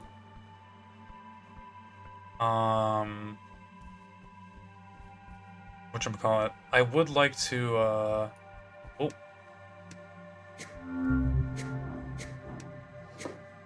Whoa. Oh! Parapet of health? Avoids death once per thing? Old paper. Holy shit. Okay, cool. I would like to check for the other stuff. I'm thinking I want to go through this doorway again to reach a new area. I'm thinking that's the thought process here. Oh, what the fuck? What is this? Something's frozen here. The blizzard rages around you. Oh, this is like some kind of esoteric event. Obviously. Shoot with your eyes. Your goblin companion holds up an arm to protect it in. Don't stay in this too long, cleric. Cold bites at the cracks in your armor. Little nibbles. Snell is correct. This temperature is unfortunate for mortal flesh. Danger flows gently amidst the raging snow. She appears unaffected by the cold. He rubs his exposed arms. God's damn it. This esoteric bullshit. That's a satire. She sends another telepathic message to you. No, cleric, I am not immune to the cold. My bodily functions are affected the same way yours are. Look around. You notice, amidst frozen moss and broken fade-era ruins, a thing. The shape is vaguely humanoid. A small creature, a mushroom thing. Look at it. It's not moved, but it's solidly frozen and cold to the touch. What is that, Snow? No clues. A fungoid? A fungal folk, yes. It's just gotten stuck in the esoteric pocket. She does indeed spell it out for you. Either way, he says while shuddering, if you stick around here for any longer, I will go outside the freezing esoteric sphere, okay? Little goblin, afraid of getting cold. As you should. Try to move it. You go to the icy surface of the thing, but you cannot. Not heavy, but stirring. Man, it's cold here. Frozen skin, slowed blood flow. Spend time investigating the esoteric effect displayed to the cold. You kneel down in the snow, taking a closer look at this central figure. Yep. Thank God for Barkskin. Yeah, okay, sorry. Mother turns to leave. I'll support you in spirit from over here. Snell is correct and does a cleric, but I see this esoteric pocket has caught your attention. If you need it, I will assist. You see your armor rattling slightly in the breeze. It's hardly visible. She is cold. God, it's cold. Okay, so this is gonna be like a endurance test for how long you can stand this shit. Okay, fine. Dude, having put on Barkskin earlier, wonderful play. The pain. You will be drained. Do not linger. Ignore the pain. Just look at the placement of the spear. You have to stay here, Tyr. Yet I remain. Remaining eyes glance around the scene. You see the central position of this fungal creature. Realizes it. See. Yes. The sphere here is perfectly centered upon this fungal monster. Yes, Druidcraft. Snap her fingers in the frozen ground around the mushroom. Thing begins to shiver. Poor thing. Everything appears to everything appears to be focused around this poor creature. Right. Snell isn't helping out. I mean, I don't fucking blame him.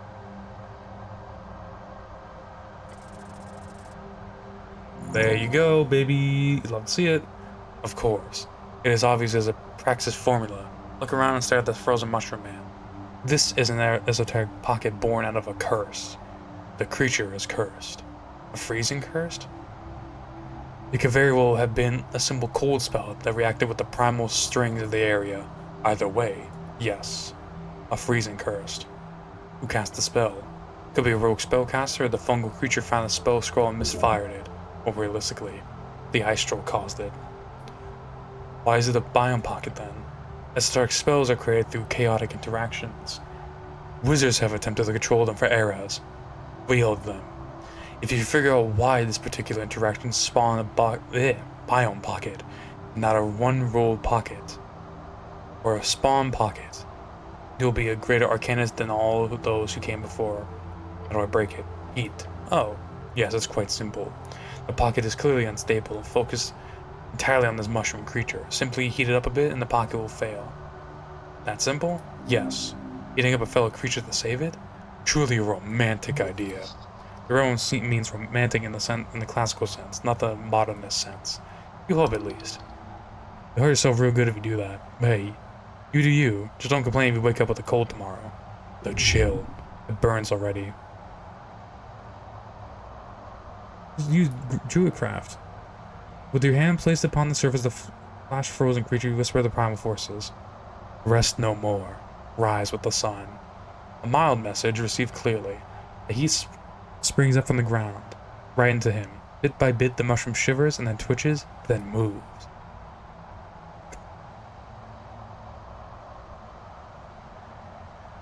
Hey! An esoteric tingle. You blink, and it's gone.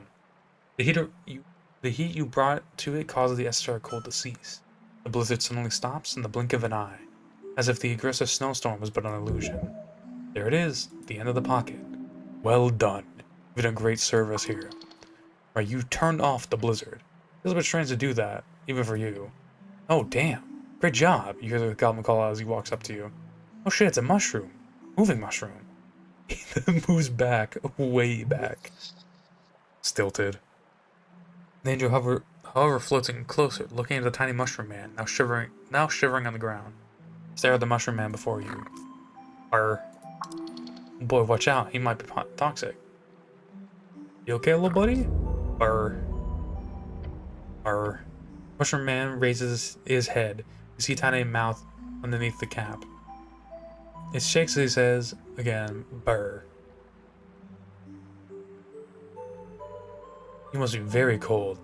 We noticed you were in trouble, he says while keeping and telling this his way. This motherfucker is like 30 feet fucking back. The goblin does not want to approach. He's not happy about being near a moving mushroom like this. The fungal folk thing stares at you. We? The goblin points at you. Sorry, the cleric here was the one who helped you out. There, you happy? Such a sensitive goblin, really. Alright, you're scared of mushrooms. I'm not scared per se. Perchance.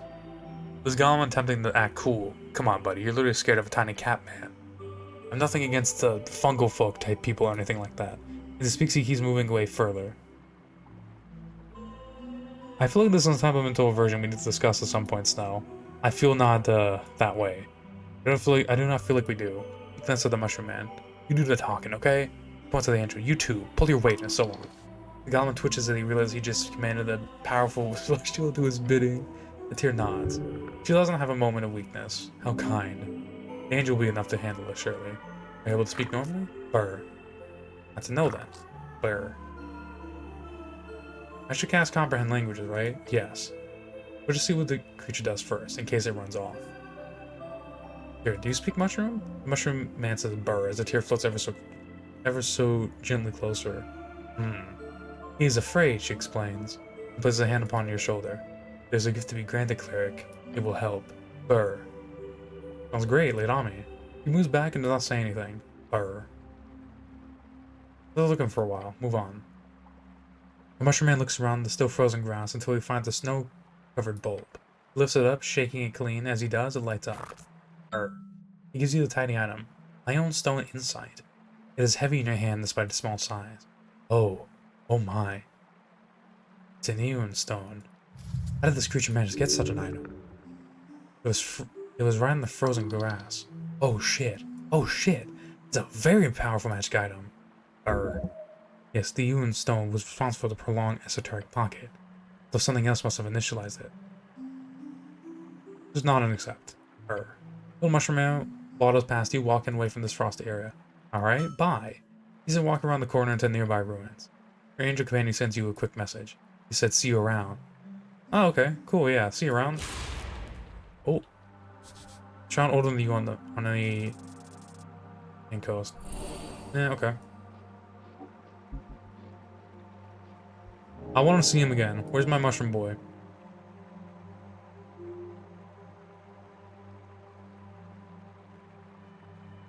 Oh, that's cool. I didn't realize that was part of that quest line.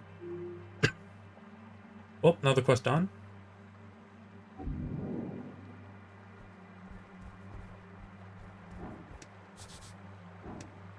Oh! I could have prepped spells here. Fuck. Damn, I didn't have to go back up. Okay, and then... Straight edge. Consume 27 incense. Jesus Christ, I've consumed that much? Fuck.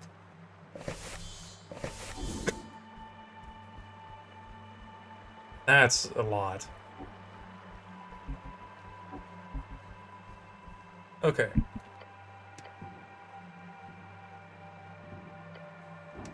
Let's go inside. The only way is up. Go through it again. This time, you know the safe path. The dungeon is not only dangerous as a navigator. You are emerging at the top of a cliff. It's a labyrinth. Oh wait, am I not able to... Oh, okay. Okay, so it's just like a one-time thing. Fair enough. I feel like that made sense. Even though it would have been interesting if it could have done the other stuff. Oh, here he is. Okay. Perfect. Yeah, I do want to go back really quickly, because I need to make sure I find, if there's a spot where I can use my finding secret shit, I should use it. And let me look at this item, actually. Wisdom, god damn. Jesus Christ.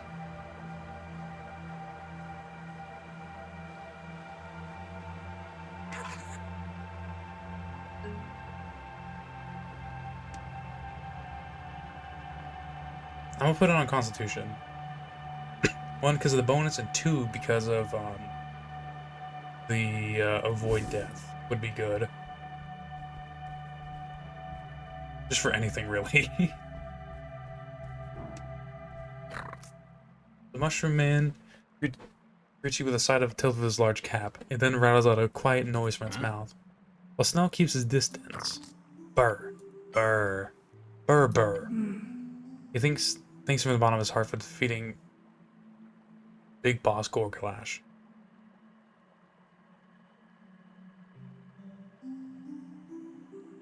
Alright, comprehend languages. The twitching and rattling coming out of his mouth gradually morphs into something else, more tangible. Word. Sub. Great. Or, nah, just hello. Hello there. That's all. Swell. You're good at a stringular, manipular, right? Or what the fuck? Or just slightly garbled through the magic. You must get better at this. I am Cocolor Nomo Mono Rosso. Sorry, can you repeat that? Try to fix the spell. You're unsure of the spell, or if this is a spell or simply a fungal thing. He shakes his head. You may call me Burr. This is what meat walkers like yourself say. Although, it would be a little different from me calling you Choo-Shoo, for that is what your speech sounds like to me. But it is convenient. We do not parlay with you often, so a name based on sound will do. Meat walkers? Sorry, I ramble. I want to thank you for saving me from the curse of Gorgalash. I owe my life. No problem. I'll gladly assist you in any way. Tell me about Gorgalash. Gorgalash, the Aska King. A horrid word. A curse word. He's a bane upon the shadowy depths. The murky fungal valley that is my home. A beast with no care for balance or primal love. I seem to get the picture. He's the worst. For decades he roamed the great tunnels and its splits taking what he wants. As all trolls do. Yeah, yes, that troll sure was awful. Yes. And thank you very much for dealing with him. I owe you, my kind owes you, the fungi owes you. He bows his cap deeply. Your name will be written on the walls of the valley itself. Make sure to spell it correctly. It's Rag Hemlin. Okay, that I will remember. Okay, so he does have a last name. Oh, I guess we also found that out because of knowing his mom earlier. The folk of the valley will remember such bravery. Live down here? No, or perhaps yes for now. My quest has brought me far, but I will eventually return to the fungal valley. But I do not wish to permanently live here in the upper hollow ridge. It is a landscape filled with far too many horrors for my taste. So this is Upper Hollow Ridge. Yes, it is. It is a region underneath their city, yes? Not many of my kind live here for clear reasons. You have family down in Fungal Valley? My core crevice is not large. They are 13 and 20. Is that age or amount? I don't understand. I have 13 offspring and 20 comrades in my strain. Oh, fungal folk generally reproduce asexually.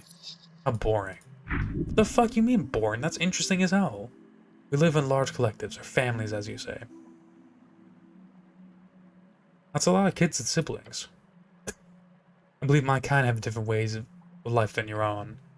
I've heard you live in smaller collections and raise children very slowly. That sounds annoying, but also wonderful in some ways. I don't envy you, but I respect your life. What is it like in the Fungal Valley? It is rough and wild. We struggle against invaders at all times, with occasional years of calm. Other fungal traps can be problematic, especially those of more warring ideologies. We are more peaceful in comparison. Do you have a god? No. We have an avatar of a higher being at one point, an evil fungoid. Toro Moro, Rolo, Copo Rosso. The sweeping decay, the dictatorial hive mind. We don't have to believe in the whims of gods anymore. Now we look to our own and ourselves and strive towards humanity and harmony. Okay, I want to be honest. I love, like, if we're in the topic of like fantasy races, I love dwarves. I've loved dwarves ever since seeing Gimli in fucking Lord of the Rings, right? But I feel like, especially over the years, some of my favorite fantasy races I've ever seen are fantasy races like this, where it's just like mushrooms and like cryptids and all these other cool shit. Like, this is awesome. I love this. I love talking mushroom dude. I want like a fucking keychain of him. I love this guy. I love shit like this, man. It's so fun and it's so interesting because then you get into the deeper inner workings of how like mushrooms and other things like this work, and that kind of pertains to the actual like happenings of the fantasy race. It's so fucking interesting. I love fantasy, if you can't already tell. But God, man, it's so good. Have you traveled a lot? Some. I have been to islets on the undercoast. I have been to the surface a few times, although I was not a fan. Hold on, aren't all your kind of high-minded or something? Some fungal tribes are still. Mine is not. We are sedentary and individualistic. Interesting. Let me ask you something else. Yes. Do you know Nessun? Yes, I know her well. We worked together at a time down on the undercoast. She's a lovely woman and a great druid. I owe her a lot. What are you voting in the election? Election. Yeah, I've heard of it. It seems like a way to abstract the common consensus of a core crevice, so that a larger collective of people can feel involved in the direction of a tribe of such size that personal relations between the leader and followers cannot be had. Yeah, the Mushroom Man tips his cap. I know what I'm voting for? Okay.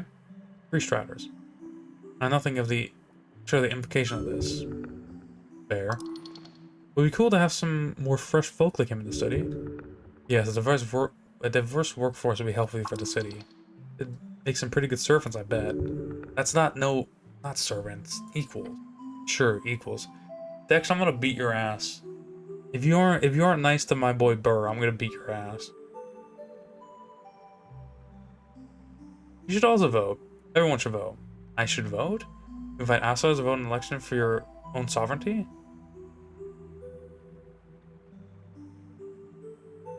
Yes. The halfways had trouble getting enough voting cards. You invite the first mushroom guy you see to vote? Love to see it. Bird nods a bit and looks to the path leading up towards the city below. It has been long since I visited above. Since the threat has been dealt with, then yes. I'll come to see this election. It will be an interesting excursion. Thank you for the invitation. Let's go! That's all for now. Have a good one, Mushroom Man.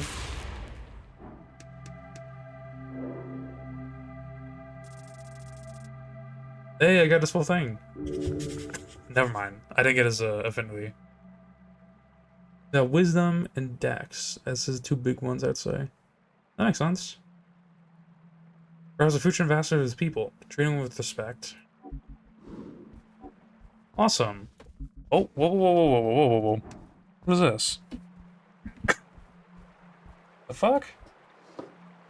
Oh, shit. And some incense. God.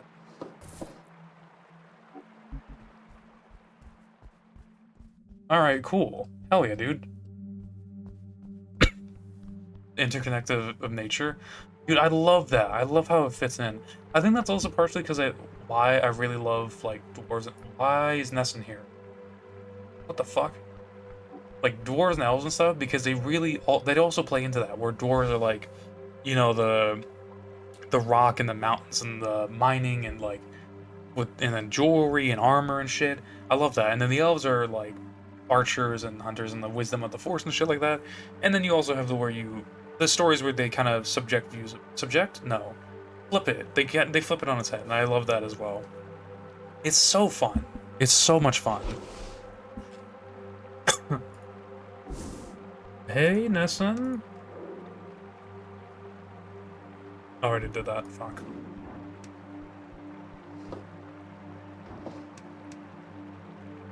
Oh, she already had that. Cool. Why, hello, cleric. You approach the elf as she tips her cap in your generation. I receive word of your precarious delving. Hello again, elf. You watch her face contort into a too wide, slightly unnerving smile. She's happy to see you. The roots a whisper of the man in iron, how he broke the winter's plague, the dreaded Gorgalash.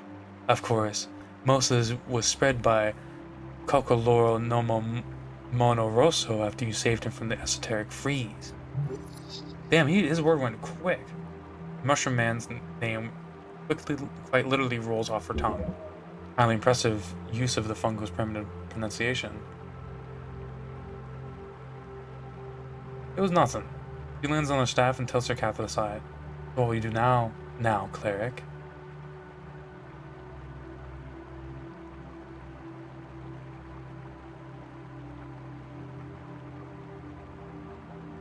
Good question. I got some good info from that free-starter fellow like Gorgalash out in prison. Oh?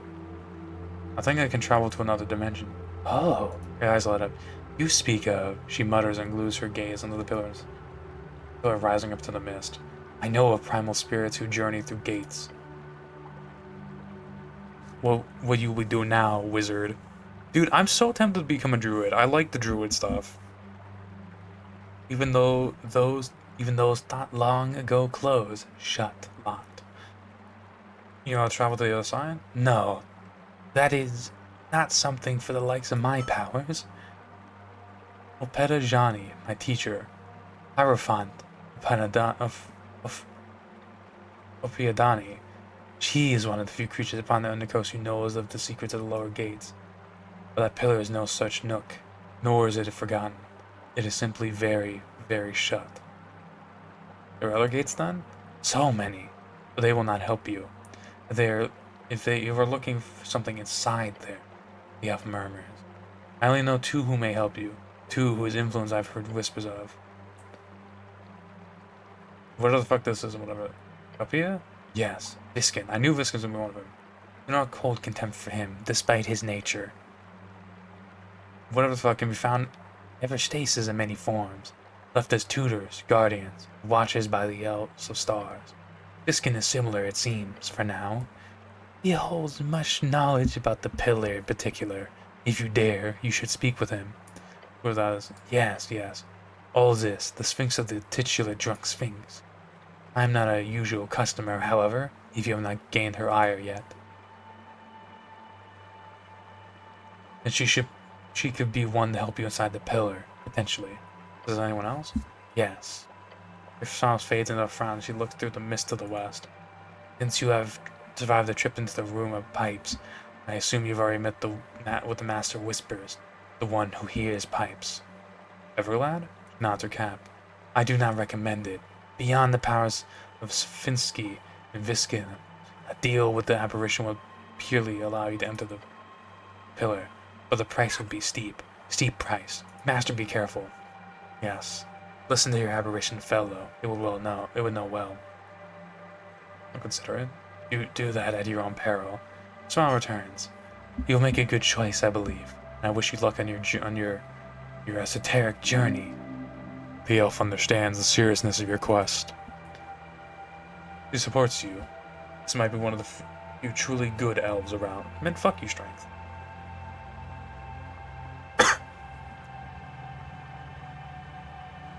Wait, where is Snow? What the fuck? Oh, he's gone. What's with these little pinecone guys? Those are... Nope, I'm not gonna try.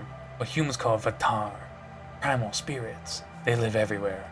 I think they specifically wanted to come out to greet you after ridding the area of that foul winter's plague.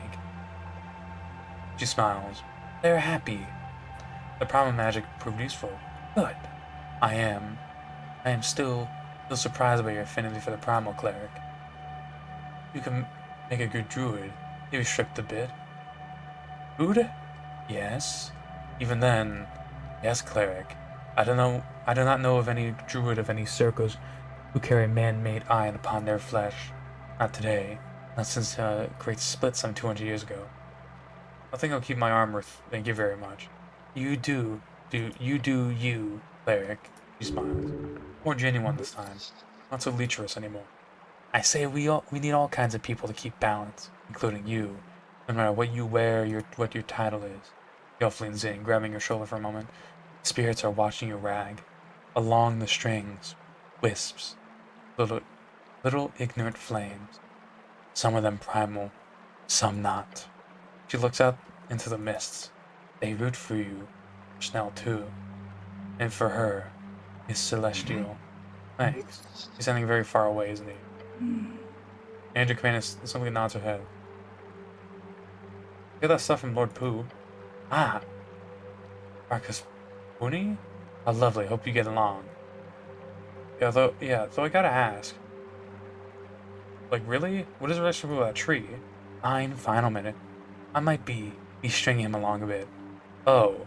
Yes, nothing I'm too proud of. Well, some trees of the more virile variety tend to enjoy attention. Not the debaucherous kind, mind you. The kind of attention given by the heart. But if a 10-minute conversation among gives an old tree jitters, then who am I to deny him? That's cute, I think. Something like that, perhaps, yes. She fucks trees? She talks to trees. Tree hugger? Learn about the dark... Hang on. I got an achievement for this shit. What the fuck? Learn the dark secret about Nessun and her tree. I thought they were just talking, man. What do you mean she's fucking him? Unless she's like fucking dirty talking to him, like a fucking, what was it, the fucking like that call service where you just fucking, somebody fucking moans in your ear on the phone? Tree whisperer. Is that what she does? Is she just fucking moans in this motherfucking tree? Mr. Schwartz, you're still, yes, cleric. You hear the sneer in the voice, despite him standing a fair bit away. Elf chuckles. Cute. Have you met a tear? No, but I have heard of her. The mushroom lady lifts her cap slightly as to get a better view of the flowing cholesterol? I don't know, I was thinking about cholesterol right now, fuck. A golden veteran serving human interests. He must have quite the story. She replies with a telepathic message. An elf, serving goblin interests. She lets out a hearty but sort of creepy laugh. Yes, my situation is a story as well, isn't it? I won't pry, that's not my intention. But I wish you luck, my angel friend. Friend. Throws her cap and looks back too. You're collecting quite the warband, aren't you? Let's call the party. A party of adventurers. Sounds fun. You nods and smiles. You want to join? Where should we be going now? Same here, cleric. I have to stop by a friend. Cocolora Nomo Mono Rosso. Lips move so fast it looks like she's having a seizure. Could probably match that speed though. A wonderful dialogue. They had the Cocolora. Fuck, I got a good last time. Fuck.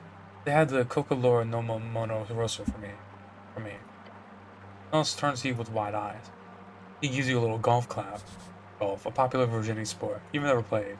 I will, cleric. I promise. Watch her waddle off in a very unique walking style. Perhaps it might be my least favorite gig. Least favorite thing about this gig. All the mushrooms? They're probably the second in line.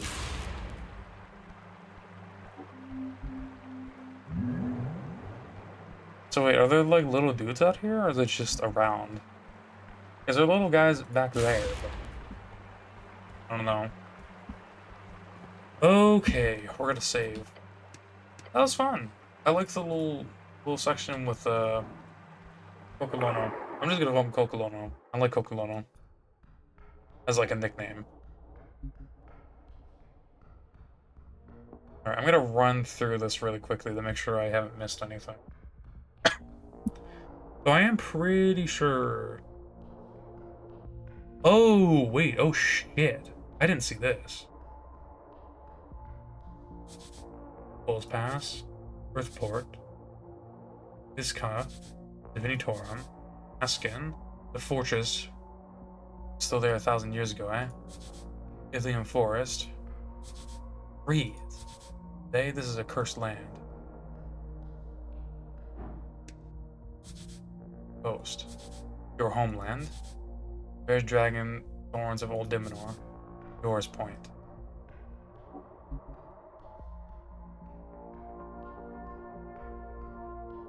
Oh, this is like a hill. What am I doing? Your home. Arcane Rejuvenation. Regain 2 first levels. Oh, what the fuck? Damn it. Step out onto the little lines. It's finally lit. The chamber collapsed, rubble strewn across its surface. What you see is a slice, 1/8 of a greater whole. It's a map of Ascani, yes. Damn. However, it is old. The mountains and rivers alone do not align with any modern-day interpretation. Despite that, the shape of the coastline, and of course the ever-standing fortress of Verdone, is shown clearly. This is Ascani during the era of the snail folk. Seen this shit? I sure am. It is a map, right? Oh, I'm sorry, but it's hard to tell in all this rubble and grime. It must be thousands of years old. Look at all the little snail people on it. The tears many eyes glance over it, lighting it with a slight sacred flame. Early Fade era. What do you know about this time period? I recall it clashes with the Lean Cattell. They are formidable war mages. Though we never made landfall in Ascani during the time this map was created. It was considered Dominium Draconis. What you today call Ascani, Liminor, and Vorgeni were all within their territory. Alright, you were alive back then. The realm is young, cleric. The 5 dragons each were older than anything born on Yor. Remember that. Not that the rebels covering Divinitorum. Yes, it would have been interesting to review my homeland. I believe our domain would be considered approximately 3/4 of the Divinitorum landscape at this point. Luxury and history. The choir did not centralize into a functional state until the Divine Era. There are many centuries of infighting in this order. You, participated in that? Yes, no. Many of my lifetime is spent in combat with other Celestials. Indeed. Alright, very interesting find. I'm sure the scholars that would kill for an LR of this thing. Meek thinks it is interesting too.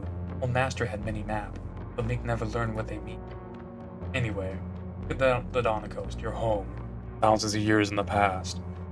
That this was its first founding by these snails.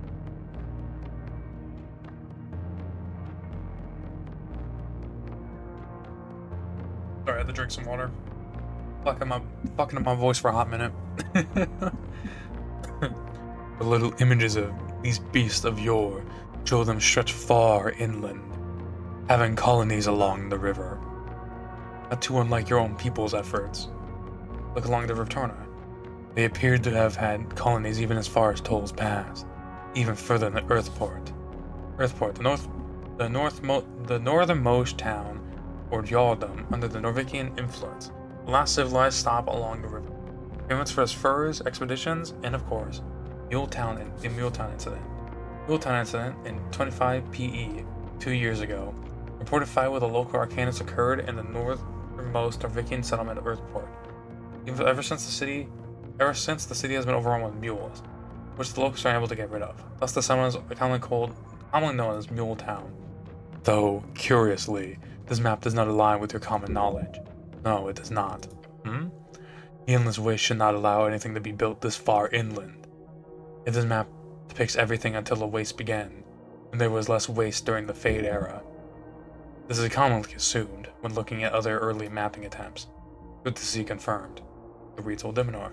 Across the border and the mostly covered in rubble band to your left, you see a very different visual than is commonly depicted today. For today, most of Western reads is ruined first. But if Kirstlands lay today, here you see a fertile crescent. Is that a frog? Yes, you have heard that Enrons once occupied a large swath of Old Diminor before the strife of the Divine Era. While on the coast, you see several I forgot I don't do deep voice for this one. While on the coast, you see several locations that do not align with any modern locations. The Draconic Civil War surely shaped most of this as your former overlords fell. The one dot that does align is a tiny one placed in the center of the bay, the reading location for the Pillar of Yor. If you stood there since the Gate War, it has stood there since the Gate War, so it makes sense the snails would want to point it out clearly. They did worship Jor in the end. It also seems the rest of the geography in this depiction of Old Diminor does not align with any modern visuals either. Minitorum. Most of it is covered in fallen rock. One thing you see is like some feathers. Like drummer? Not really, more of a simian bird from what you remember. The Vinitorum was filled with birds all throughout the Fade era from what you remember. It's like their thing. The Roxian birds. The Celestials settle more seriously over the course of the next couple hundred years. When it was settled, well, that's a colonialism, imperialism version of it. They're still here today, so they surely did something right. They lie in the modern day Vishka. You see a lot of smaller symbols representing the lion folk of Ascani across the inner parts of the map. Terrible cat folk ruled large parts of Ascani until the early Divide era. Their claw marks are evident all over your precious city. With the dragons. There are 3 of them can be seen, a red, a green, and a black. The red dragon, Esith, the red dragon Askin, the scourge of the coast, the largest of all known dragons throughout Yor's history. Luckily, he was slain long ago. Look at Green Dragon.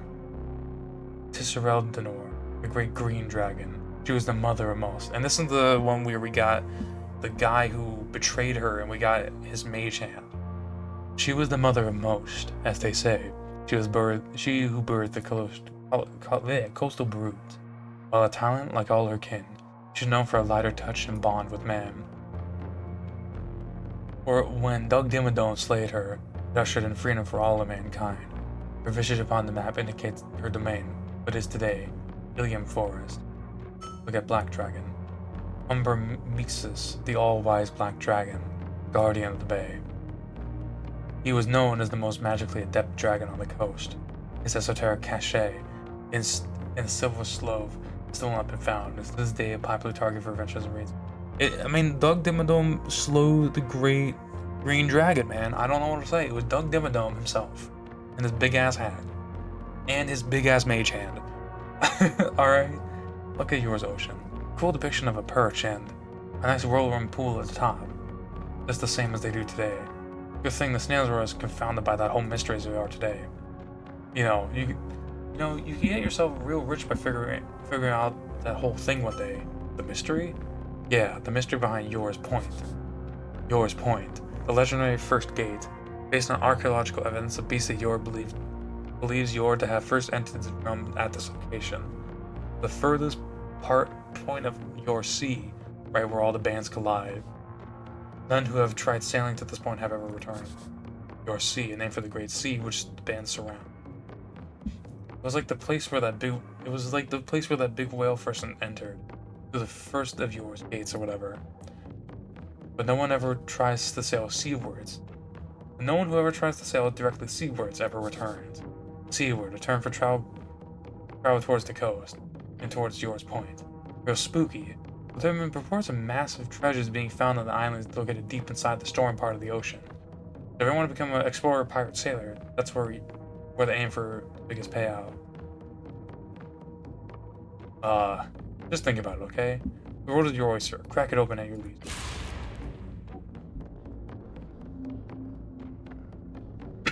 That's cool. Alright. Aka, did you ever meet this guy? This guy here? Alright, now this is where the thing started. The lady.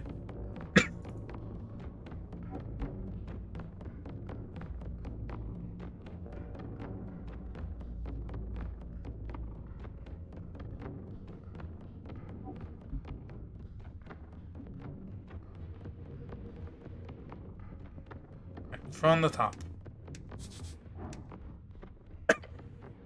Approach the iron door. On it, a paper carrying a symbol. Look closer. It looks like a flame. Heat, radiating. Is it just me or is that door a bit hot? The air almost shimmers. Elemental. The angel sends you a message. The goblin companion takes a step away from it. A faint sound like a whisper in the tunnel. Portal. That's me, hello? I wish for you to know my peril. I am Galbatar, the one of the pearled flame. I have been trapped here for many eras. And on top of the treaty of the Crimson Court, I would go to heavens and hells to serve you. If you only destroy the seal which serves me.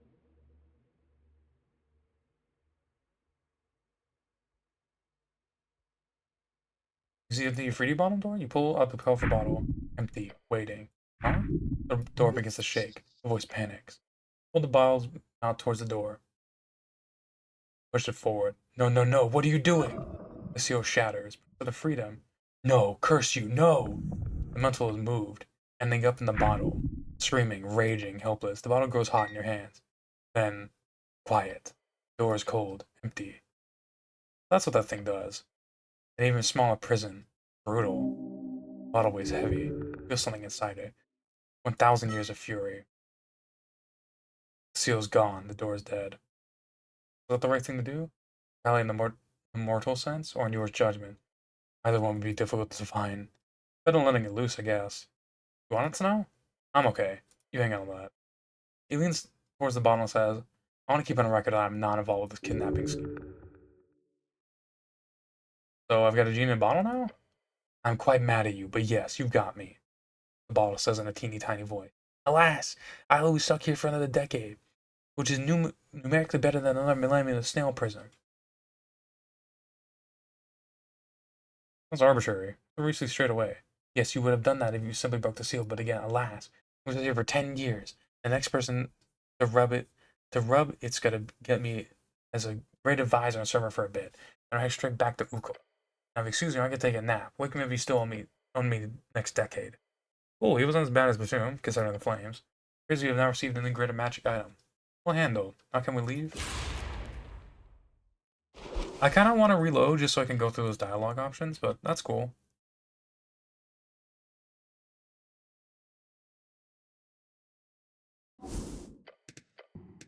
Let me save, do the thing, and maybe, yeah.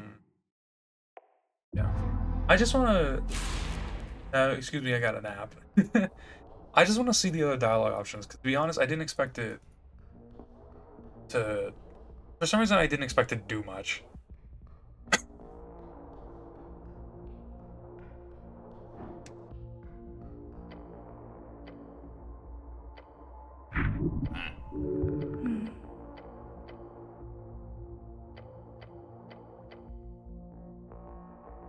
What happens if I break this? Freedom, power, I will grant you wishes.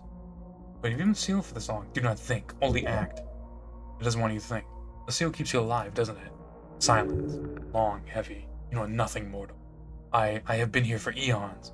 If I die, so be it. I won't kill you. Then you condemn me to eternity. Is that not crueler? What do you want? Silence, then. You will free me. Or explodes from the door. Heat washes over you, not a question of command. How arrogant. Why should I? Because I demand it. Battle creature. If free to compose it itself. You must listen. I power to grant you more than anything else of that magical nature ever could. Would you be my friend?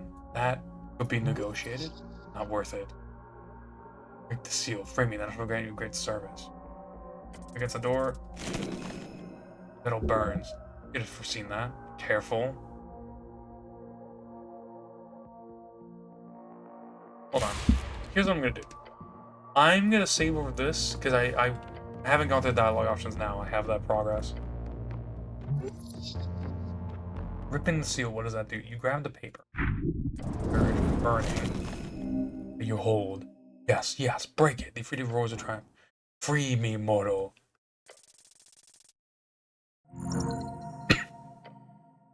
You must pull. The seal resists for a moment. The paper feels hard to steal. Then you see little cracks.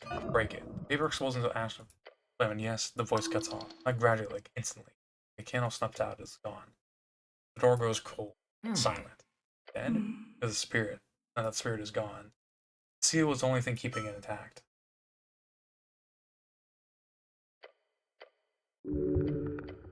Okay. Well, we're gonna reload, because I do wanna... Is it fucked up? Maybe. But I still wanna take him. Listen, man. It is what it is. Mainly, I just want to see the outcome. It's really cool, though, that me having bought this, got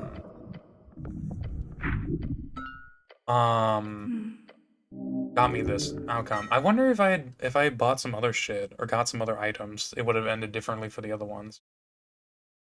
The right thing to do. What's that? Okay.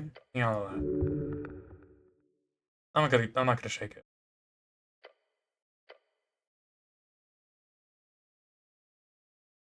Why a decade? Whoever made this shitty bottle put it in as a roll. Most likely to make whoever seals a creature inside, more likely to hide it in a trove or some sort. I'm gonna sit here for 10 years, then the next person the robot's gonna get me as a great advisor. I'm headed straight to Ugo. Excuse me, I'm gonna take a nap. Cool, he wasn't as bad as I assumed considering the flames. Cool, cool, cool. Perfect. And now we save. What a guy. What a guy, man. That's cool, though.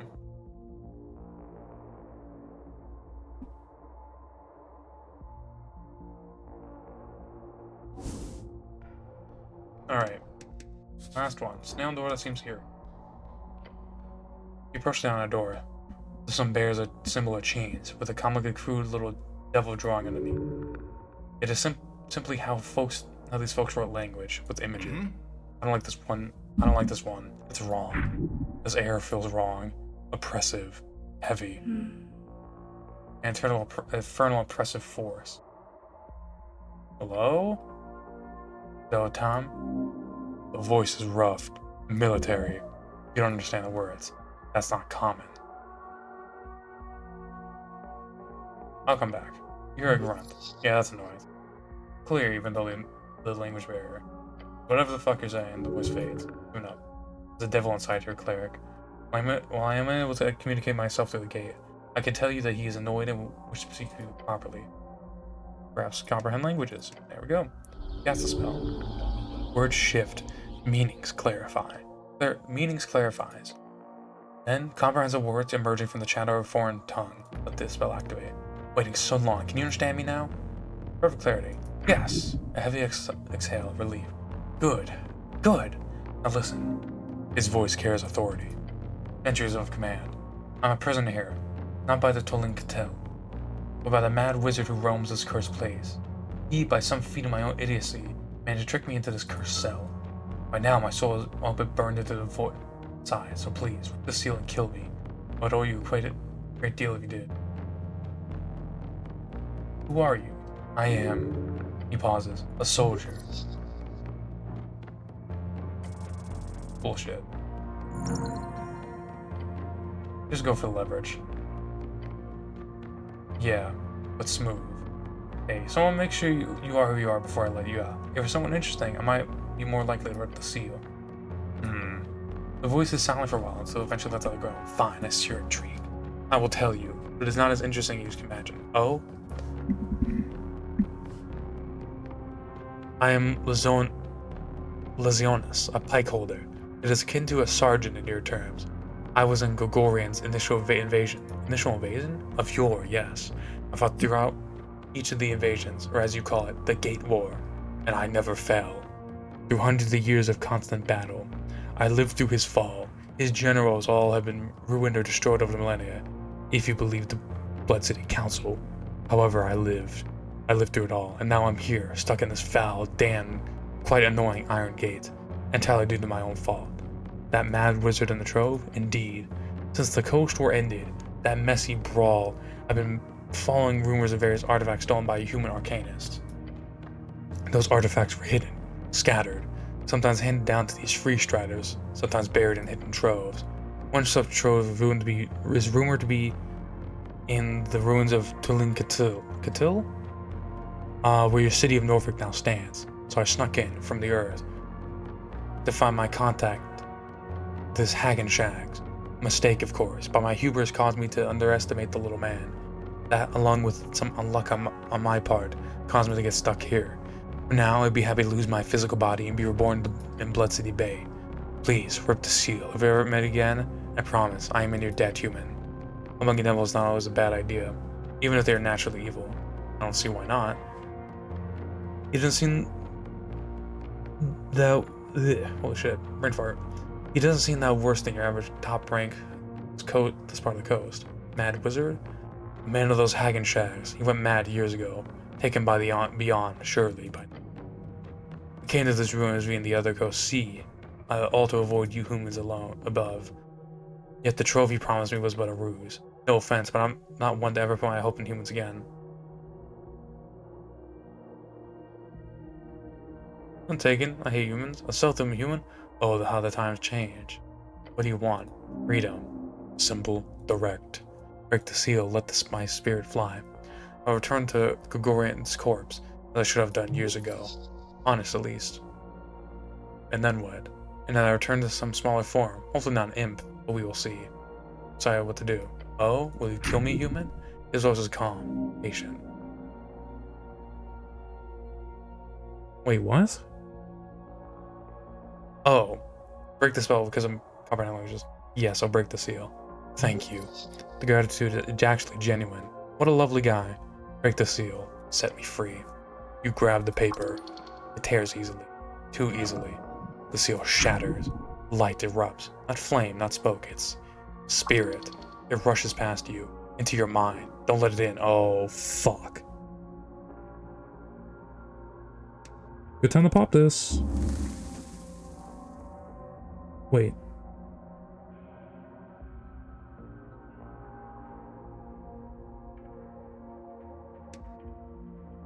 Ooh.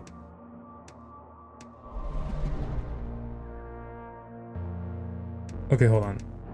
I popped way too many of those, but it's fine. That's cool. Oh, easy fucking peasy. Holy shit, 28 or 27. Holy shit. The spirit passes. You feel a brush against your soul, but it doesn't take hold. Wonderful. Thank you, human. You hear a faint cackling laugh, a whisper, fading into nothing. Oh, that's fucking ominous. Let it fade. The door stands cold, empty. I didn't just doom someone, did I? It is possible. The angel's offers no comfort. Mel steps up and taps you on the back. I wouldn't worry about it. Now can we go? Yeah, time to go. Is this him? Is this the little fucker that just tried to possess me? Okay. Couple bone dust. That's really cool though. If it didn't already have advantage, I would have popped that. Ooh. Right. I don't know what this does, but I'm very excited.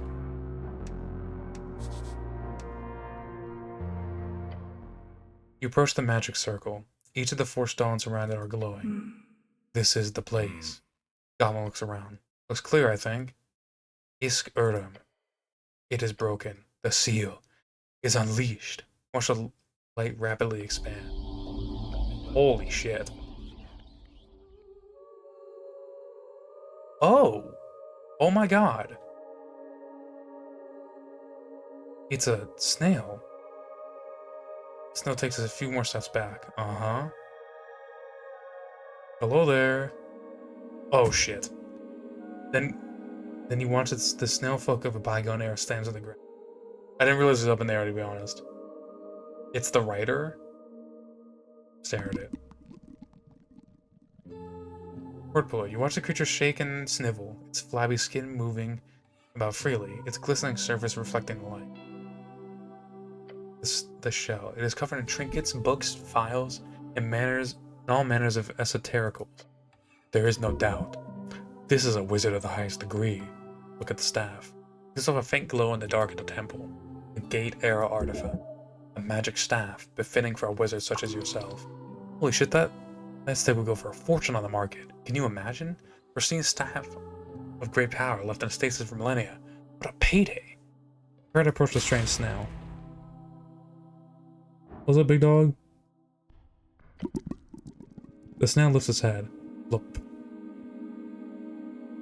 Excuse me? So this is what the Tolling Cattell looked like. Yalu. The snail holds open his hand, 4 fingers outstretched. Then he twists them with a snap. There we go. That should be better. Always keep a tongue prepared for the specific situation. Nothing as awkward as dealing with foreign dignitaries when you run out of your slots. I am Isk Urim, Cord Puller of Tolling Empire. Master of the Path, servant of Yor, lord, researcher, and diplomat of peace. He lowers his soft head all the way to the ground. I'm Rag. Greetings. By Yor. Do not worry, Mr. Rag Cleric. I'm not poisonous, nor do I hold any ill will. Beware, he is reading your mind. Apologies, I cannot help it. What? The snail is inside you. That's not the kind of phrasing I'd use, but yes. Snail squints and stares at you both. Hold on, is this some kind of wizard thing? Read one, you don't appear as loud on the strings as your iron friend here. Snail leans upon his staff. I cannot help but hear everything you think, Cleric. It was Cleric, was it not? It is. And greetings, Tolin. Ah, Celestial. Grand. You spirits should come in all shapes and sizes. Now what a fascinating meeting we have here. Now Snail man looks around, leading on his staff. My mind seems to have slipped a bit. Couldn't care for some exposition? Careful what you think. You'll hear it. He hears everything right now. What's the last thing you remember? His eyes retract close to the base as he mutters. Oh no. I was on trial. For what? I doomed us all to the flames of the Eseth. It was entirely my fault. What did you do? I made a deal with the Red One. He mutters to himself, trying to remember. It's difficult to read his body language, for obvious reason. However, you get the feeling as he recalls more, as he grows more shaken. Eseth, the great dragon, Tulam, our band. I was the diplomat who enacted the plan of peace. We invited the dragon for exchange of knowledge. Truth is, I was greedy. I wanted those strange draconic techniques, the power words. I was not alone in my hubris, nor did I set this plan in motion myself, but it was me who put it in motion.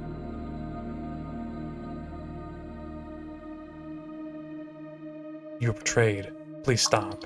That's fun. Now you can know someone with your mind. Sorry, go on. The snailman looks pointedly around the room. At least you think he does. It's more of a gurgling sound. I am personally responsible for the deaths of approximately 50,000 to 100,000 of my kin. The destruction of the Tolling Catil. Yes, that is what it was. Esses went back on his word. He used his unorthodox magic to disrupt our many, many mages. Then he burned the city. The towers fell. The screams. The heat. So like, the thing that ruined all the bases of Norvik, yes. The on the stairs of this snailman. How did you survive? Well, the same way the rest did. We were, as they say, lucky. We were not close enough to his anti-magic, and I could resist his stunning shriek. We fled downwards. As Ethel claimed our city as his new throne, we fled deeper. A few thousand of us. One who remained, we hid in. The sap taps on tiles. This place.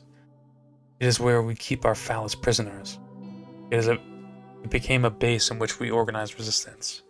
Although some were not so keen to work with someone like me, a traitor. How long we were down here? Months. It did not take long for a divide to build. What did you do here? Debate, mostly? One camp were for leaving entirely, another wanted to turn to your for guidance. I ended up wanting to leave with my wonderful Toot? He shakes his head. Sorry, no I. The voice who won in the end, he saw a more permanent solution to the dragonfire, through primal pagan magic, and I believe in that for a second. They imprison you for inviting the dragon? That, among other things. I was never the most like snail on the coast, but they wanted an offering. They want to pin the blame. He grows silent. His eyes shiver. The snail begins to think about things he doesn't want to think about. This poor snail. He knows what he must face now. Failure. I believe you've been in prison here for a long time. A very long time. How long? His eyes retract as he does not want an answer to this question. When were you imprisoned? I'm assuming an era of dragons occurred after our reign. However, we ruled in the aftermath of the shutting of the gates. It had been 11 years since then. The year when our city burned. During the Fade era then. Not very long after the gates had shut. That's exactly 1,016 years ago. He grips his staff. You can hear it crack. Millennia? I wasn't safe as for millennia? I'm sorry. Yes it is. Good gods. His eyes shoot out, aiming around the room. He's alone. His entire folk type has been wiped from the map before humans even held their own kingdoms. I am alone. God, dude, that's insane. Holy, I wasn't expecting a snail for some reason, but that makes so much sense. The last of his fucking kind. Holy shit. I am alone. There is no one, is there? He shakes his staff and his stalk eyes wiggle around the air. A faint glow appears as he mutters a few words to himself. I see snails, yes, but scrying. No. Is this what you made of yourselves? He stops casting his spells, his head falling towards the ground. Gurema, you fool! You led them into this primal state? Degenerative, frozen, monstrous beast. Hail snails. Realize a terrible fate. Without a mad laugh, they wanted to use the primal cold to break the dragon's fire. That bastard. He led them into pure de-evolution. It is a nightmare. Oh, but yours grace, tell me. How did he break the stasis I was in? Angel Companion steps in. The last thought was of you, Iskurum. I think it. You cleric. Imagine your head now, please. Think about your talk at the iron door. With Irma. She was in an iron door? They threw in an iron door for a millennia? His eyes drooped down towards the ground. I cannot believe it. Actions caused. I ruined my people. I brought flames. I divided them. Yet in the end, I did not even pay for my crimes of my life. Instead, I pay by standing here, alone among the ashes. Ascani, Tut, she endured the most torturous existence known to sentience. Her soul slowly writhing inside of that hellish prison. Yet after all that, in the end, she, like a tear said, her last thoughts were only of you. That's out a grunt and a painful howl. Then he rolls a deep, bubbling scream, causing his glistening flesh to vibrate. Stare at the snail. When he stops, he takes a stab and slams it on the ground. I regret this string. Yours words do not speak of a humble nature. He broke off this world to make his own path. I'll do exactly the same. The snail's going mad. Fair, really. What are you talking about? Let's let Augusta win and fix this. What? Yeah, what? Fix what? My dear Toot was struck by an iron prison. The leaves are stole in pieces, not quite dead, not quite in existence. But I am Cord Poli Isk Urum. I wield strings like Yor himself. From this day on, I will no longer seek power, nor achieve greatness, nor will I build empires. I will only perform one miracle. I will resurrect her, and I will pay her back 1,000-fold for unyielding love and devotion. Yes, the social quest of pay your debt to Lin, to her, with everything I have. Sounds like a plan. True resurrection, not easy, especially when the strings are this weak. True resurrection on 9th level, okay, I understand what it is. An ebb, surely. What, can you tell me more about? Yes, anything you need, I am in your debt as well. Imagine yourself and leans on the staff. I now have a time limit, cleric. In 200 years, the fragments of my wife's soul will leave this plane forever. Thus, I can no longer resurrect her. And it will take time, but it can be done. Anything can be done. He's coping, but not in an entirely destructive way. Yes. Need anything, just let us know. Thank you, my green friend. That is very romantic, Isk-Urim. I wish you luck on your venture. Thank you, Celestial. It's funny. Last time I saw one of your kind, it was on the battlefield. I prefer this, as do I. You not enter the pillar? Oh! You wish to enter a closed gate? That is bold. I need to follow a rogue spellcaster inside. A suspected rogue spellcaster. The snail stares at you. I heard nothing. But if you need to enter a closed gate, that is no small feat, of course. But it's possible? Very much so. What lies beyond is not so much a mystery, as it is a question of shape, tunnels, paths, cracks in the veins around yours realm. To enter is as simple as either having a key, a blessed passing, or forcing your way with a powerful spell. Gate, astral projection, wish. They can all break through. Of course, with the current state of things, here in your time, it is clear all such methods would be difficult. Very difficult. You require assistance for creatures who have studied, or understand its shape. But not you. He lowers his head. Tut was a genius on Manar travel. She could have helped you. You made him sad again. Sorry. He glares at you with one eye, and as the other falls upon his side. You have made a great friend of me, cleric. That will be rewarded. Oh. The staff of strings. The staff? You hold it out, feeling the power surge through the rough wood. Call it Meravesh, staff of strings. You may call it staff of pulling Catel, as a remembrance of my fallen people. It will be returned to me once you are finished with all of this. The crystal at the top lights up as you speak. It is now attuned to you. If you wish to wield it, while dealing with this gate, it will grant you access, information, attunement, so on. Dear wife's research can be found within its core. It will help you, I'm sure. Thank you, Tut. As for you, who you should speak with, I have no idea. Unless you want to write a contract with some powerful devil or serve a far realm monster, you might have not too many good options. The only creature I know beyond my people who understood the mechanics of the gate was the gate guardian himself.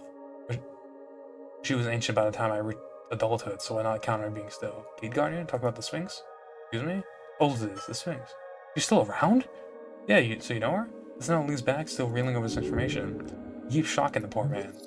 He's an old friend in the city then. Good for him. I'll have to visit, so she's on the way. It's a tavern now, called the Drunken Sphinx. It's a strange era you built for yourself. Can't say I dislike it. In that case, I highly recommend you go speak with Olzis.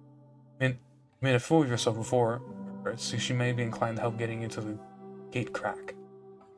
I respect this, but oh, I'm sure with Maravish will be fine. If not, maybe there is some other dark, oppressive magical creature to persuade. Like that aberration called Everglade that lives in the tunnels, I assume? Huh.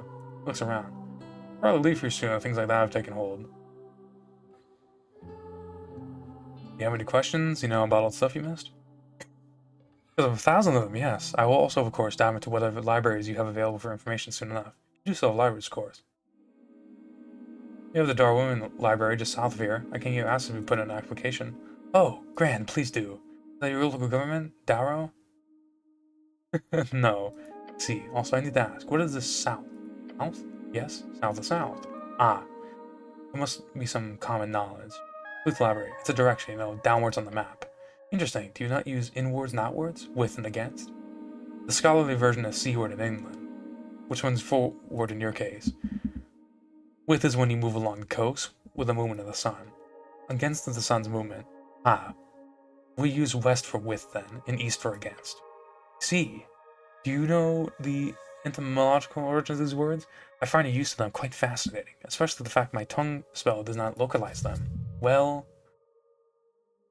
imagine a map. Interesting. I love the fact that you can just imagine shit and he knows it. That's so fucking cool. This might be one of my favorite characters on so many levels, dude. Holy shit. The you base your direction on the map is very different from our way of navigation.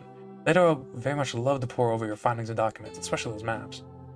Books all over the place. You'll always just go around and ask them, check them out. Interesting. So people are very open-minded then? Sometime. The Van Man looks like an interesting spellcaster. See how they react.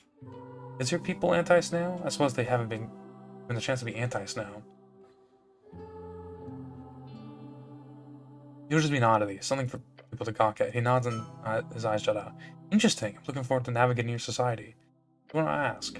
What's about a bubbling noise? Timeline. I see images of your current world in your mind. Your city called Norvik. Live upon the ruins of my people's creation. Very interesting. By images and how you got here, you'll be human, yes? I remember the dragons in the east bringing your people to the coast as servants, slaves rather. When did you break your change? It was during the Fade era. Humans broke free alongside many others of the big ones fell. It was... I see. I'm both relieved and extremely happy to hear their demise. You're welcome. But I must ask, whatever happened to Eseth? His downfall must have been at the hands of a great warrior. Oh, I know that one. It's a children's story. Oh? The little and the large. Think about the tale. Gnome befriended the mystic titan of Skani, and together they defeat the great red dragon, Abacus the half-wit, and Ka Ymor, the greatest of friends. You're kidding! By Yor, that is very good. Very, very good. An ironic end for such a horrid beast. Defeated by friendship. May his bones be cursed forever. Fuck that dragon bitch. Little folk forever. Humans of old Numenor broke free and built kingdoms. Hold on, let's see. Snow attracts his eyes and goes quiet for a while as he listens to your thoughts. You go on. Fade era, after the Gate era, lasted about 1,000 years. Ah, you're at the start of a new era then. What do you call it? The post-war era. Oh, the Arcane era, but within a most foul war then. I can only imagine. Myself, I, too, was born in a time after war. Gate War. But my father saw the end of it in his youth. I'll make sure to read about it more. What caused the Great War? Humans. We became great wizards. Arcanists and destroyed each other, as well as almost the entire coast. Yes, I can see that. I can similar not in any way tell you the real reason behind the Gate War. Since it's closer in timeline, if I may ask, how did your coast war end?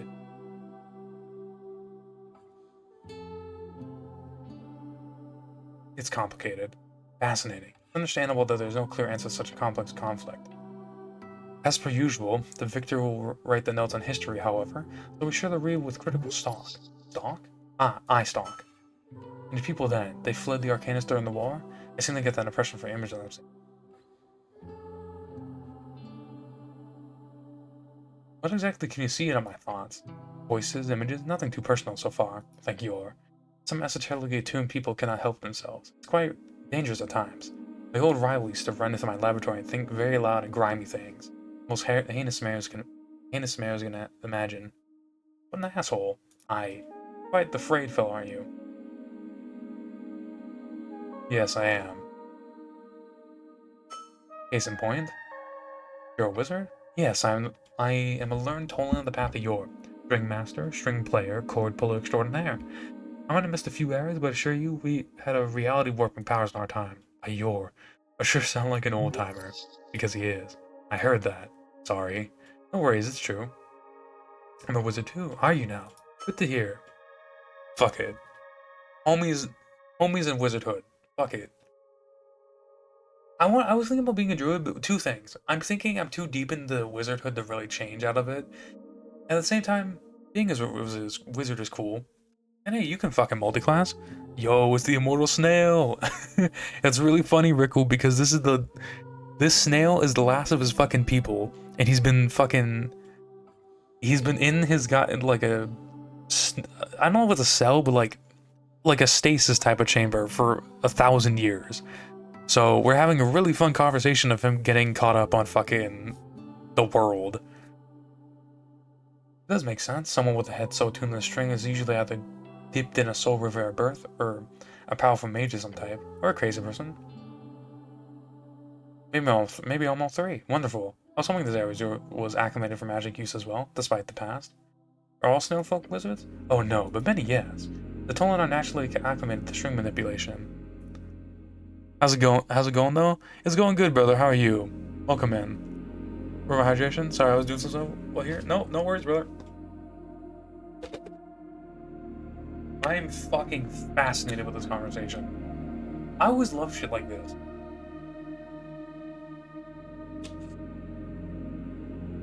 Somebody surviving well past their timeline. It's so interesting. It was from a gift we were granted by Yor, as it arrived on the Great Whale's back. What spell levels can you cast? 9th by regular limits. I had the ability to wield a 10th level spell at one point, although it was of course a weak 10th level spell. I called it Isk Urim's Epic Traversal. Basically targeted the road, up to 100 miles of it, repairing any holy shit, making the journey smooth and wonderful, and generally increasing your movement speed up to double. Useful, not more than that. Not exactly epic, that's cool as shit. Useful, yes, as you'd imagine we kept to the more grounded magics for anything above 9th. The actual world-changing spells will simply get you popped out of existence. Popped out of existence? Yes, I named it Esoteric Events. They apparently began during the Gate War, but grew worse during my lifetime. Irresponsible uses of magic still easily cause them to appear. Some called it wild magic, some call it Yor's curse. Oh yeah, we have those all the time. Oh, do you now? I suppose the tongue spell translated properly then. Teach me your 10th level spell? No. Those epic tier spells are not stuff you can share, at least. I don't know how. What 9th level spell can you cast? Nothing currently. When I cast into stasis, Urema made sure to place an ebbing sail on me. That is a curse, essentially. Makes me unable to cast anything above, in this case, 3rd level spells. Currently I'm not so powerful at all, but do not fret, it will fade in time. Hopefully as the ley lines grow stronger all around this ebb. So they ask about wizards for now. Yeah, teach me magic? Okay, teaching. Oh, teaching, that's not my specialty. If you have any questions, I can always share my knowledge. Beyond that, I'm afraid I can only offer a spell scroll. What does that mean? You want a definition? I spoke with the Demi-Lich spoke of an esoteric ebb. A Demi-Lich? Dangerous friends to have, cleric. Unless the word has changed more than I imagined since I left. I jitter a bit. Ebb is defined as an effective anti-magic. Oh. It is when the flow of magic is ebbed, lowered, ceased. It is a word I do not like, for many reasons. For one, it was a tool used by our enemies for the Gate War. Sink Yor's realm. They wished to quell his strings. And of course, it was the dragon Esif. His betrayal began by casting a horrid and terribly effective spell. Power Word Ebb. What does it do? Power Word Ebb puts a clamp on Yor's strings, a large area, I believe up to 1,000 feet. We can avoid a high tier magic and low tier magic, and low tier magic become unstable. It is no simple anti-magic field. It is not an area of suppression magic. It is the literal editing of the strings themselves. It cuts off flow to the strings, flow from the past and future, a ripple of non-magic through time. To be honest, I have no clue what the exact parameters of casting such a spell would be, nor what the long-term effects are. But it sounds to me like your area has been affected by some terrible ebbing, where your strings seem to be, to me, as if they are indeed clamped and clutched, as if struggling to breathe.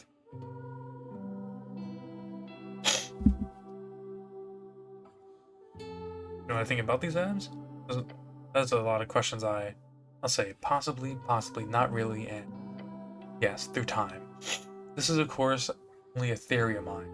When it comes to esoteric effects, pockets, events, and so on. But what makes an esoteric event so powerful is the sheer time frame of it. The consequences can be unfelt for centuries. That is when Yor makes esoteric magic so powerful and so dangerous. No sane being can calculate beyond the third dimension, not at least beyond some abstract, impractical sense. We are not made for it. That doesn't stop me from researching it, or at least until Esop did. Now he's getting sad again. What do you know about Yor strings? He holds out a palm and casts whatever the fuck. When Yor crafted the coat, he did not make it from scratch. Dazzling lights spawn out of his palm, forming a collection of gleaming lights. He based the design on others, the landscape, the water, the wind, the biome, as well as the magic. In most other realms, what art history teaches us, ley lines, as in the thing we channel magic from, is usually formed as a web, network, a weaving, a series of nodes connected. This design was fundamental and solid, connected so many material realms to the other ones, as in they were not just one. The solid world of mortals on one side, the worlds with all the angels and demons and non-mortals on the other side. A magic web interconnecting them. Most anti-sepulents would tell you the same thing. The world of mortals and non-mortals are separated by beyond Yor's realm. Go on? Not. Yor did something different. He created the strings. Instead of having a series of nodes with connections between them, these ley lines were simply just nodes. They contain a sort of esoteric vector. Intensity, delta, rush, tone, some call it colors. Various difficult to parse parameters. Instead of being interconnected, they simply bump into one another, physically. That is how they interact, to put it in a simple metaphor. However, Yor did something ingenious here.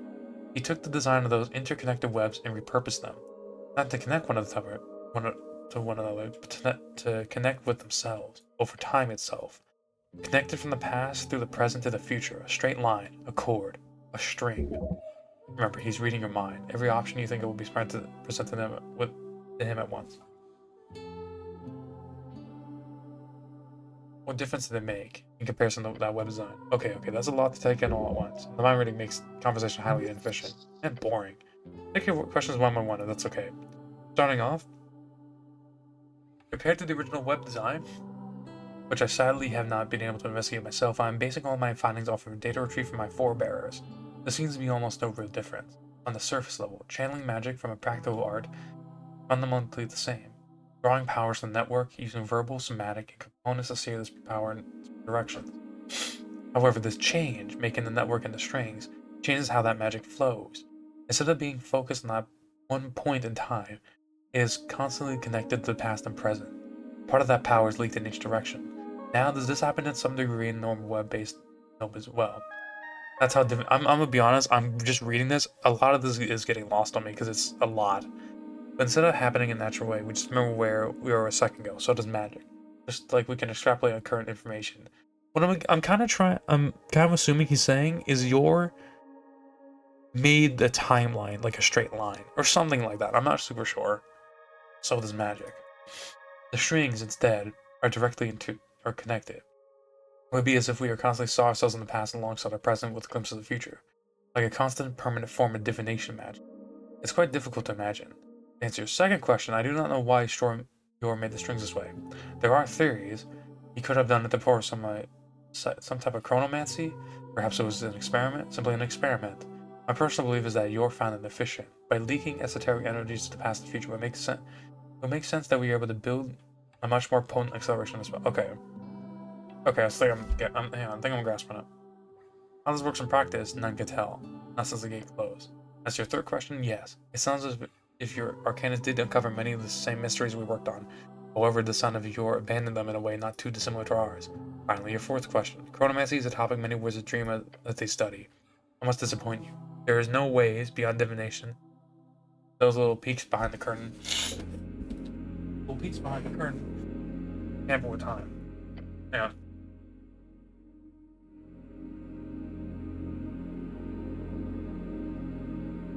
As the strings move forward, Yor watches us go along them. That is one of the messages we received from all these years ago. He is watching. This is our one chance to make our choices, make them well. Okay, so I think that's what it is. It's like he created a time, like a straightforward timeline. When I learned high tier magic. I'm an effort cleric. The moment we caught a batch of students about to rush into the wild to burn some fake creatures with fireballs. They said they needed the experience. The Wizards of Yore teaches otherwise. Repeated exercise does build muscle memory, yes. However, true experience is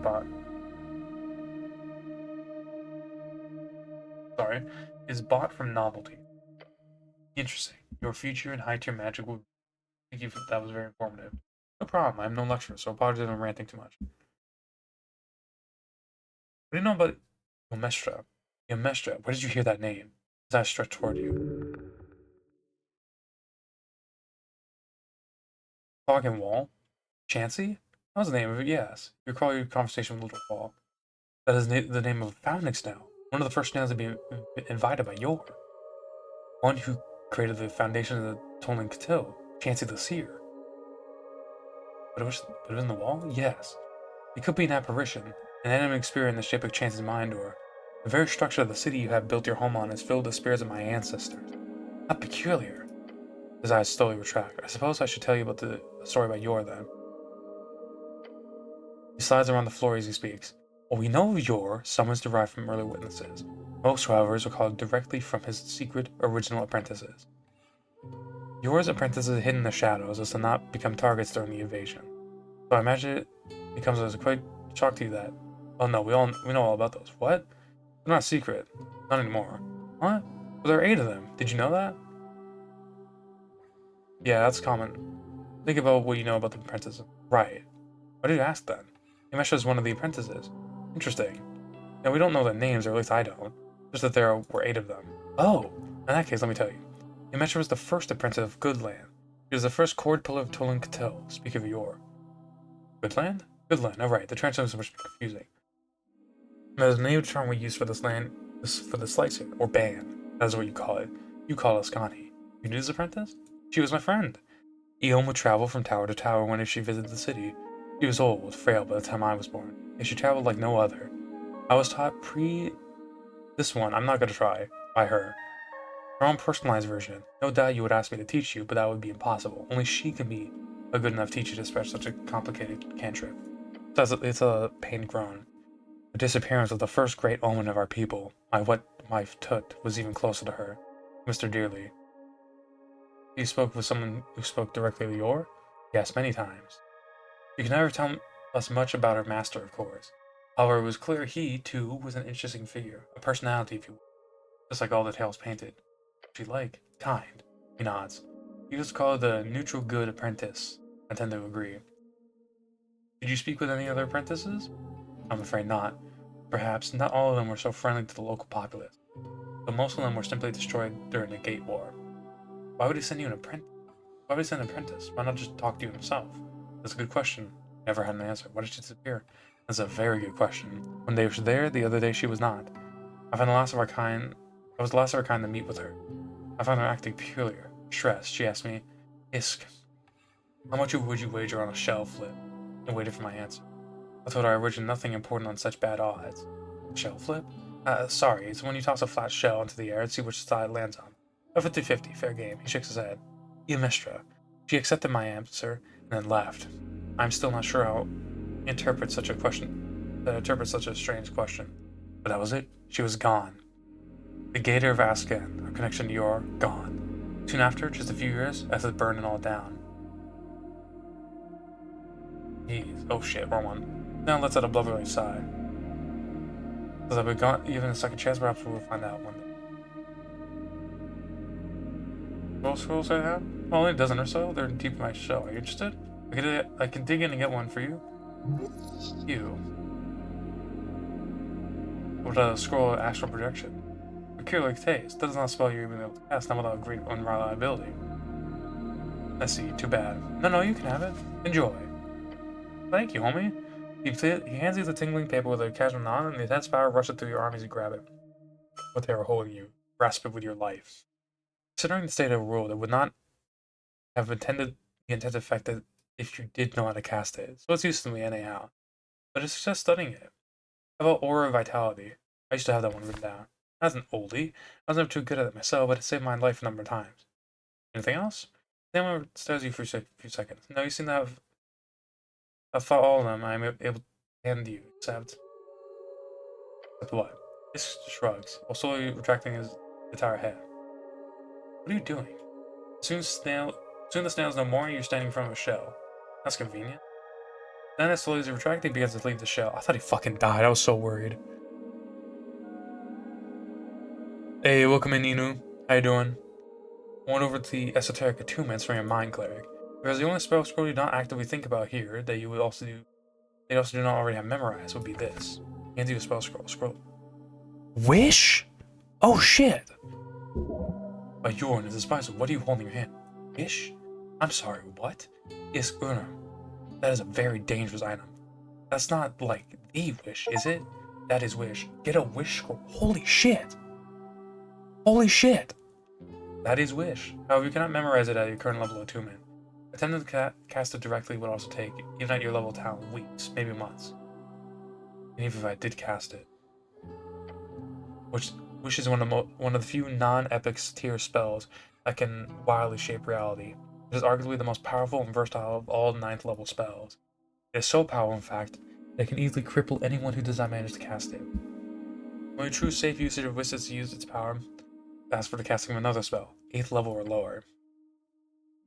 You could ask for a weaker effect, which have been proven to be safe at times, but if you word wish poorly, the effect is broader than you intended, and you are, as I say, screwed. That is horrifying. Someone lets out a blubbering sigh. I received that spell scroll from a. Gotta go for that. Take care, everyone. Not much playing Enotria. I could tell. Oh, I've seen that one. That one seems good. Maybe not the best, but it seems fun. How's it going with it? Gotta go for time being. Take care, everyone. Hey, take care, brother. Sleep well and all that jazz. You go on to bed. Catch you later. Oh, Rickle, how was the gym sesh yesterday? I can't speak right now. Jesus Christ.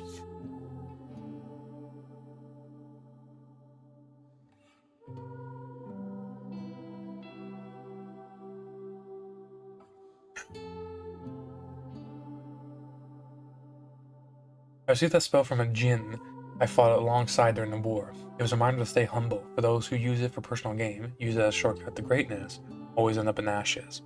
Was good? Hell yeah, dude. It's alright, even has a story mode difficulty, which makes it enjoyable enough. Hell yeah, that's fun. I don't know, I always listen to such ideals, but when it comes to that spell, I have respect for it. One of my teachers, the great Rit Eos, used its power to shatter the hearts and souls of 100 ice devils. In the process, her entire being turned into a permanent esoteric pocket. I'm giving you this scroll not to use cleric, but as a reminder of mortality. I thank you for this, Isk. Makes a peculiar mouth movement. Grin. I like your fire. It burns bright. Anything else? I'm good. Stand my nod. All I gotta ask. When are you voting in election? A what? First ever election soon. Vote. Voting? Hold on. Do you select your leaders through election? We're starting to do it now, yeah. Fascinating. This is an elective system for landowners and mages. Everyone gets to vote. Pretty much at least. Usually to live here. Huh. You've shocked him. I did not expect something like that. Such a liberal paradise. Well, I'm not one to judge these futuristic ideals. I must investigate. Tell me more. Who do you vote for? Kings? Governments? Parties? With different ideologies on how to run the city of Norvik. Parties? How glib. As the Free Striders, they want to bring free trade, democracy, and prosperity for all. That's amazing. That's a bubbling noise. He laughs. Listen to all that, I would say. I'd actually vote for the Arcane. Seems like they would be the most esoterically attuned party, which fits my ideals. However, in my experience, a group of wizards working together tends to end up being quite the mess, but my heart still leads that direction. I'll have to go see for myself once it's time for that election. I was laughing at democracy. Rude. He has a fair enough reason to laugh at it. It will most likely be a messy process. Chest, shoulders, and triceps? Hell yeah, dude. That is, you gotta kill 50 to 80 of each enemy for a trophy? Damn. Holy shit. At the very least, the snail has good taste. Let us behold you knowingly. What will we do now? I will build a base, a laboratory, Somewhere in the city of yours, built upon our ruins. Any tips who I should ask? Lady Sageleaf is a local goblin chief. She could hook you up if you do some change, I'm sure. Damn right. Oh yes, I see. This will help a lot. Thank you, cleric. Once I've established a foothold in this new era, I will return to my research.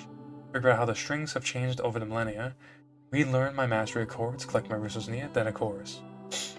I'll bind her fragments to this material world. I'll return her to flesh, bring her into life once more. My dear, sweet Tuturma will be giving her life once more. And then she will have me. I'll be a life for us, a life of peace, true, fair peace. Wish me luck. Good luck.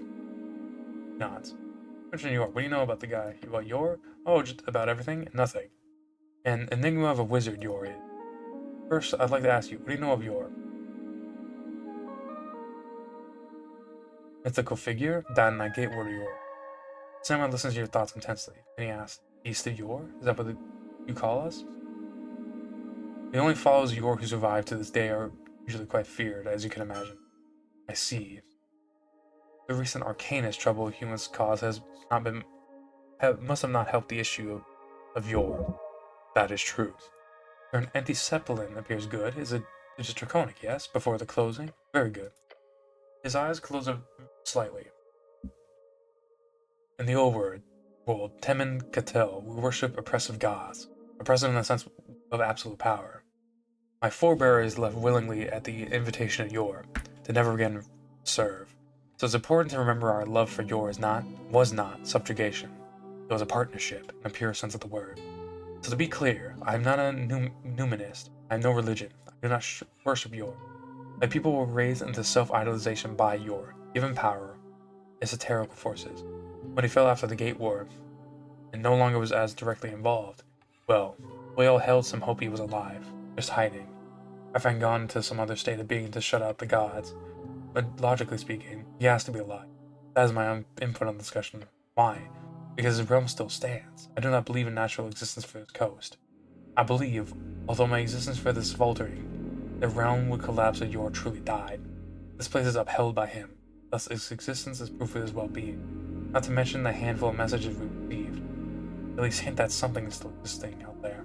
Unless you believe those messages were false, which they could be. I do not believe so. Alright, see you later, Isk. Holy shit. That was huge, but that was so interesting.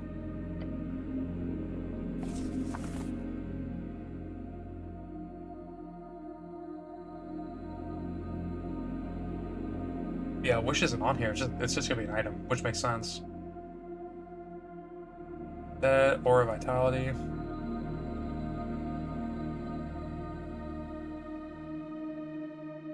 Oh, we need this. We fucking need it. Okay, that's gonna be huge. Okay, what I'm gonna do then is I'm gonna drop Cure Wounds, and then I might even drop fucking this one. Because if we do that for like an encounter, which is the main time I use those spells, that's huge.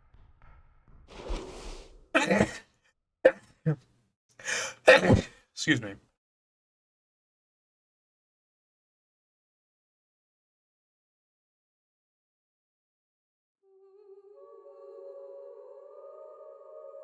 Fuck, man, that was awesome.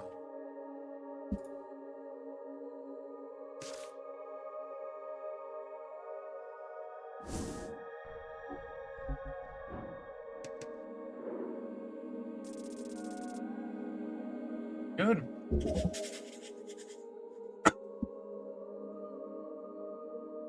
Pretty fucking good. Alright.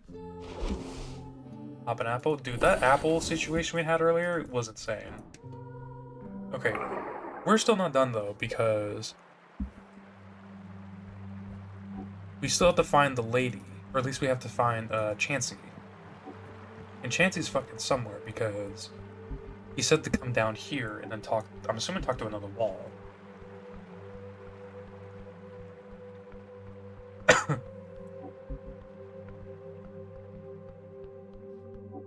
Brag, what the fuck is happening? Oh, I didn't check the thing. Hang on. Intelligence. Whoa, dude. Holy shit.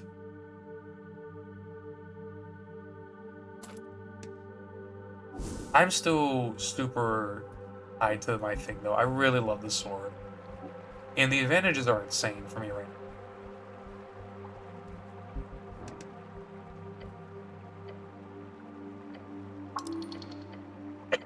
Okay, and that up.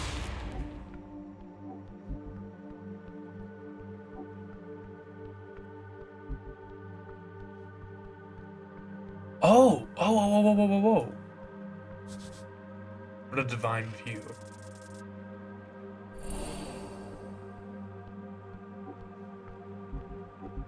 Is there anything here, or is it just nothing? Okay, just nothing. Cool. Okay, so maybe not down here.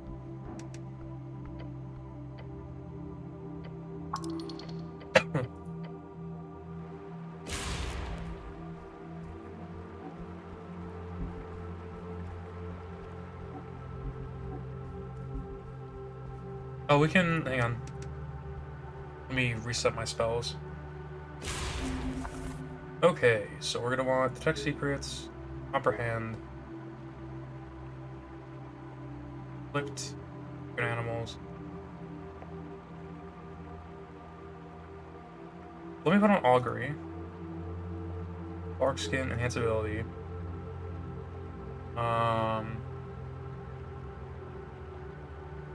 Mage's Mantle, Aura of Vitality.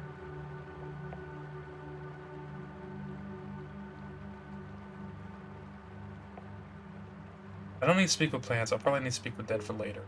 And then...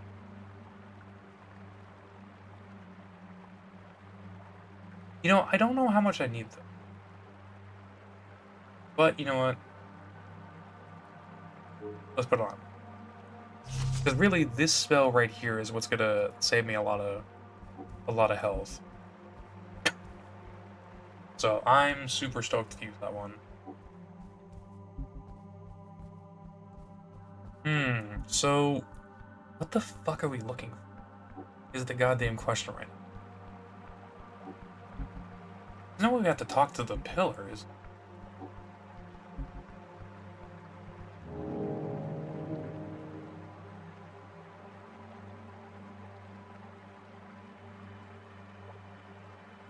Is there any quest line as well for that? Just something... it's really cool that there's not even like a quest line for some stuff, and it's like really interesting. Some people might not be a fan of that, but I am, because it just makes shit really interesting. Okay. No.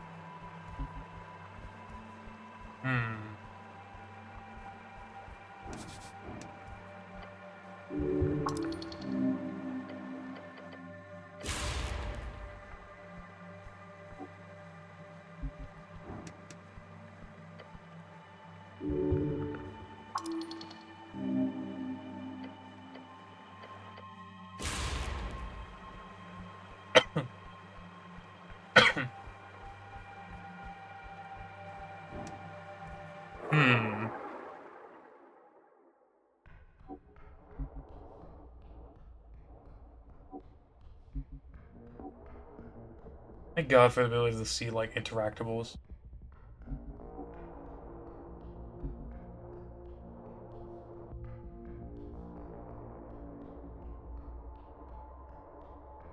Okay, this is some other shit. I don't know what it is.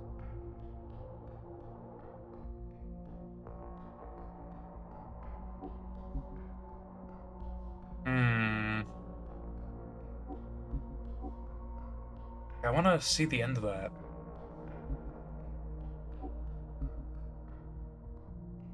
This was such an interesting thing, and it's even more interesting now that we found out shit. Unless this was the idea, but I feel like... I still want to talk.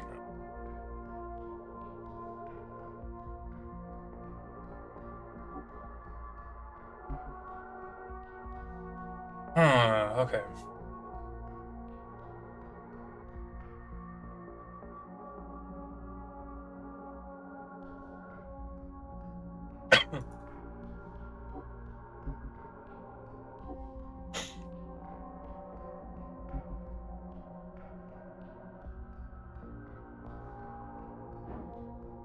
Unless I was mistaken on where I'm supposed to go with this. Like, I wasn't supposed to go this deep.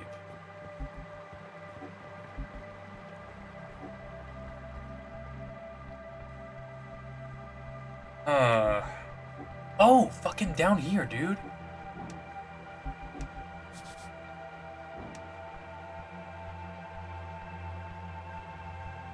There's something there, at least. Ancient mural. Step out on the edge. The vast undersea chasm greets you. Teal mist looking inviting.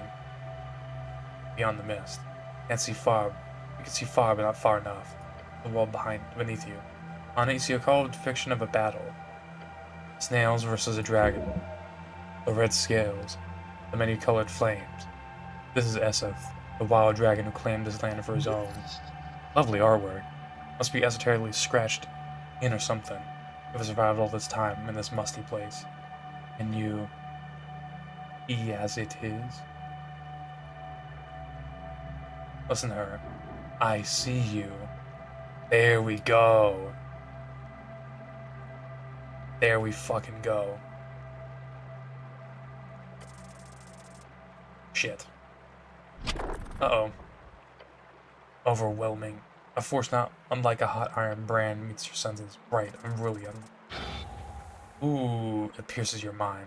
It grows soft. Let me put it back on bark skin. Oh, fuck, that ate the thing. It grows soft. Don't fall down. You will not. He's in control.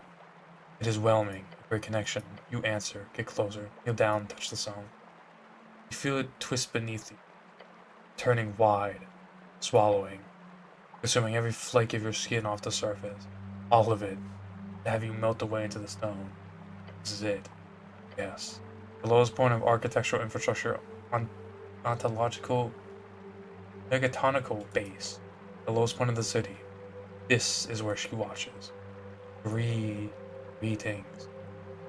Hello. Greetings, young one. Oh, that's a new voice. Beware. It is powerful. I mean no harm to you, it's here. Nor am in any way in opposition to your goals. It's an ominous way to start a conversation. I should be more clear then. I ask nothing of you but a word. Right, I believe you. Yet your mind plays with other possibilities. The vast choices of man in charge. One steeped in deep divides and cloven paths. I wish to see you, close and near. For you being watched by one such ignorant flame, yet I know why. Being watched by what? Voice turns into a vast wind, soaring across the misty cavern. It forms once more into words, feminine sigh seeping in the ear. I am Eomestra, the second apprentice. I hold no sovereignty over these lands, nor do I wish to uphold any divine delusion. I am a ghost, trapped in stone, bound by duty. What is your duty? My duty is this place, purely as a location. I am its shepherd, custodian. I keep it from breaking apart in the splitting of its seams. That is all. Trapped you here, I cannot sigh. You do not know? I do, and I cannot tell you more. What's it like being in the wall? There's nothing mostly. My perception is not the same as yours, young one. I need to strain, to push myself in order to even have this regular conversation. I cannot do this often, or readily. You are a friend of Isk-Uram, were you not? Isk-Uram. Yes, I recall that name. One with great mastery, a horrible patience, a gifted wife. He'll have a trial before him, one he's not ready for. I wish him well. I could leave him a message if you want? No, you cannot. As I'm not allowed to, or you cannot. Trust me. What do you want to tell me then? In truth, I cannot tell you anything. And why is that? For the same reason this realm exists. For that I am sorry. It is selfish of me to steal this fray from you. I hope you find in your heart to forgive me. Yama Commander is nervously looking around. Cleric? Oh, this woman. This accursed ghost. He has already placed something on you. All the strings around your body are disconnecting, one by one. I'm starting to get worried here. It is already done. Do not fret. Instead, listen. I see clearly the magnificent non-impact of your death. That is why you are being watched. You are one in a magnitude, most likely. A simple mortal with a faint inclination for the esoteric, whose strings somehow align themselves with that ultimate split. The 50-50. If you are truly watched, and if you truly have this potential, seek 3 things. Number 1, do not attempt to speak with me, or you will end up in another fray. Number 2, attempt instead to speak the key words for the hidden cachet within this mural Eseth. This will remove the power stone, disallowing this conversation from ever taking place. And finally, number 3, seek not to uncover the secret of the ignorant flames. The glimpse so far have become curse enough upon your strings. Feels blood rushing from your eyes and mouth. Remember this key word, young one. Remember. The key word is Gal Mien. Watch a tear rush to your side, and you see Snell yelling at the top of his lungs, something about healing magic, and then, follow the edge. Cleric! You'll feel nothing in the end. Nothing but a feminine sigh. Reach the end. End of the string, get into death. Your body's consumed by some ancient curse. You die before you even hit the gravity flip. Legal Mien. Oh shit. Fuck, when was the...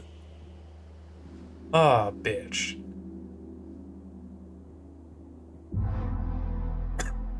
Holy shit.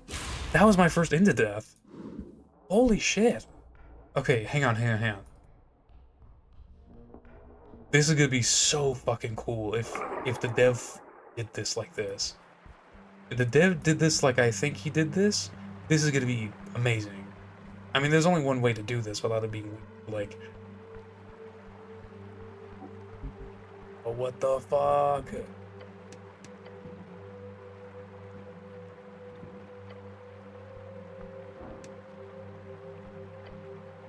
Out on the edge.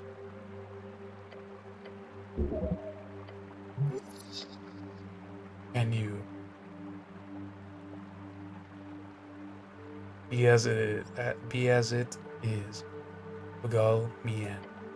As the sound leaves your lips, the wall beneath you appears to react. Leaning out to see better, you see a glimpse of a light glowing from the center of the mural, right at the heart of the drake. It's that light, a cachet, hidden within the mural.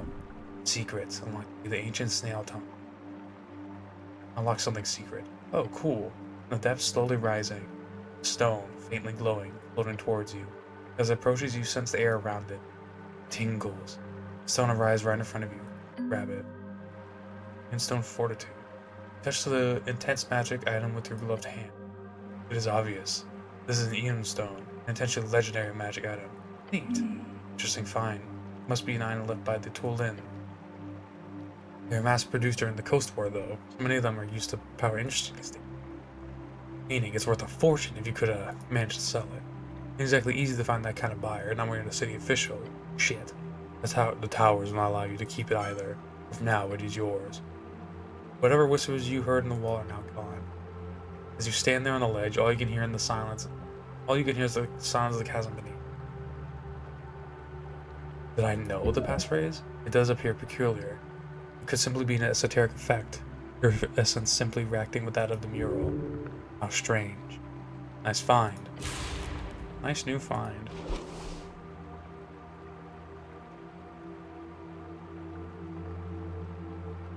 We got 2 stones.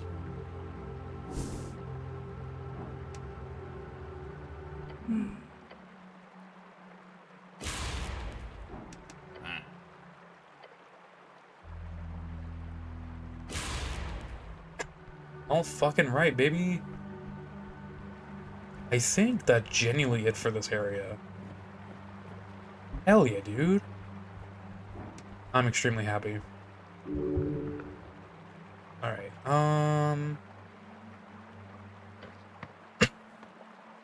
maybe Pillar Crossing?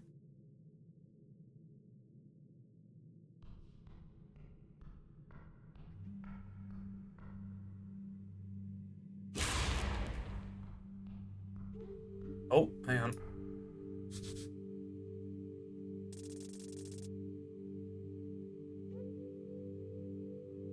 Nice. Very nice. Alright, we still got a few things to do. Most definitely.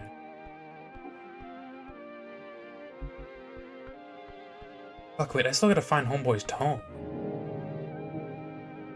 Shit. Tome this.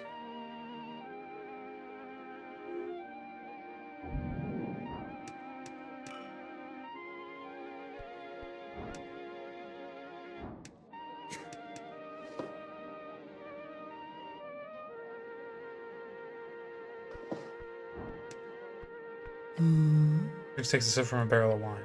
Little one. Looks right through you. And with the hit riddle again? Struggles as many times you want there. Bound within the arcane flare. Two tongues of flame that scorch the air. Burrow deep within the earth. Primal string to show you worth. Coaxing gods and thronging herds. A man divine. Alone. Howls his work.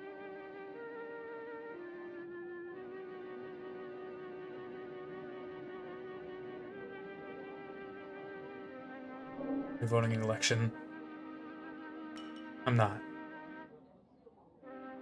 But why? Just ahead, I cannot lead the vote, I'm afraid. Even if it was my business to leave an imprint on the affairs of the mortals. If you could leave, what would you vote? Oh, I don't know. What's the claw you? What would you have me vote for if you were my shoe? The Free Striders, to bring the prosperity to all. Talking for a Free Strider 12 times. Reed's lover, hell yeah. Ah yes, opportunistic capitalists will surely be the best choice to safeguard the future. Gives you a knowing smile. Does more than you'll ever learn. Can you even leave her for a minute or two? I could, but that would break my divine quest. There. I'd not have expected a mortal to understand. Interesting. The door behind you. Nothing? Clear something. A perceptive you, little one. That should not have been a hasty nothing. That should have been just a loud one. Hold a polyp as a protect. Behind me lays one divine vault of many. She lowers her head slightly in the tiny bow. I am its protector. It's really more complicated than that.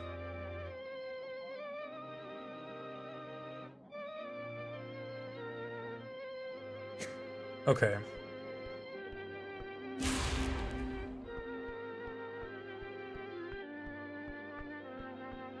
Anything around. Right, okay, cool.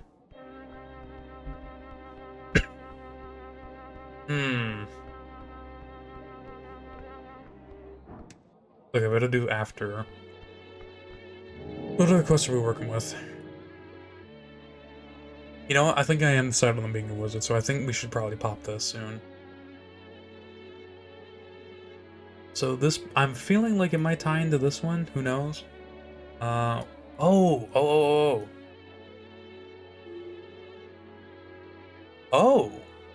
This one's done. Okay, fun.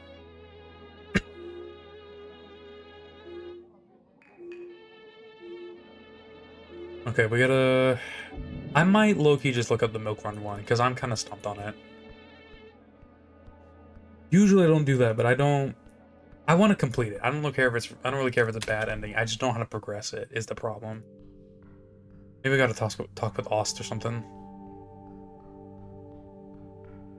But I do need to break into the Restarter's place.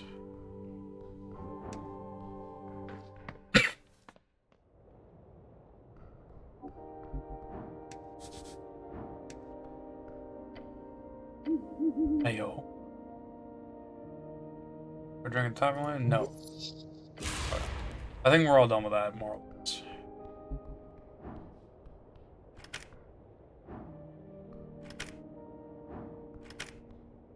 Maybe there's another way in? How? What the fuck, how? Oh. Take a few steps away from the top entrance to find yourself positioned before one. It's dark inside. While water lane never sleeps, the free charters are clearly busy these days before the election. The HQ building looks dead empty. It's ballsy. I think it could work. Could I get it open? How's it locked? Good question. Looks like a simple mechanism on the inside. Won't be impossible to get in. Open. Just... Oh, I am on the effects of it. Okay, cool. Okay. Oh, you bitch. A bit, but not enough. The gap is bigger. Try putting a finger there. No. The window will consume it. Be careful. Okay. Run it back. Run it back. That's enough. There we go. I got fucked over super hard, man. Careful maneuver through the crack at the side of the window and crack it.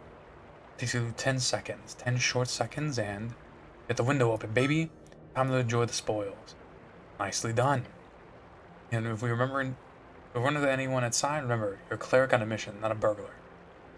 What about a sneaky rogue? Yeah, that's slightly better. Nice.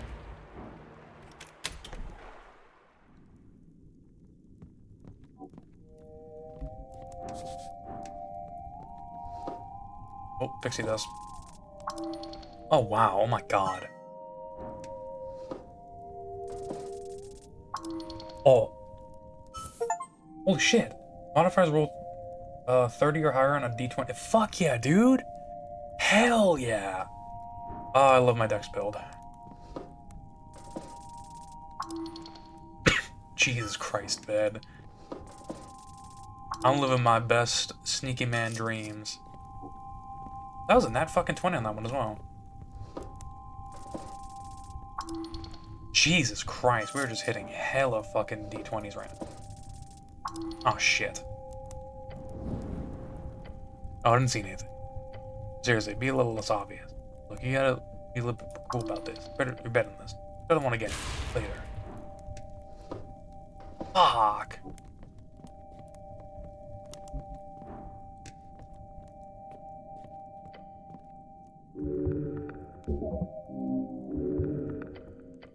I'm pretty sure I already read this. I just... we spinning around?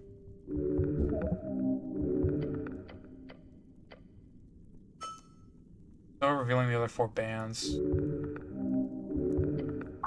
Okay. Oh, actually spin it back, spin it back, spin it back. Don't let them know I was here. Hang on. Oh, I don't think I need to do that. Okay. Keep it like that. Very much keep it like that. I'm glad I already had that thing set up. Check behind the mirror. There's a safe in the wall. Careful, cleric. Pretty sure there's many things, but careful is not one of them. Careless is not one of them. The safe. Well, design, arcane era. Simple mechanism, built upon entering an esoterically attuned iron piece. Thick walls, a handle, the words, Orion and Glot, are hammered into the front plate. This would be difficult to get into without the proper tools. The character's safe, right? Look over to the fire. Alright. I know what I gotta do. Where is my... oh yeah, lame.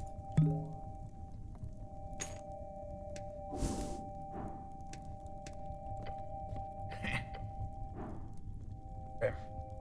Advantage against evil? Oh shit. That's enough. Oh fuck. Holy shit. Oh no, DC 15. What am I...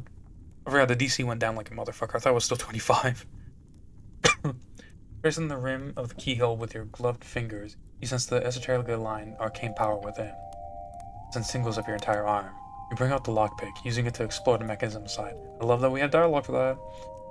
Being careful not to trigger the magical barrier inside, you realize by exploring that the rim inside has a dead zone. Find a gap where the spell, enchantment of some kind, does not reach. Press against the gap while fiddling with the mechanism. You do so, with seconds you hear a click. Whatever it just did, it just worked. Look inside. You lean in. Damn, great jump, seriously. You hear a method of whistling in the fire. I ain't seen nothing here. No, sir. As the door glides open soundlessly, You see inside a stack of papers bound by a leather strap. Got the orange ledger. As you do, you realize how light it is. It's just one. Is this just one paper or two? What the hell? Why do they keep a single contract alone in the safe? Must be juicy. Look over the text real quick. Gods be damned. It's even easy enough to understand what it means. The contract is between the Ascani Reeds Trade Company and the city of Norvik. Taking so long. Wait, it's not need to check this. Fine, be quick. The contract states that from the first of Belton on the morrow of the Blood Night, that is in 4 days after the election, land riots of 15 collected ports across Norvik will be transferred to a bunch of companies. A bunch of company names you never heard of, than theirs. Huh. The stinkers of those businesses, they're all magistrates. One of them says Nicholas Darrow. The city is selling off every port in the city? They're doing what? That's insane. If people knew, they would be panic. Genius move, honestly. It means the free trials get control of the city, no matter what happens on election day. And the magistrates all get rich. Now you've got this info, you better get out here, but fucking free strider. What should I do with this now? Honestly, I have no idea. All I know is that you and me, we're not supposed to see this shit, so don't do anything hasty. Or release it somehow? Yes. The folks need to know the truth. Yes. This is harmful for the city. Pure corruption. You're not gonna stop it either way. Turn them back to Vera later on. Tell you we got it from some thief in Waterlane. You can make some friends with it, and enemies, so be careful who you show it to. The city is corrupt. What a surprise. Keep it or share it. Make sure it does not trace back to you in either case. Democracy in your grasp. It festers. It dies. Holy shit. Okay, that's huge.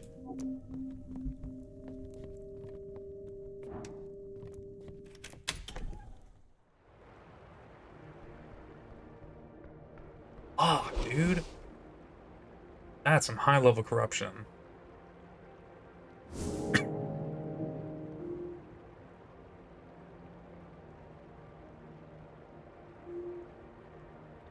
Okay. Well, I'm glad I progressed that. Fuck, man. That's insane. Damn, man. Okay. I think, though, it's time to sleep in game. I think, from the looks of it, I'm gonna keep going for maybe another hour. Maybe less. I might even end it soon. I don't know. It is 2 a.m. But it could be the next session will be the end. Possibly. Because we're really deep into this. Especially because of how close we are to election day.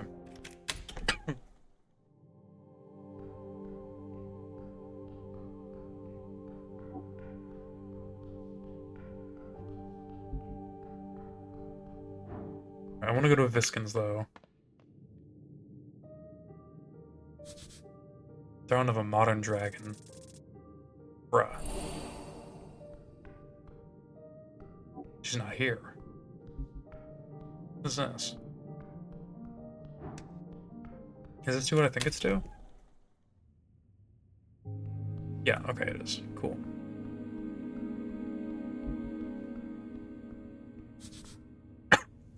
Place where death ends.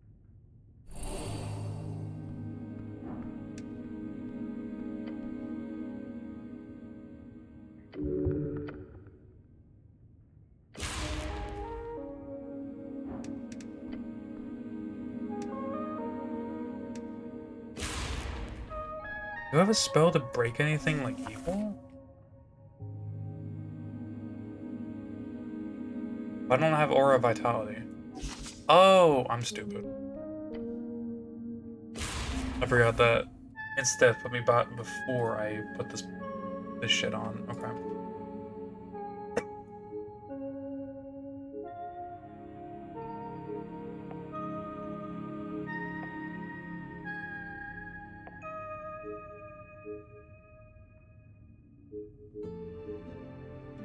There we go.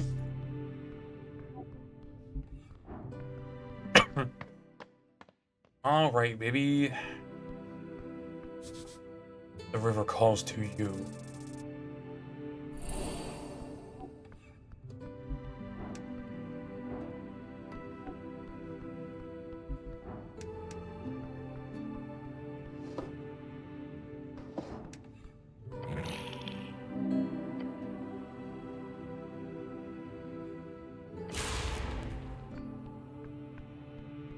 Alright. Keep with that, baby. With little fanfare, nor any magical sparks, you see a light twitch on the scorched body. As long as the mouth remains somewhat intact, the spell will allow it to speak. There's something wrong about this. It is sacrilegious, but perhaps the animated spirit will give you something useful to retribution. As if they weren't turned to a coal-like substance, the lips begin to move, like sludge. A faint wheezing comes out of its throat. Horrific. What are rules of this again? 5 questions. The spirit of the deceased is under no obligation to answer truthfully. So that you're just a random cleric? The answer should be fair.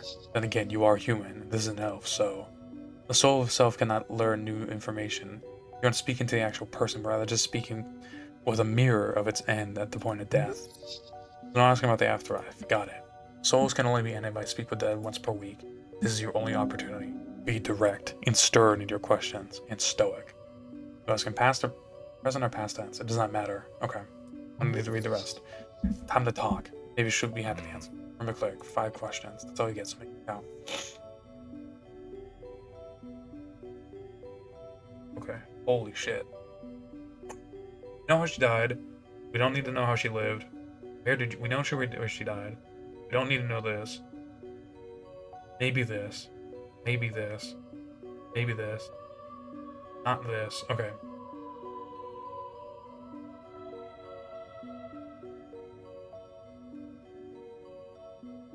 Why were you in the tea shop when it exploded? Meeting. A plan. Fuck! I should have. A lovely hag. Here's your luck. It's Crimson. It's I already knew that, man. Fuck! Oh, fuck. I fucked this up. Okay.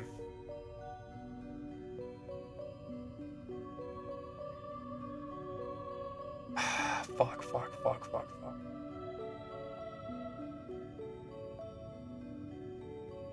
Did anyone want to kill you? No. Everyone loves me. Much? Jealous much? Or you have a damn saint in our hand. Can't lie during answers if they want. They can lie during answers right to you. You think she did? He's whispering for good reason. If you said that out loud, it would count as a... No clue. Next question. Yeah, sure. Who did you work for? Ilium, myself, my heart. In reverse order. What a tragedy. 3 asked, 2 more to go.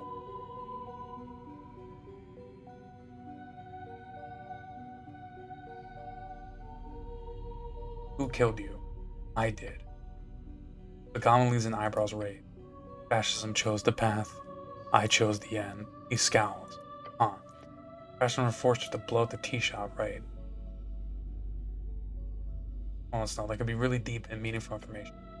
Yeah, well, find me someone asking who isn't bound by fascist ideals and give you 1,000 crowns. Ilium could be considered fascist. As could every effective government. That's sure, whatever, dog. Whatever you want to believe, intelligence. That is reductive. A fascist state would be described as such when its core does not uphold the rights of as a personal rights. Honestly, fascism is used by communists to describe any authorities. The common thought is important. If so many speak of fascism, perhaps one should learn to listen. If we listen to every commoner, we'll be charging right off a cliff.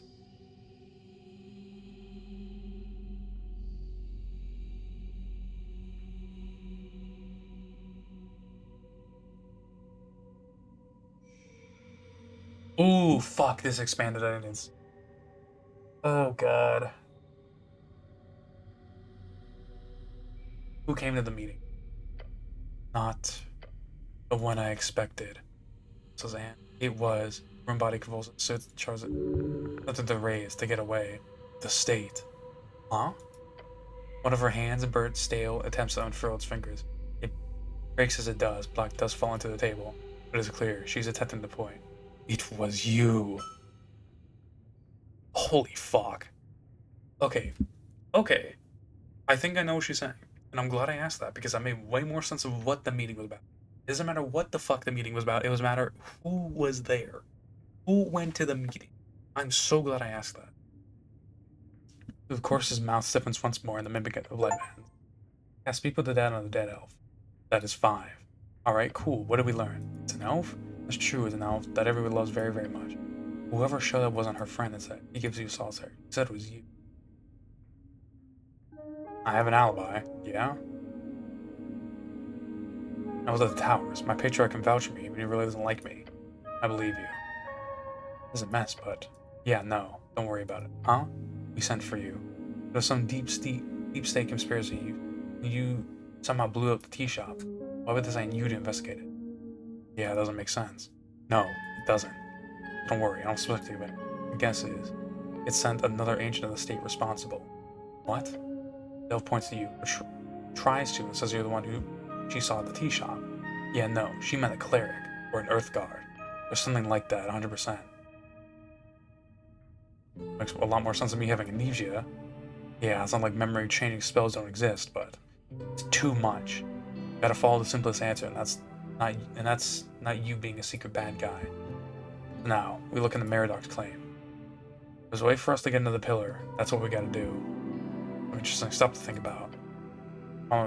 The goblin nods and then gives you a thumbs up. I shout on the spell cleric. Give him a thumbs up back and then... Hell fucking yeah, baby. That turned out real goddamn good.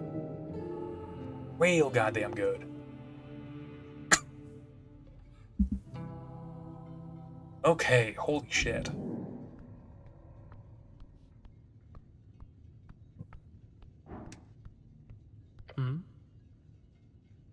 Yes. Tell me about the dead elf. Yes, cleric, there are a few points to go over. Some points of interest, to be precise. Tell me which points you wish to go over. Oh boy, you have control. You like this. Come on, girls, don't give him choices. We'll be here forever. Pick the last point first. And go random. Come on toes. Go from 1 to 6 in order. Begin with the least interesting. That will keep you engaged and more susceptible for information gathering. So the most important first. You need to know this.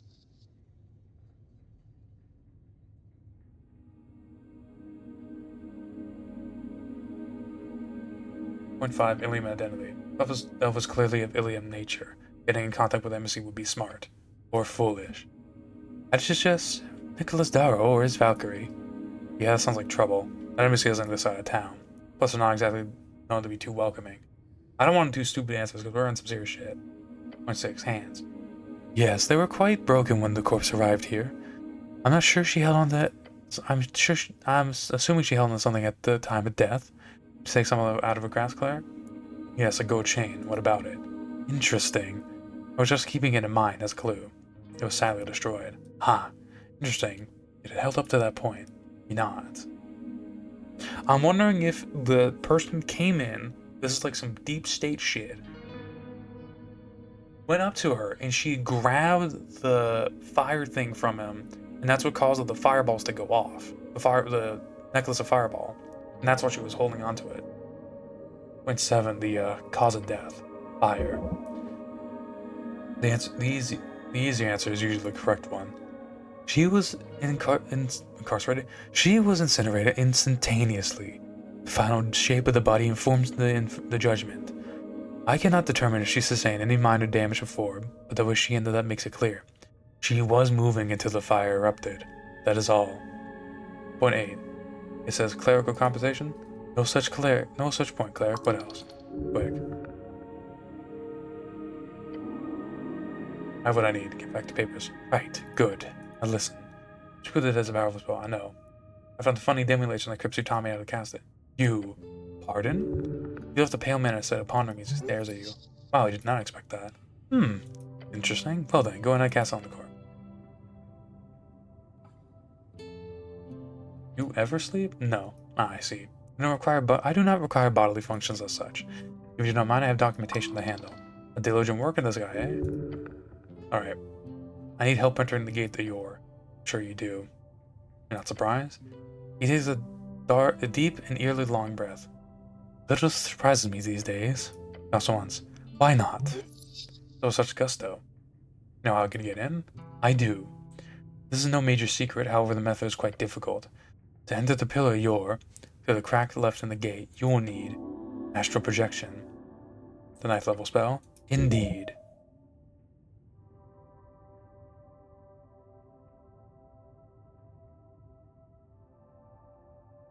We need a spell scroll. That is the only reasonable way to resolve this. Then how about a spell scroll? He nods. Precisely, cleric. A spell scroll of astral projection, an extremely powerful item, no doubt. However, it would not be so strange for one to be found in the halls beneath us. Of course, despite your natural acumen for string manipulation, you do not possess the ability to cast 9th level spells reliably. If you could require one, bring the scroll to me, and I will cast it for you. Actually, oh wait, actually I already have one of those. Excuse me? I got one here. Hand on the spell you got from Idis. You grab the scroll with deliberate movements and reverence. Wonderful. You are fully surprised, cleric. Famine opens it, taking a glance over the ancient text. A scroll of Tulin could tell. This will do fine. He puts it away, gives you a slight smile. There's an illusionary wall in here, over by my book collection, he says, and gestures toward the shelf on the western wall. Of course, you already know that, but I hope its contents have proved useful, and will continue to prove useful. Oh, thanks. You're welcome. When you're ready, call for me at the pillar. I will cast it on you and any party members who wish to bring it to the... I like Viskin, man. He's shit at naming sometimes, but I like Viskin. Thank you very much for the help. You are welcome. Returns his work. Did you use a scroll of wish instead? Scroll of wish. He looks up from his desk. Oh boy, that was a fast reaction. He's once again absolutely shocked that he admittedly stayed out of esoteric trouble. Never mind. Alright. Okay. Alright, I'm assuming that shit is us we're gonna have to get our fucking affairs in order. Also, let me go back down really quick, because he did mention some of this bookcase.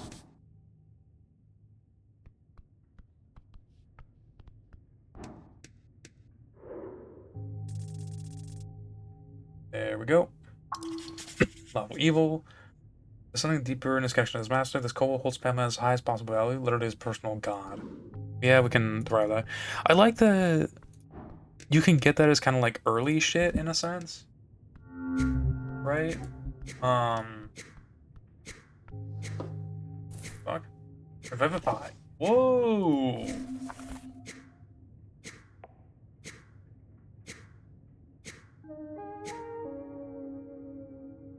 Okay. We're gonna keep that in case one of the homies dies. What was I gonna say? God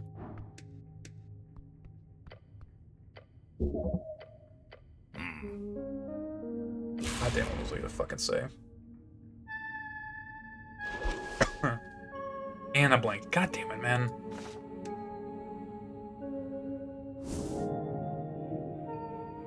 Oh, Katie, you're done. Nice. Fuck, man, we're in the end game. Oh, it was about Behold. I like that it's info that you learn through dialogue. It's just kind of like a prelude in a sense. I think that's really fun. That's not true. Big dog, that's not true at all. Alright.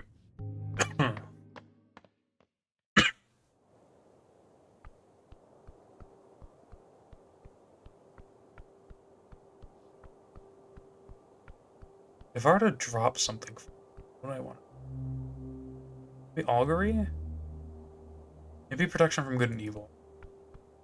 Yeah, probably protection from good and evil, because I still get advantage against,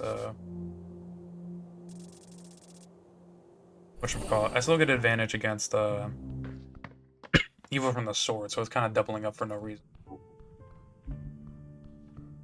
Who the fuck are you?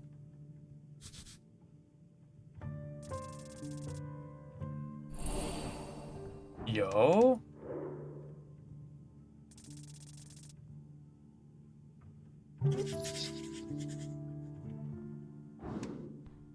Who are you? You see a halfling girl standing by the shrine. She gives you a tired glance. Hey. Can you leave me alone? Look, the cleric just wants to ask a question. I don't mean to impede you in any way. Yeah, well, you're still doing it, the impeding, so bye. The painful dismissal of a teenage girl. How horrifying. She's waiting for someone who wants you to leave. However, there's something else heavy on her heart. It hurts. Damn, that was pretty good. You stand your ground before the halfling. Her angsty eye rolls hit you hard, but there's nothing for your nerves to steal. I refuse. Ugh. Fine, stay or go, I don't care. Position, fuck off, I care a lot. Is there anything I can help you with? She shrugs. Can I have some crowns? Sure, how much? I don't know, 50 crowns. Okay. You hand it over, she looks a bit shocked. Oh. Talks instantly. Thanks. What are you spending on? Crosses arms, attracts the post. Look, it's going to the Horns Fund, my family. I work double shifts at Jammery to support my cousins. Says I'm safe here. I'm safe here and they're not. Jammery. Nickname for the jam factor on the north wall. This was quite lovely when you walk past it. A darkness falls upon her face. Safe from the Golden Horde. The Golden Horde's invasion of the Western Scotty is quite horrific. 14 years ago, a conflict based on many geopolitical goals. Because of the invasion. Duh. They can't support themselves? Of course not. The Horde Nib Commonwealth had half its territory stolen, and there's a massive embargo going on. And there's like a ton of evidence showing that those damn Celestials are forcing a bunch of other nations to block trade with us. Yeah, they need help. It's terrible. Basically, there were about 100,000 of my people displaced when the Golden Line was drawn. It got really bad. Even now, over 10 years later, it's still bad. How much do you need to send them? Half my salary, so like 200 crowns a month? Do you send the money to support any kind of resistance? That's... ouch, a sensitive topic. Of course, it's common knowledge that the most young halflings are more or less in the active resistance against the Golden Horde. No, of course not. That would be illegal. Smooth. So you're saying you're not supporting the resistance? I would say that I'm active supporter of the independence of the clan lands and the sovereign rule of halflings of the Ford Nip Commonwealth. Duh. How do they invade your homeland? They're insane. Genocidal conquerors? Like, have you seen any of them? They're creepy as all hell. Well, they're not exactly the most productive people on the coast. And they've always been isolationist. That's probably the main reason they invaded. There's a bunch of expensive amber sitting underneath the Western Clan. If they're not gonna mine it, if they're not gonna mine it, somebody will.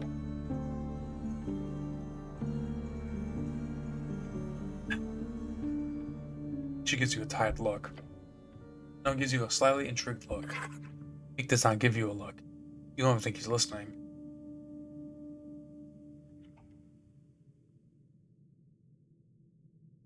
The Golden Horde is a foreign imperialist subjugator. We must resist them. We need all the help we can get. If you want to send money or talk about it in the press or anything, please do. Okay, I will. Thank you. Who are you waiting for? I'm not waiting for anyone.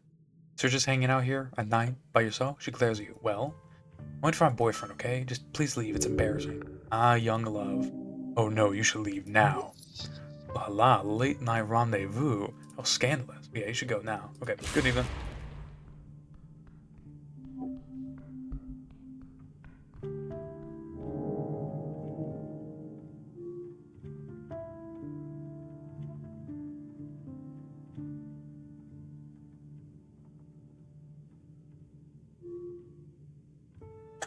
Hey.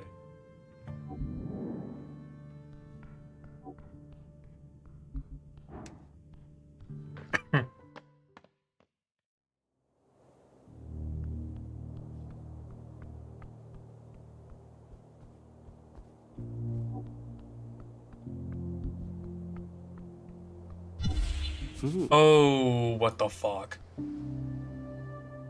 Hi, dog. What's up? Let's go put that fucking one thing on. There we go. Wonderful.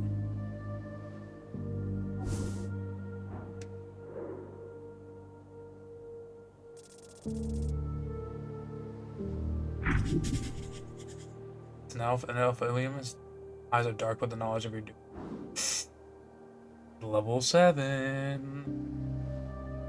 Okay. What's up, Chief? You feel fear. What the fuck you're saying? Fucking elf.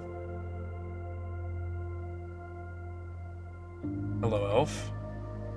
Gives you a smile. Compliment? Is he playing with you? He's speaking about you Elvish despite knowing you don't. If you know what's common, it's for an audience of one. That doesn't typically spell kindness. The commander takes a quick glance around the perimeter and hisses a tactile assessment to you. I don't see anyone else. I don't see anyone else. Just him? Relax. Eiko. The fuck? I am...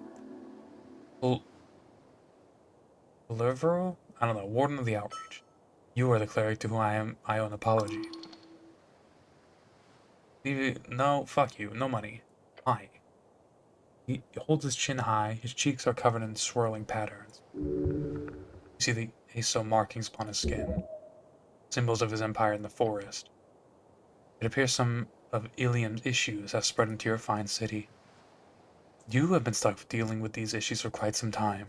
The commander gives you a confused glance. On behalf of the Mender, I sincerely express our regret.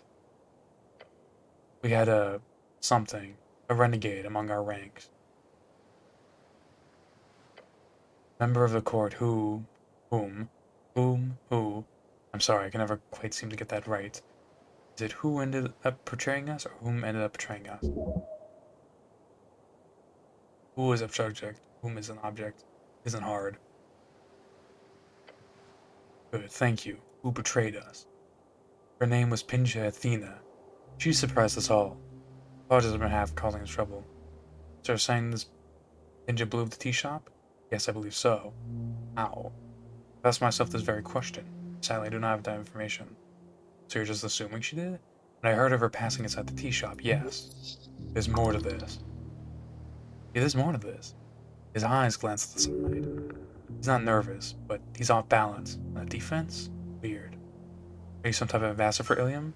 He gives you a smile. Ilium does not deploy ambassadors in foreign lands. It is beneath her legacy. As outreach war, I perform diplomacy. Functionally the same, then. Haughtiness for the sake of haughtiness. The tendrils of Ilium reach far and wide. I talk to me here, like this.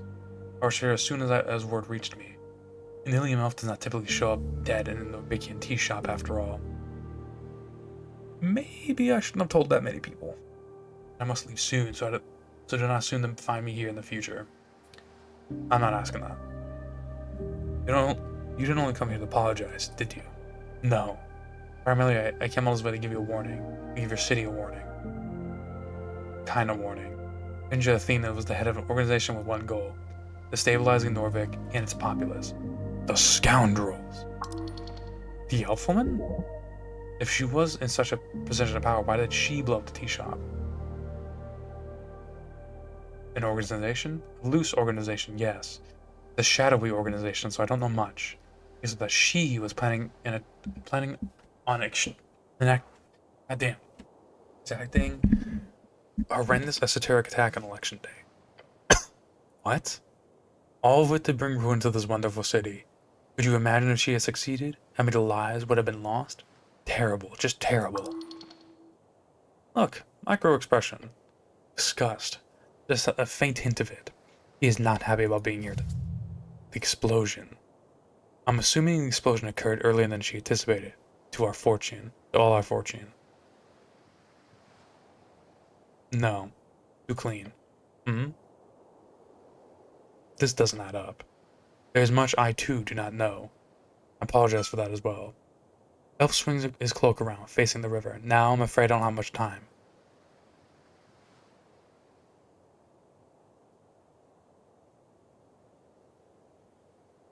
So wait, who blew up the tea shop? I don't know. I do not know. Someone in an organization? Pinja herself? A collaborator? Perhaps one of her underlings did not want to follow Pinja Athena's horrid plans. I've also heard she was meeting with the powerful local hag on the day of the explosion. Perhaps that meeting has something to do with it. Why should I believe anything you tell me? He says and gives you a smile. Like it's not kind of saying Spur plays a friendly smile. We have a saying among the Outreach Court. It translates to something like, Dragon servants do not know, they simply feel. They have visto, or perhaps a gut feeling would be correct way to phrase it. The elf's words soften the stone of your stomach. Your gut must tell you I am on your side. Trust your gut. There's too much wiggle room in this man with words. He thinks he can charm his way through the gaps. I don't like this fucker. I'm gonna let him go. He bows his head. And then whispers a few lines of Elvish himself while maintaining eye contact with you. As he finishes an incantation, he clears his throat and throws up a hand before his face. May Earth keep watch upon thee. In an instant, the elf vanishes. I'll take a deep breath. Once that corpse showed up, I knew we'd be dealing with some mysterious Elvish political intrigue bullshit. Goblin looks out over the moonlit river and grumbles to himself. The elf has a reason for speaking with you, and he was not the altruistic type. What that whole dance was, it was clear of her blame landing on someone. Himself? To push on to the dead elf? Who knows? But why'd he have shown up at all if that were his goal? You didn't even know he existed. He must have been doing something else in Tolstad. But what? I'll think about this later. No, I really need to sleep.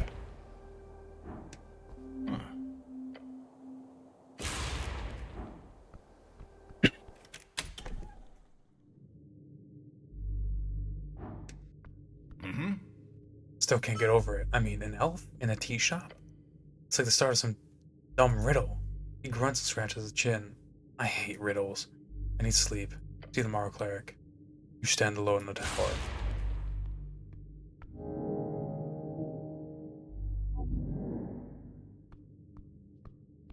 Fuck, man.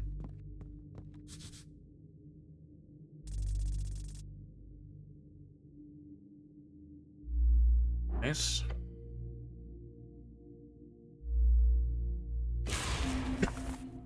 Okay. I don't think we need to speak with the dead anymore, so we'll do Revivify. I just realized I don't need to speak with the dead anymore, do I? Good. Okay.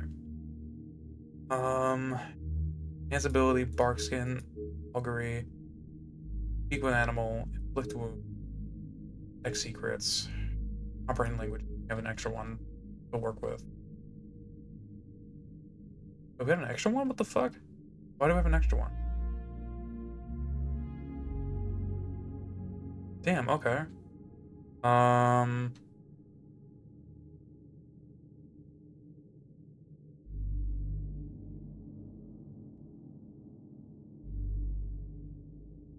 Fuck it, knock. Let's get knock.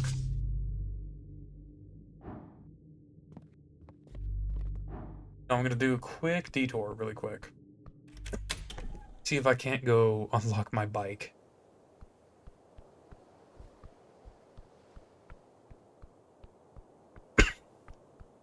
The plot thickens. The plot thickens severely.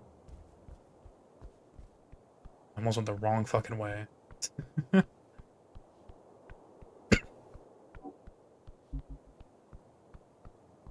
Actually, I would have been the right way. Never mind. I do fucking hate having to deal with that, that one thing.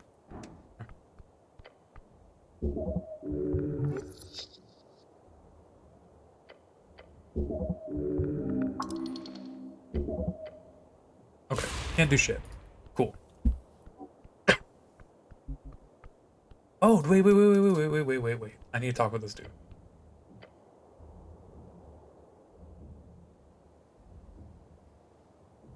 Let's get the pixie dust. Got you on floating, eh? Sick. Like a cleric like the party. Anything else? And that should net me that one achievement, because I think... That'll be my third? Yep, min-max. Consume 3 ability enhancing potions of the same type. Hell yeah. You'll love to see it. Okay.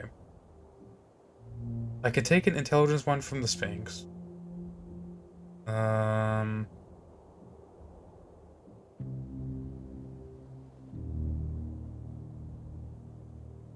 Ocean.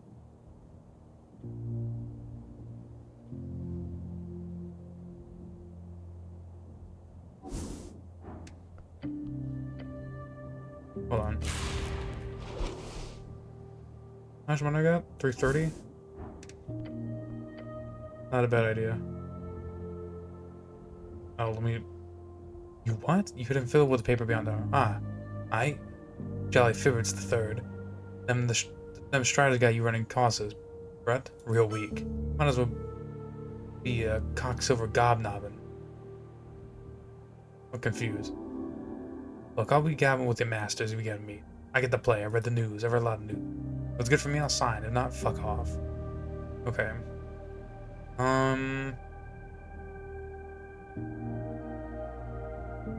It's between the first two, which I think is that strength? Wait, hold on. Does one not have potion?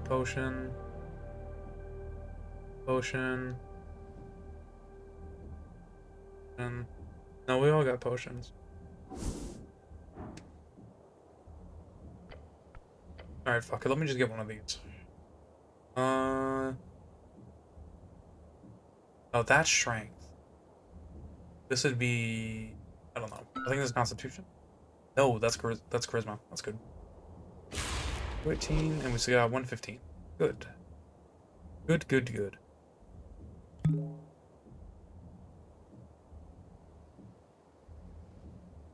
You'd love to see it. Okay, perfect. Dude, I completely forgot about that. Damn. It's also really stupid of me that have been holding on to those things, because I was looking at that achievement. I knew about that achievement. I thought I had to do it all at once, which would be kind of insane.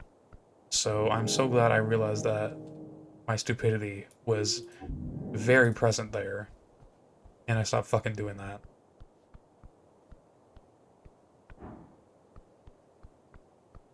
Okay.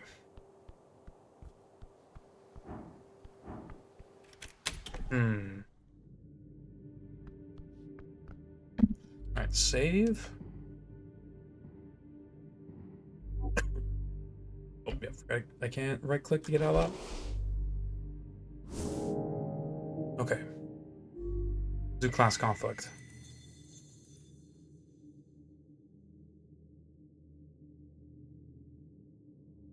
You must have realized by now, you're not some government goon. You are cleric? You are the cleric. This is your calling, your duty, your life. As you join the Earth Guard to make sense of this unruly life of yours, it is your calling. This is where you found your zealotry, your love for this city, your meaning in life, your clerical. It's terrible, the type of discrimination faced by your kind these days, simply because of ignorance. But you will take it all in stride, for the peasants don't matter one bit. Have I been calling myself an arcanist or a wizard? They are the same. As your mind slipped into dredge, take on the realm, master of the esoteric, become the God, Emperor, Wizard of Norvik. God, Emperor, Wizard of Norvik. It is what you deserve. A man of your talents must be appreciated, feared, admired. It will grovel for a glimpse, a fleeting glance of a spark of your great flame. There are other ooh, okay, I do have those. There are other trails as well. One more in tune with your natural inclinations. Ah, of course, that druidcraft. Yes. You have shown promise as a primal caster. Permanently local druid, that is also a choice you make in the coming year. One that will suit your demeanor well and potentially grant you access to healthy friendships. Those things, whatever you say, it is not what your innards crave. Those things, the others, the job, the craving, the moving, the thinking. If you are thick, if you keep taking hits, if you get back up, even with the world upon your shoulders, suffrage, order, buildings, home, hierarchy, nothing natural, all fake. No, your body craves the real, fresh meat, flowing water, green grass. I don't think less, feel more, and so on. The cleric. With your name as your pride, with that name as your pride, you will keep going. Divine sacred man. Oh shit. The God, Emperor Wizard. Your main talent is your incredible grasp on magic. Use it. The amount of spells you prepare is increased by an extra proficiency. Saving throws made by targets are also rolled. Whoa! Ascani Barbarian. Your skin is iron. Your flesh is stone. As you crumble, you grow harder. You get back up. That's insane, but I don't want to do Barbarian. It's between Druid and Wizard. What a time in the great outdoors. That's the first step.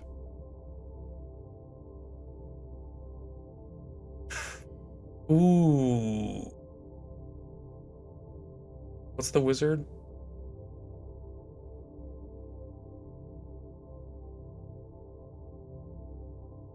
I think I'm gonna go druid, man. It's gotta be druid. I think. Choose a feat. Yes, it is here. Yes, you know. Friendly local druid. Lovely.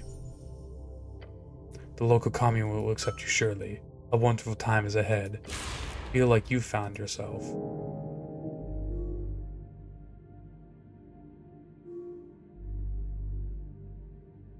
And I'm assuming that would be like a warlock or something.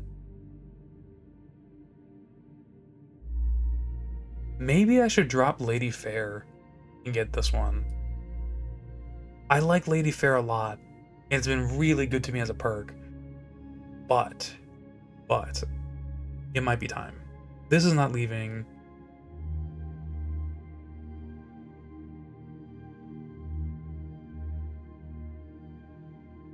This hasn't been popping. I didn't realize I had that on.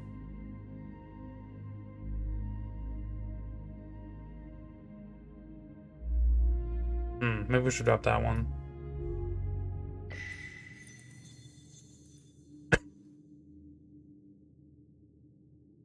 You have expressed some opinions lately. I have.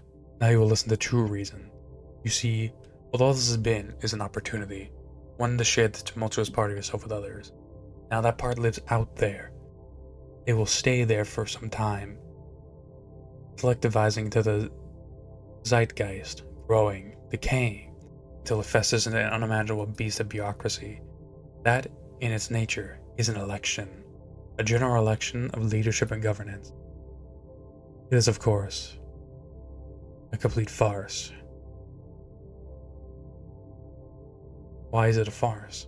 Because no one seeks answers, only power. True order was corrupted and betrayed long ago. What's the true order then? During the arcane era, it was men who ruled above all else. Wizards with unimaginable power used a perfect system of meritocracy to lift up themselves and build empire. These great men felt when the rules betrayed them, their power stifled, their minds corroded. Fell when the rules betrayed them, their minds corroded, the Ghost War was bloody and sealed the fate of this order. Great men? What about great women? It is not as simple as that. There are many reasons why men rule among humans. Just like there are many reasons why humans rose above all others during the Arcane Era. One day, you will tackle this topic thoroughly, with statistics. It is not this day.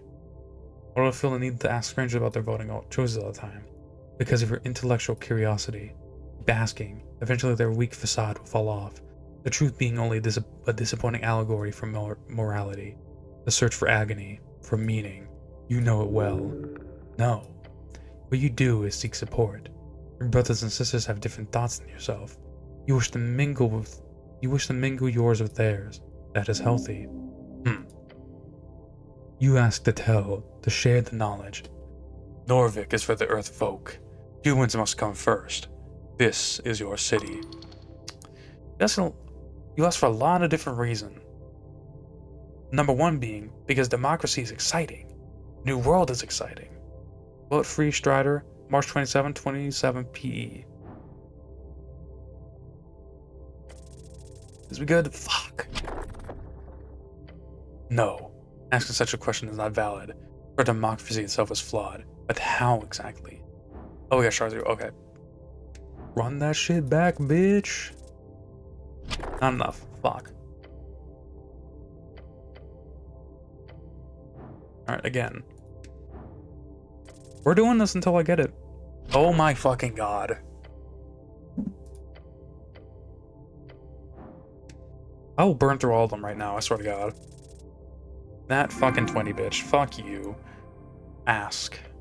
Do this. Receive an answer. We do not regret your inquiry. But seriously, what should I vote for? Being blunt is healthy. As such, you should listen to the following well. There is no good choice here. None whatsoever. Except yourself, obviously. What about the Arcanist party? It does not exist. Or rather, it might as well not. You know of old man Prax and his gathering of so-called wizards. However, branding a political party around the abhorred ideology of the previous era is not an intelligent idea. I could vote for the Free Striders and allow the opportunists of New Dimenor to strangle this ancient city even more so. They already own most of it. Given them de jure power would not change much, I agree. But it does not matter how much they promise to keep Norvik independent. If they win, they will surely incorporate it into their free city agreement. At first through legal loopholes, then through the guise of increasing wealth, then by simple lack of animosity among the populace. The Free Strider revolution is a poison. It is already in your veins. Okay, what about the goddamn Asgalist? If a dozen dwarves knocked on your door and asked you to hand over all your wealth with the promise that it would be returned when you really need it, would you trust them? But they just took a little bit. They would never stop. Asgal was a simple underground dwarven male, born during the Divine Era. He was a dwarf who came from nothing but resentment and anger. It is not clear whether or not he was truly a demigod, but in his death he had left a ruined empire in his wake, millions starving, 1,000-year legacy of dwarven history destroyed. He wanted to take the amazing riches gathered by the many dynasties of the Lower Empire and simply hand them out to the population. An idealistic revolution. Some see him as the precursor to the Free Strider movement, but in comparison, miraculously, the Free Striders look somewhat competent. The dwarves beneath Ascani never recovered from Asgal. Today his followers are known as exiles, as they are not allowed to even mention his foul name underground. Yet here in our city, we allow Asgals to gather and share their toxic ideology freely. We are lucky they do not have the same kind of backing the Free Striders have. That would be the end of everything you hold dear. Interesting perspective. It is truth. Nothing but truth. So I shouldn't have voted at all? That is up to you. It would certainly be cowardly to not make a decision at all. It might even anger many.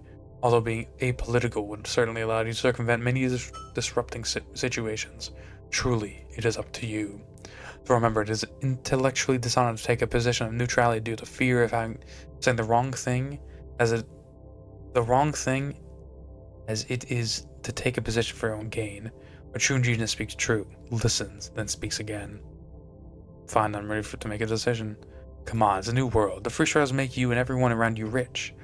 Social democracy is the only ideology that does not trample upon the safety of working persons. The working person, Asgalism, as it appears in Norvik, is good, true good. It will not result in a win. However, it is a statement of intent. Vote for yourself. Your stomach rumbles. The agrarians are not even represented. That's very upsetting to your guts.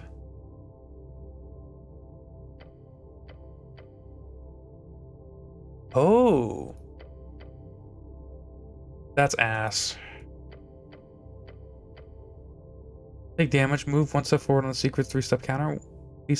One step, a thesis die, 20 is thrown. On 2-step, the damage you took is higher than the thesis die, the antithesis d4 die is thrown. On step 3, the damage you take is lower by 1, or the antithesis die if you rolled during the step. Holy fuck. On step 3, the damage you took is lowered by either 1 or by the antithesis die if you rolled 1 during step 2. This is synthesis somehow. Next time you take damage, return 1 step. What the fuck? It's quite simple. Essentially, you must perform a 3-step process of crafting, meeting, and unit. That is how we grow. Mechanism. Use your last spell slot of any level. A 1d100. Result lower than your natural intelligence. You gain the spell. That's huge. But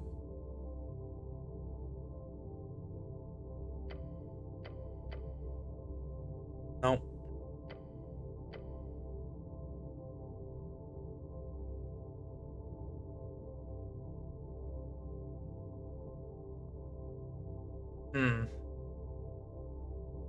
Fuck, all of these are kind of ass. I don't need this. I don't want this at all. That shit's super ass.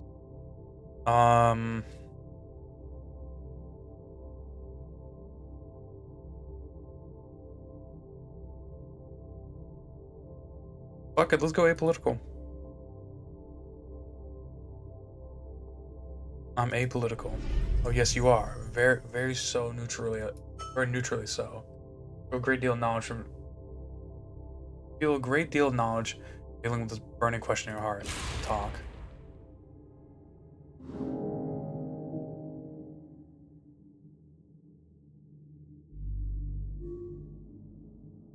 I hope. Here's my thing. I hope this. I'm still allowed to vote Free Strider if I want to, because the thing is, I'm thinking in the gameplay sense. This shit was like one of two good ones. I don't understand what the fuck the Free Strider one was dog shit outright, and I wasn't gonna take that. The Asgals seemed interesting, but I just don't understand it. Only the Arcanist, the apolitical ones, even fucking made sense to me. So this one just seemed nice because I could probably pop it on for election day.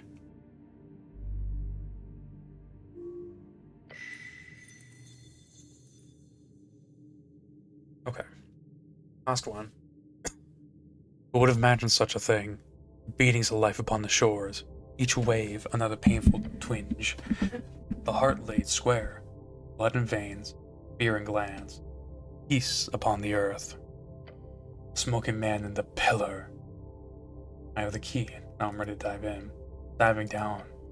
Diving is down. This is up. Secret laid bare. Soon-ish. Which method? I use Viscon's spell, of course. The spell man. This pale face twisted nothing. A creature of pure evil with nothing but intrigue as his guide. Path forward lay clear nonetheless, as their journey comes to a close, but, who is the man? The smoking man.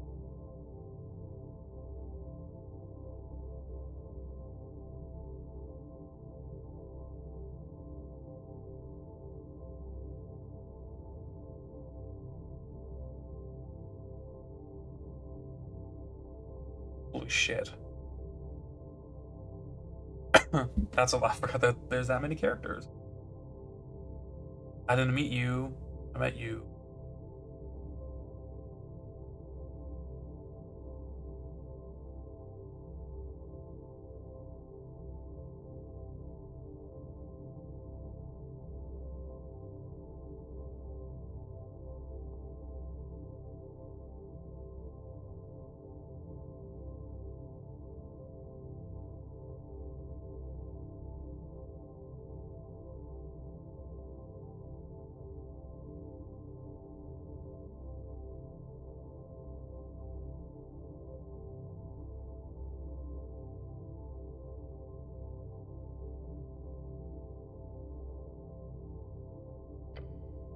Your gut is telling you, no, that is untrue, not the case, false.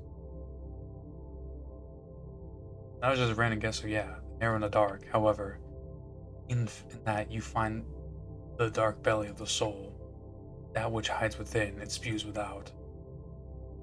As you will, the heart, that beating thing which dreams of a world without strife, one of love and community, of friends, of one friend, dear, oh dear, Jartat Mit. It is very close now. It also makes you think of what you will find in a different light, a question of broader implication. In fact, why did this happen? What is this burning stake of a question drawn into your flesh? What is this actually about? Is this so simple of a question? The thought that causes your muscles to tense up and cramp. The question you've been asking yourself since you were 5 years old. What is a good man? All damage when below 50% health, that's huge. Each self-exhaustion grants...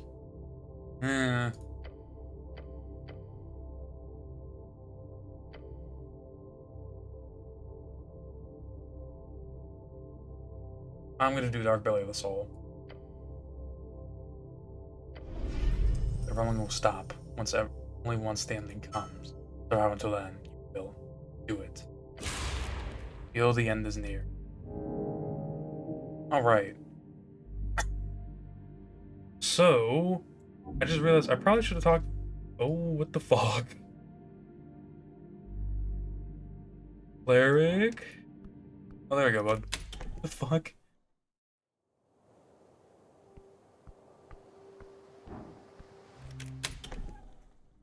might go a little bit longer because I want to go talk to the Sphinx.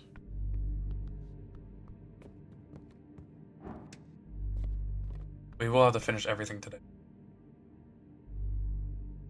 Take a long rest.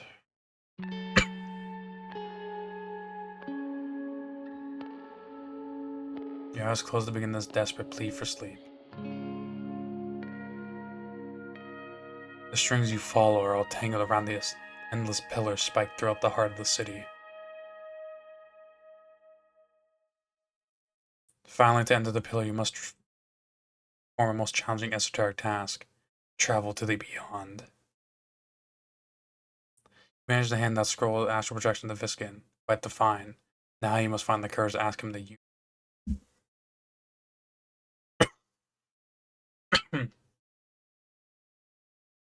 Is this your last night on Tolstad? Is this your last night alive? As the sun rises over your beloved city, you know one thing true. It is time to enter the pillar.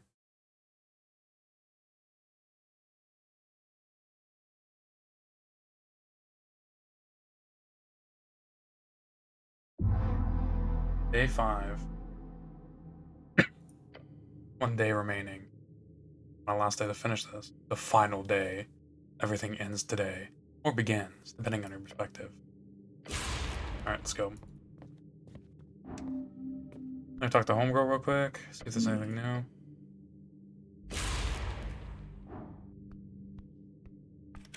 Okay. So I'm definitely gonna go. I want to go talk to. Oh, hang on.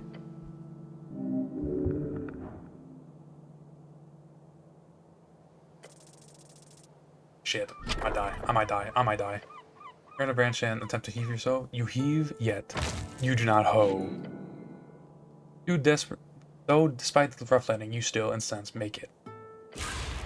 Alright, get up. Is that it? Is that just, this was just for the apples, wasn't it? God damn. Anything suspicious, lady? Alright. There we go. Look at a full gun natural one reroll at once. With a heave and a hoe, you make it. Lovely. I just want to do that really quick.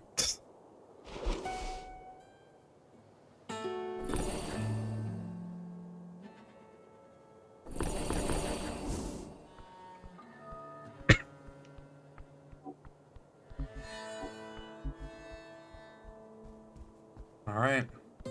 Last day, baby. Oh, I should go check to make sure Nearly is up here. She's up here! Let's go! Let's go! Fuck yeah. Alright, we're gonna finish this right now. Your tune danced in the cold Ascani wind. Melancholy. A bitter reminder of a dream long lost. See on the edge a goblin. Alright. Up there. She's not playing as you start to look. You again. A flower crown? Yeah. I spoke with Lady Sageleaf. Wait, actually? Oh gods, I wasn't as sincere as I... What did she say? She extended your rent payment. She gives you a suspicious glance. She did? Yes. But wait, she just did it for what? Just out of the kindness of her cold heart? Just like that? Made me dance. You what? I'm gonna dance for it. And you did?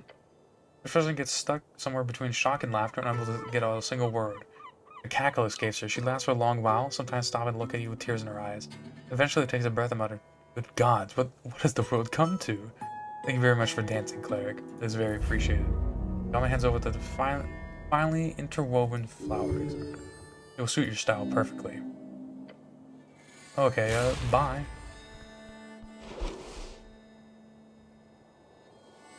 Oh, that's fun. Wonderful. Alright, and that's the end of Nearly's quest.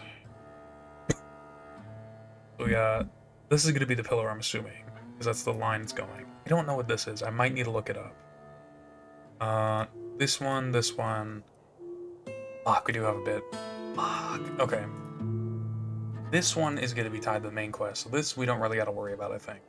We got to worry about this one, these two, but this one I think we're more or less able to do Might even be able to do it right now, actually. You know what I'm gonna go see? This one is what I'm interested in. It could be tied to this, or it could be tied to this. I don't know. Upper press fever. We need to go turn that in.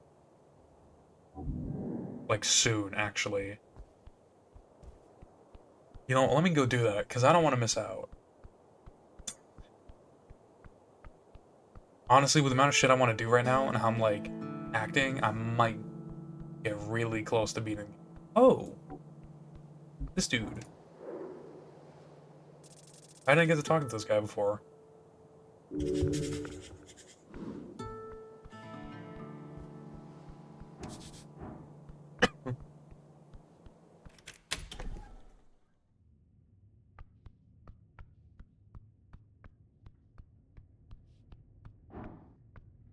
Okay, yeah, let's go turn on the ink, and then...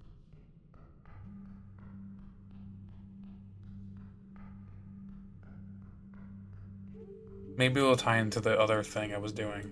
The resistance thing.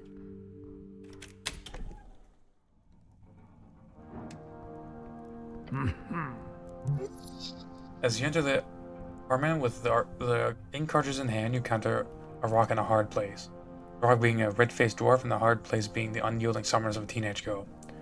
You'll ruin, god damn it. You'll ruin the decades worth of goodwill. The goblin slaps the newspaper page against his massive forehead. For what?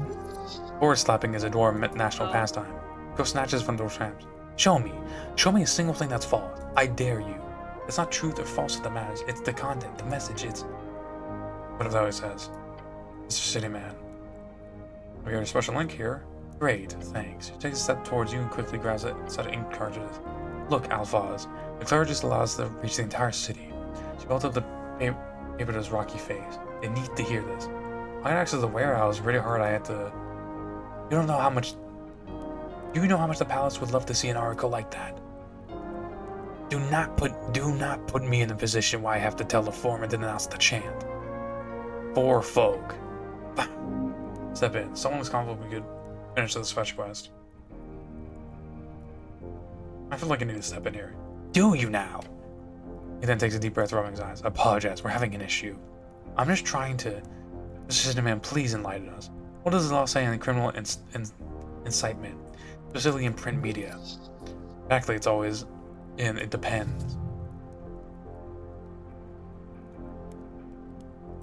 Give me a practical example. As in, what if someone printed a newspaper calling for a violent uprising? Generally, I don't think the city would be very happy about it. See? Look, Alphonse, look at where we are. I'm in a closet where this goddamn esoteric mess of a machine blowing hot air up my ass. The city always guts us at every turn. The protests at the towers, your PPG problem, that bullshit with the Silkers Guild. They will never work with us. Now's our only chance. We have the people's attention. It's time to drill it into their heads that they have power. You're missing the entire picture, girl. Cross his arms. You're correct. People have power here. And we'll use that power responsibly. Creating creating lasting lawful change. If you keep writing about violent revolution, the average person will think you're crazy. And of course you push all this other social relation crap. Crap? What, is feminism just an ignorant reworking of Asgard's ideas? No, it's... Edward takes a deep breath. You know I am very much in favor for pressing down hierarchies. But to put such a threatening stance in the way people have lived for centuries is not wise. It's not wise to tell women and oppressed minorities that they should have rights. They have rights. We have universal suffrage. Norvik is the most egalitarian city on the coast. We have spent decades working for that. Universal suffering, sure. But 9 out of 10 guild leaders and business owners are human men. Taps her fingers and lists off her talking points. Women earn lower salaries across all work sectors. Citizenship is withheld from others. Sorry, mixing up my voices. From other folk types on the basis of so-called monstrous traits. Halflings are constantly extradited to the Horde, while every major faction ignores their pleas. Mind control being used somehow as a legal tool of the state.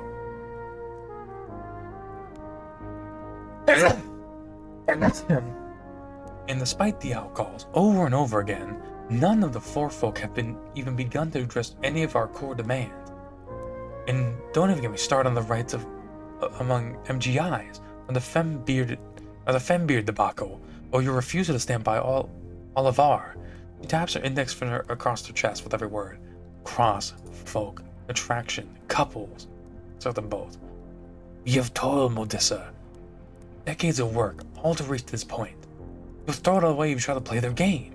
You know the party's not behind even half of these ideas. The party doesn't have vision. That's why we're not winning. We have as many voters as the free starters, potential for more.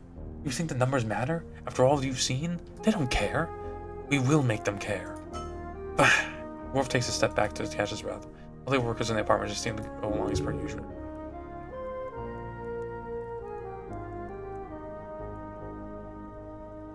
All this over a single article? Yes, they say in unison. Take a step away with Alphonse. It's plain. He appears calm down and shakes his head. She's bright, but she's in over her head here. If she prints that article in the election issue, I'm certain there will be fallout. And it's not just that I have to deal with it's not just that I have to deal with personally. I'm fine with that. It's my job. But if you push the chant too far from the party line, we'll have to distance ourselves officially. Interesting. I won't allow them to be printed. I can't. Tell me what's wrong. What's going on? An article. That's it. You'll hold it up. The test page. To see the article in action before putting in the issue. Skim the article. We built the city is the name. There's an emotional and moving page op about recent work events and the future of the Workers' Party. The author weaves in arguments about city corruption with a call to action. A direct call for the workers of the city to not let free striders corrupt Norvik and become another oppressive free city, where wealth is consolidated into the hands of the few, while the many struggle to survive. Then it gives a list of what almost looks like demands on several wide-ranging important topics, from the gold line and guild union membership fees, the social acceptance of cross-folk relations, and more. It also contains a striking subtext about wealth being extracted from the city and sent east. Yep, this would work on many in the city. This does sound quite bad for the city. You just be a little bit more subtle or something? Or past subtlety. The people need to know that Norvik is theirs for the taking. Come on, help me out here, will you? We'll see. Your mother's swearing at her breath. There we go. Holy shit, goddamn, man. Lady Fair coming in clutch. For no reason. She hates them. She hates how she's been pushed down by them all her life. She hates how powerless she feels all the time. Every day. Every time she walks down the street, someone looks at her funny. Every time someone asks when she's going to grow up and start a family, instead of playing around in some Asgard's LARP outfit, you see it in her eyes. Hate and anger. Anger from endless systemic injustice. What are you looking at? She says with a scoff. It's your choice.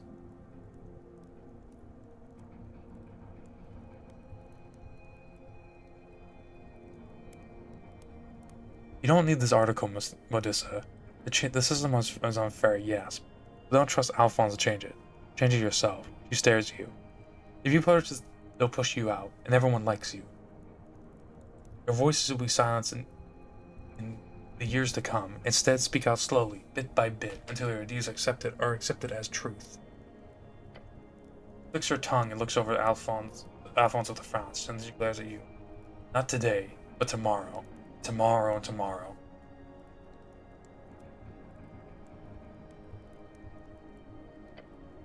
Fine. I'll change it. I'll rewrite the article.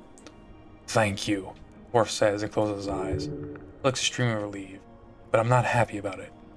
I'm sorry. I am sorry, but really, thank you, Modissa. Alphonse goes over his comrade to begin the final process of the machine. He grunts out. You had the ink, right? Mr. Cleric, hand me the ink. He looks over with a stern face. Green? Really? They don't have any black. Oh shit. I'll mix it out with what we have. Should make it readable still. Green is at least thematically relevant. She shrugs. Then Modissa pours it into the machine. Complete Copper Press Fever. Thanks for this. We'll actually be able to reach that last portion of the voters before the elections now. Sorry for the mess. I shouldn't apologize, really, but... Voice trails off as she stares at the commands on the printer.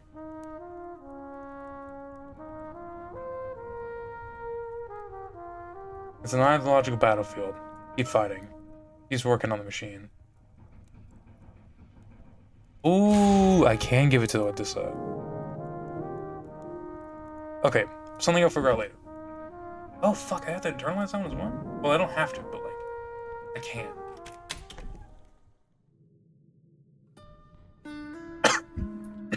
Also, I should save here, so in case something happens, or I can't come back, like I go, oh. That's nearly, isn't it? I mean, nearly's model, I don't know. That's cool though. Alright, we're gonna go talk to the Sphinx and then we'll end it. We'll end it.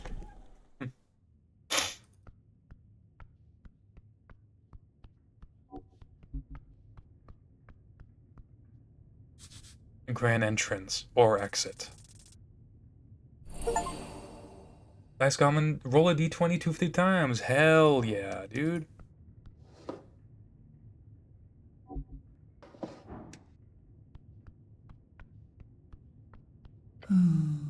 The Sphinx takes a sip from her barrel of wine. Little one, need help entering the Pillar of Yore. Now that was not a request I expected today. May I ask why? Lean forward and whisper, it's got to do with the tea shop. I see. How mysterious. The Sphinx ponders your request while sipping on her wine. This is no small request, cleric. Tell you what, complete the riddle first, the difficult one, and perhaps I will consider it.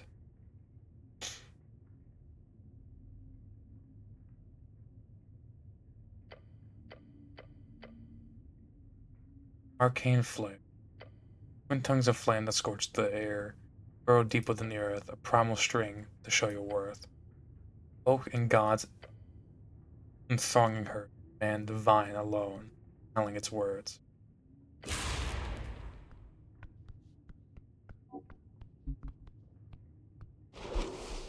Do I need to put on... I wonder which side of this.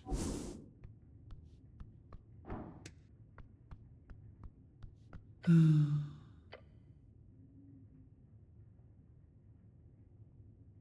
you give me a hint about the riddle? A hint? You dare stand before a hint and ask for a hint? Was that some kind of social taboo? She puts her barrel of wine down, leans in. You can ask questions, but no, you do not get a hint.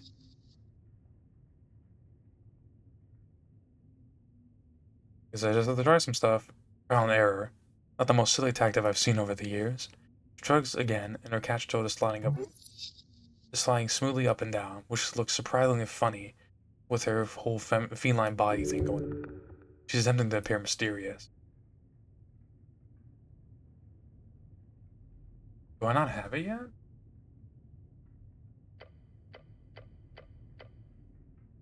The arcane flare. Two tongues of flame that scorch the air. Burrow deep within the earth. Primal string to show your worth. Focusing gods and thronging herds. And divine alone tells his worth. Wait.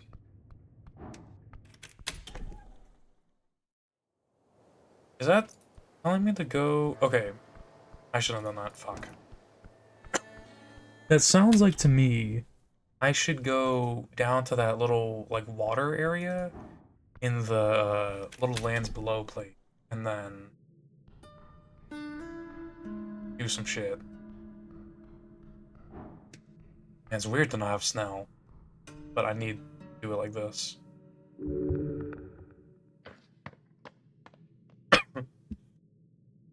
I do worry of whether or not I've found the book. I don't think it's tied to it, honestly, and I'm starting to worry about it.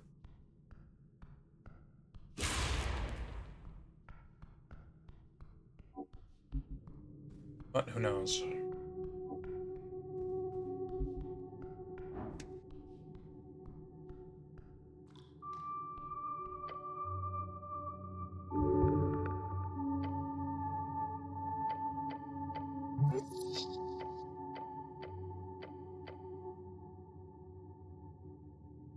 Become one with the primal well. Feel the rock beneath your feet, the stone, the roots, the water, all connected. The primal forces of this place, they pulse like a heartbeat. Reach out with your mind, not as a cleric, not as a servant of earth, but as something older. Grab a primal string. Tree above, the roots below, dwarven stonework, natural growth, all woven together in harmony. They respond. Warmth, life, cure, filtered. Your body strengthened. The spell settles into your mind. Or of it. Oh. Oh shit. So there's a second way to get Aura Vitality. That's cool. Not what I was looking for. Not at all what I was looking for.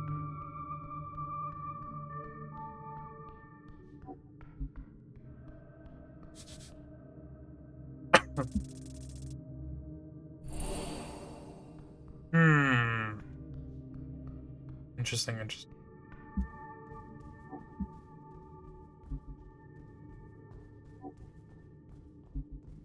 Oh. I didn't see you before. Hi, buddy. That's sweet.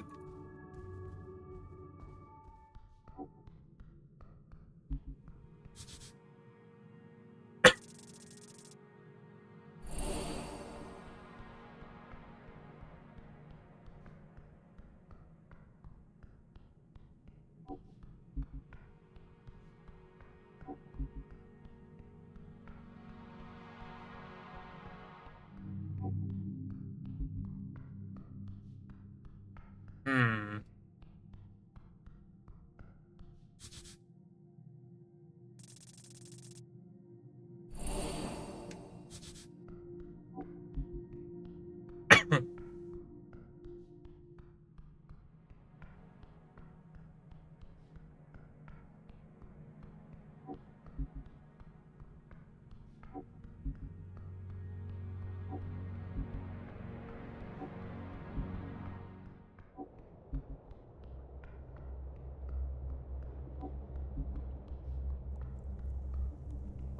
Crade, not Crod. Crade. Wait, I'm stupid. It's that fucking book, isn't it? Hold on. It's literally this book over here that I just refuse to interact with because of the curse, isn't it?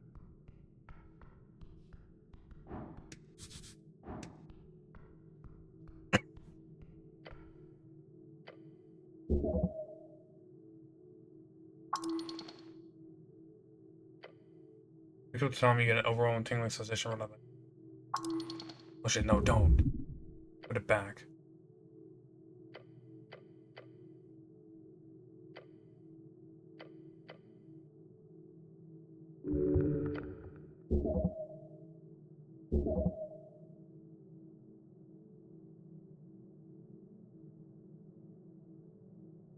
Chance. Is this it? Letters immediately fade from the page. It was replaced by another message. Simply forms the same ink used. Patriarch Philly. These books are found in area with the closest copy. The local lich house. Text quickly disappears. A glorious esoteric artifact. Make use of it. Oh, I'm stupid.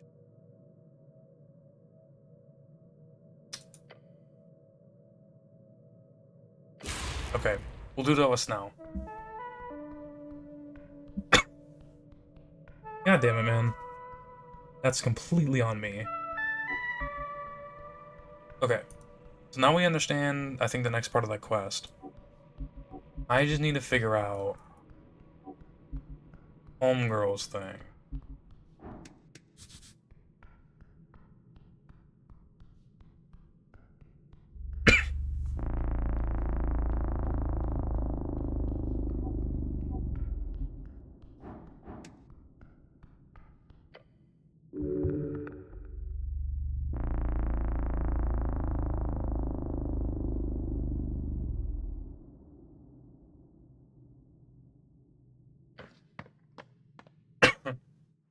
Because I don't know what the fuck she would want. The thing is, I'm fairly certain I've got all of it. Oh, tears are nice.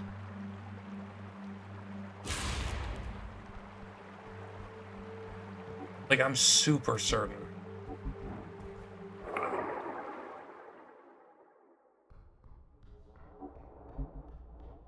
here? He is.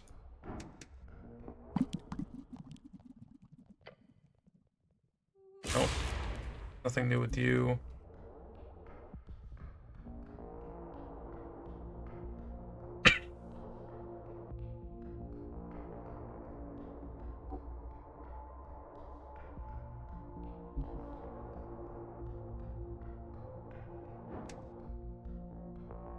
Alright, big man, what's up? Rag.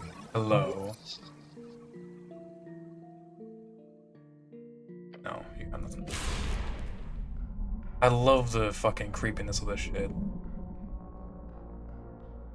Okay. So we're looking at... Okay, I don't think it's down here. Either I already have it and I'm just misunderstanding something, or...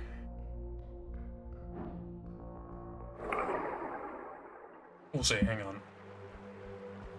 Because I don't think it's a word, unless I am stupid and I forgot the whole thing, but it seemed like I had to do an act. I should have gone pillar crossing. Fuck. Ah, whatever.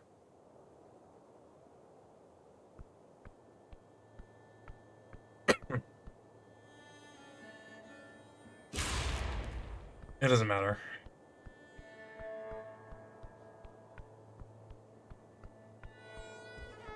I wonder if it's... There's so many things it could be.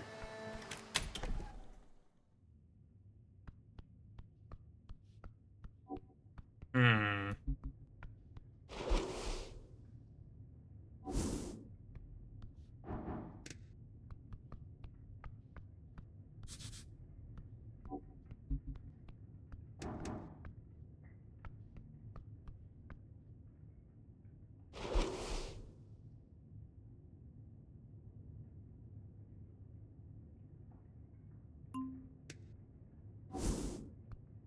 Can't be that, right? Hmm.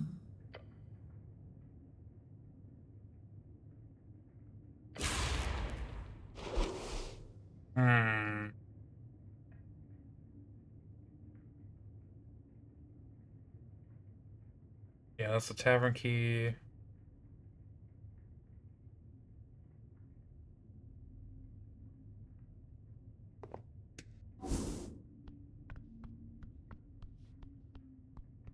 Anything? Nope. Stop.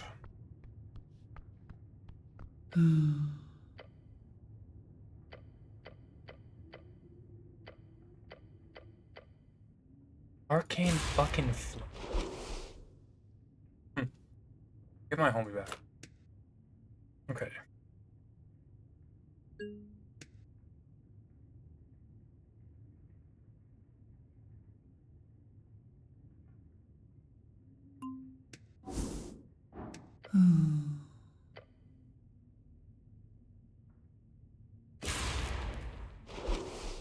What happens if we put both of these on? Hmm.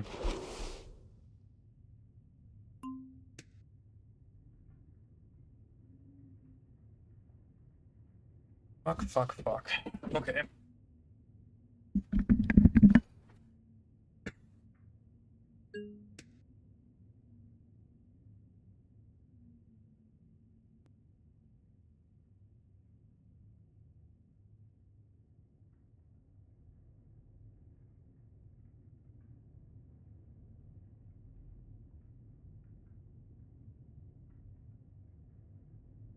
Shit, man, I'm stunned.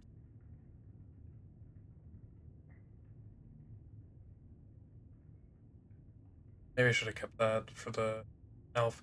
You know, it is a little unfortunate that since the elves are rare in this game, this item doesn't really have too much.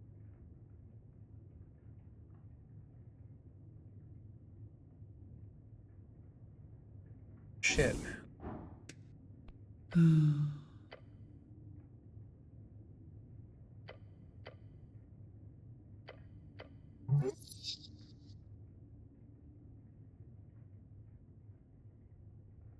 I'm supposed to do something, not just answer with a regular word. Correct. The action I'm supposed to do have anything to do. That would be him. No such questions, please. Has anyone else solved this riddle? Smile fades. Only a handful of folk have proven worthy to enter the vault during the aeons I have watched over it. I'll only tell you more if you prove yourself worthy, of course. I'll do something with you to solve the riddle, right? No. It was, damn, that was a hint. New rule, you get one hint. She can make new rules? Man, she's drunk.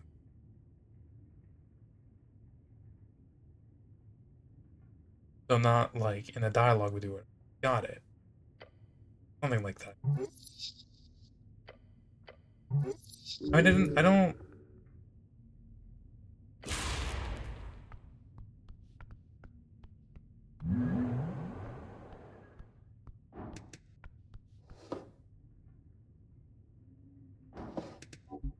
No, it said no interaction with her, so...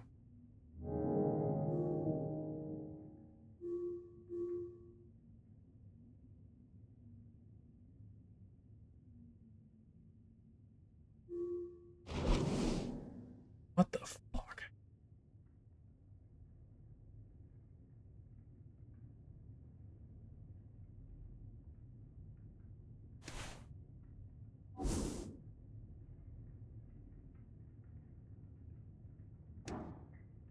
Oh! Brother, what am I doing? Spells! Fucking spells!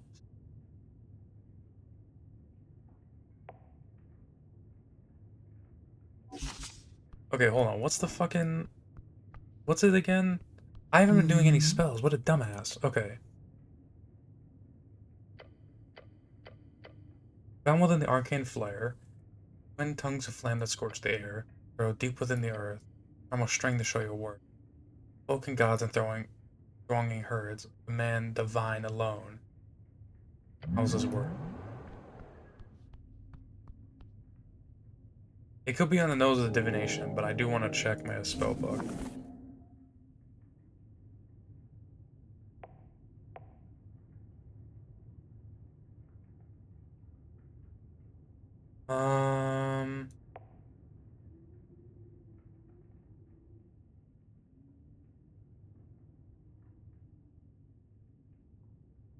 Alone.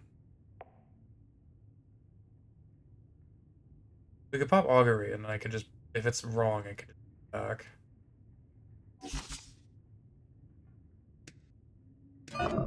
Got it. String, where will it lead me?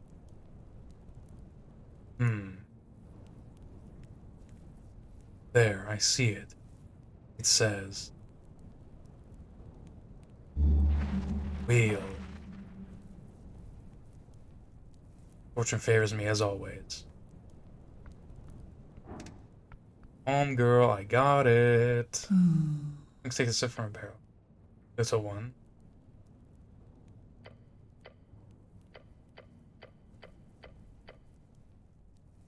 That's really cool. A little on the nose with the divine part, but hey, it is what it is.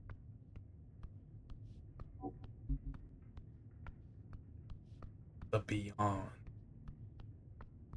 What the fuck? Chest. Deck of many things. Deck. You're holding a deck. Deck of cards?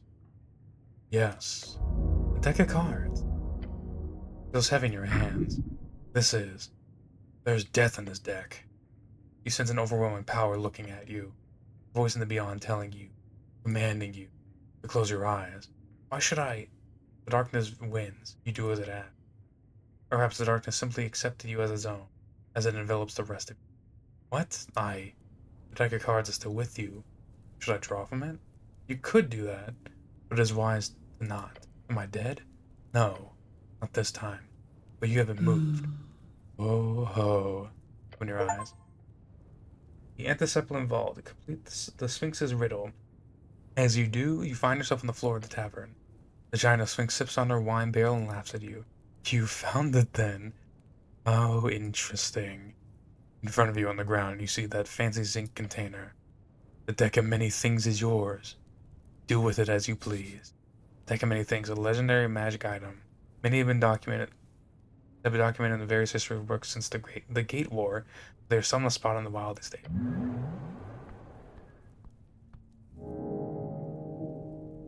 And that's it.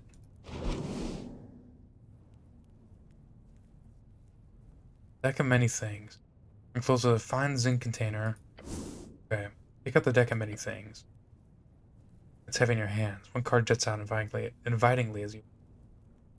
Is it dangerous to open a card? Yes. Or it could break you or bring you fortune. Okay.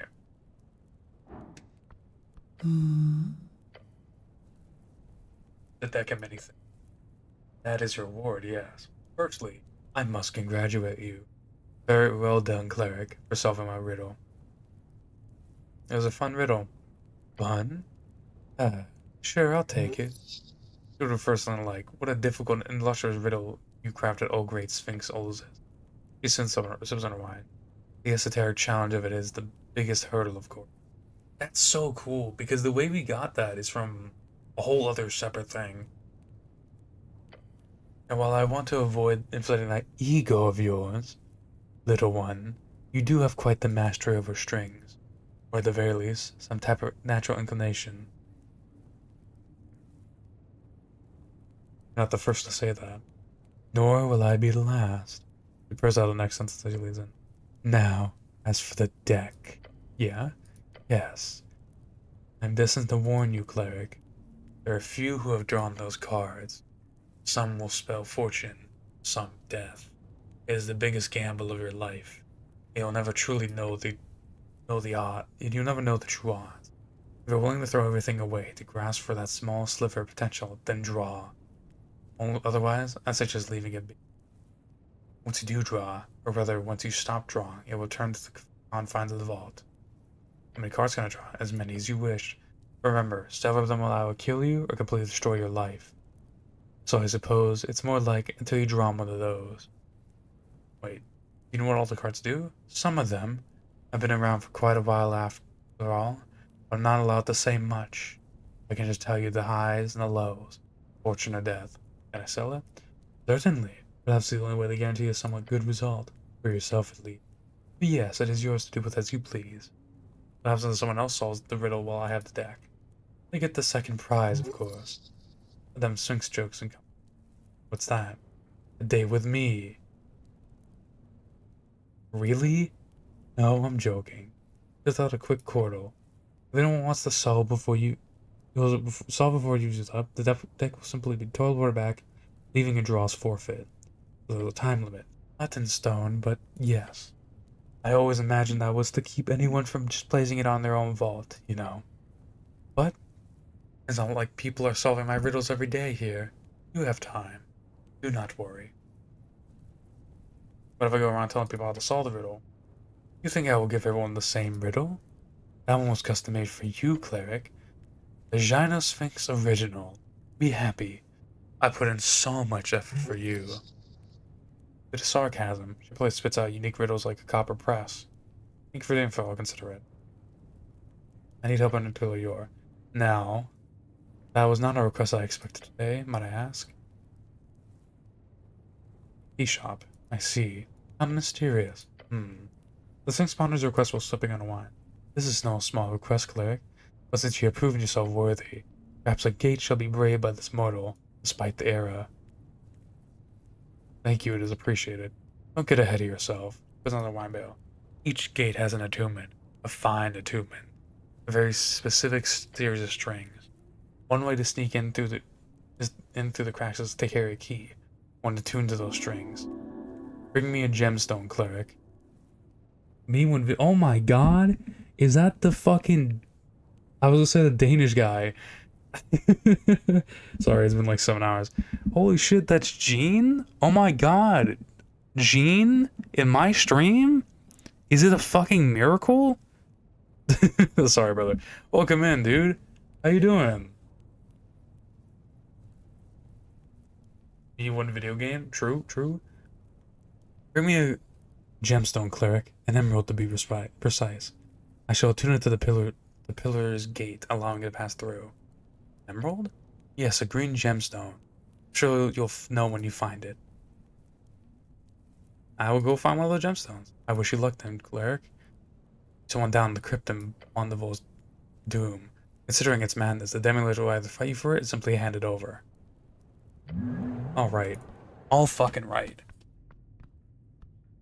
Now that, I think is unfortunately, a wonderful place to end the stream. Fuck, man. You're really deep into this shit. Finally homeward bound? Oh shit! It's over? For some reason I thought you were gonna be done at the back end of next month. Hell yeah though, dude. I'm really happy to hear that. Bruh. I'm sorry, man. I'm going for 7.5 hours. Listen, just for you, I'll stick around. Just for you, you know what? We'll cap the stream off a little bit late, alright? Alright? Is that what you want? not jack shit's gonna happen, but...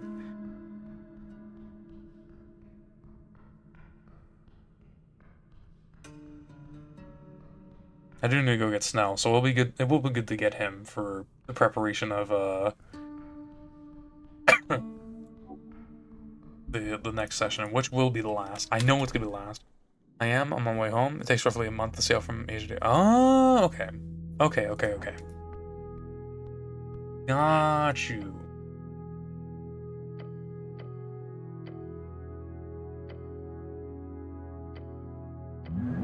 Wonderful.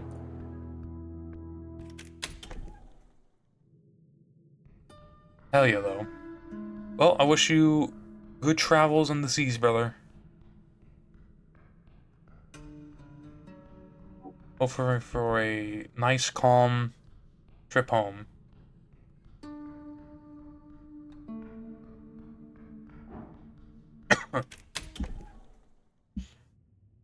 Yeah, and this is dope, dude.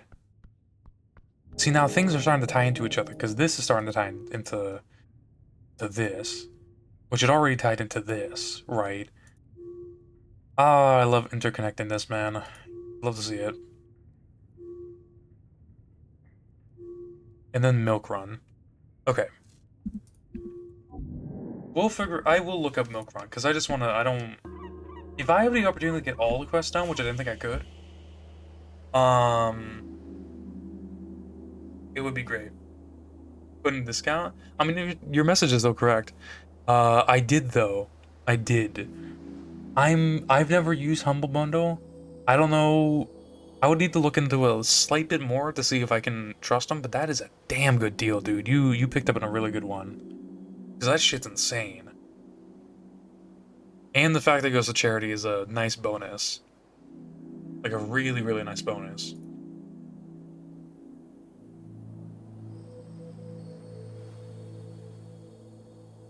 I get to buy a bunch of cool shit for a pretty good price. And I fucking... and I get to fucking...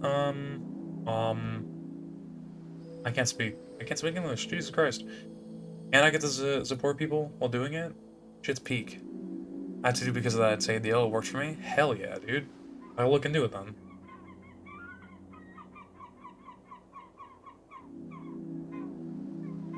The TY2 for that shout. That's some good info. Alright. Unfortunately, brother, I do have to end the stream. So, that being said, I would like to thank each and every one of you for coming out today. It was a long session, a very good session though.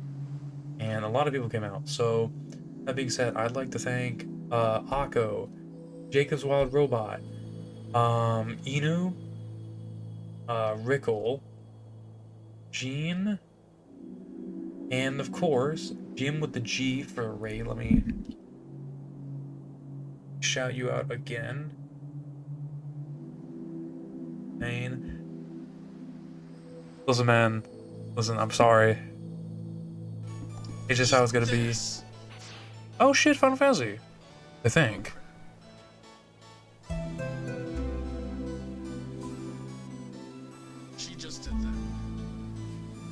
That looks like Final Fantasy, unless it's just a different... No, that might not be. Hang on, I'm looking at the top right.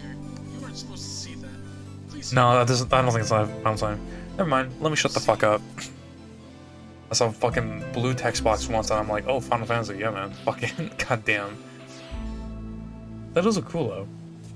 Alright. Once again, thank you all so much for coming today. Let me see if I missed anybody. I think I did, though. Alright. Yeah, thank you all so much for coming out today. I appreciate it so much. I think, honestly, I'm gonna try to play technically today, but because I don't really have. I don't think I'll have this large of a session unless it's that long, the ending.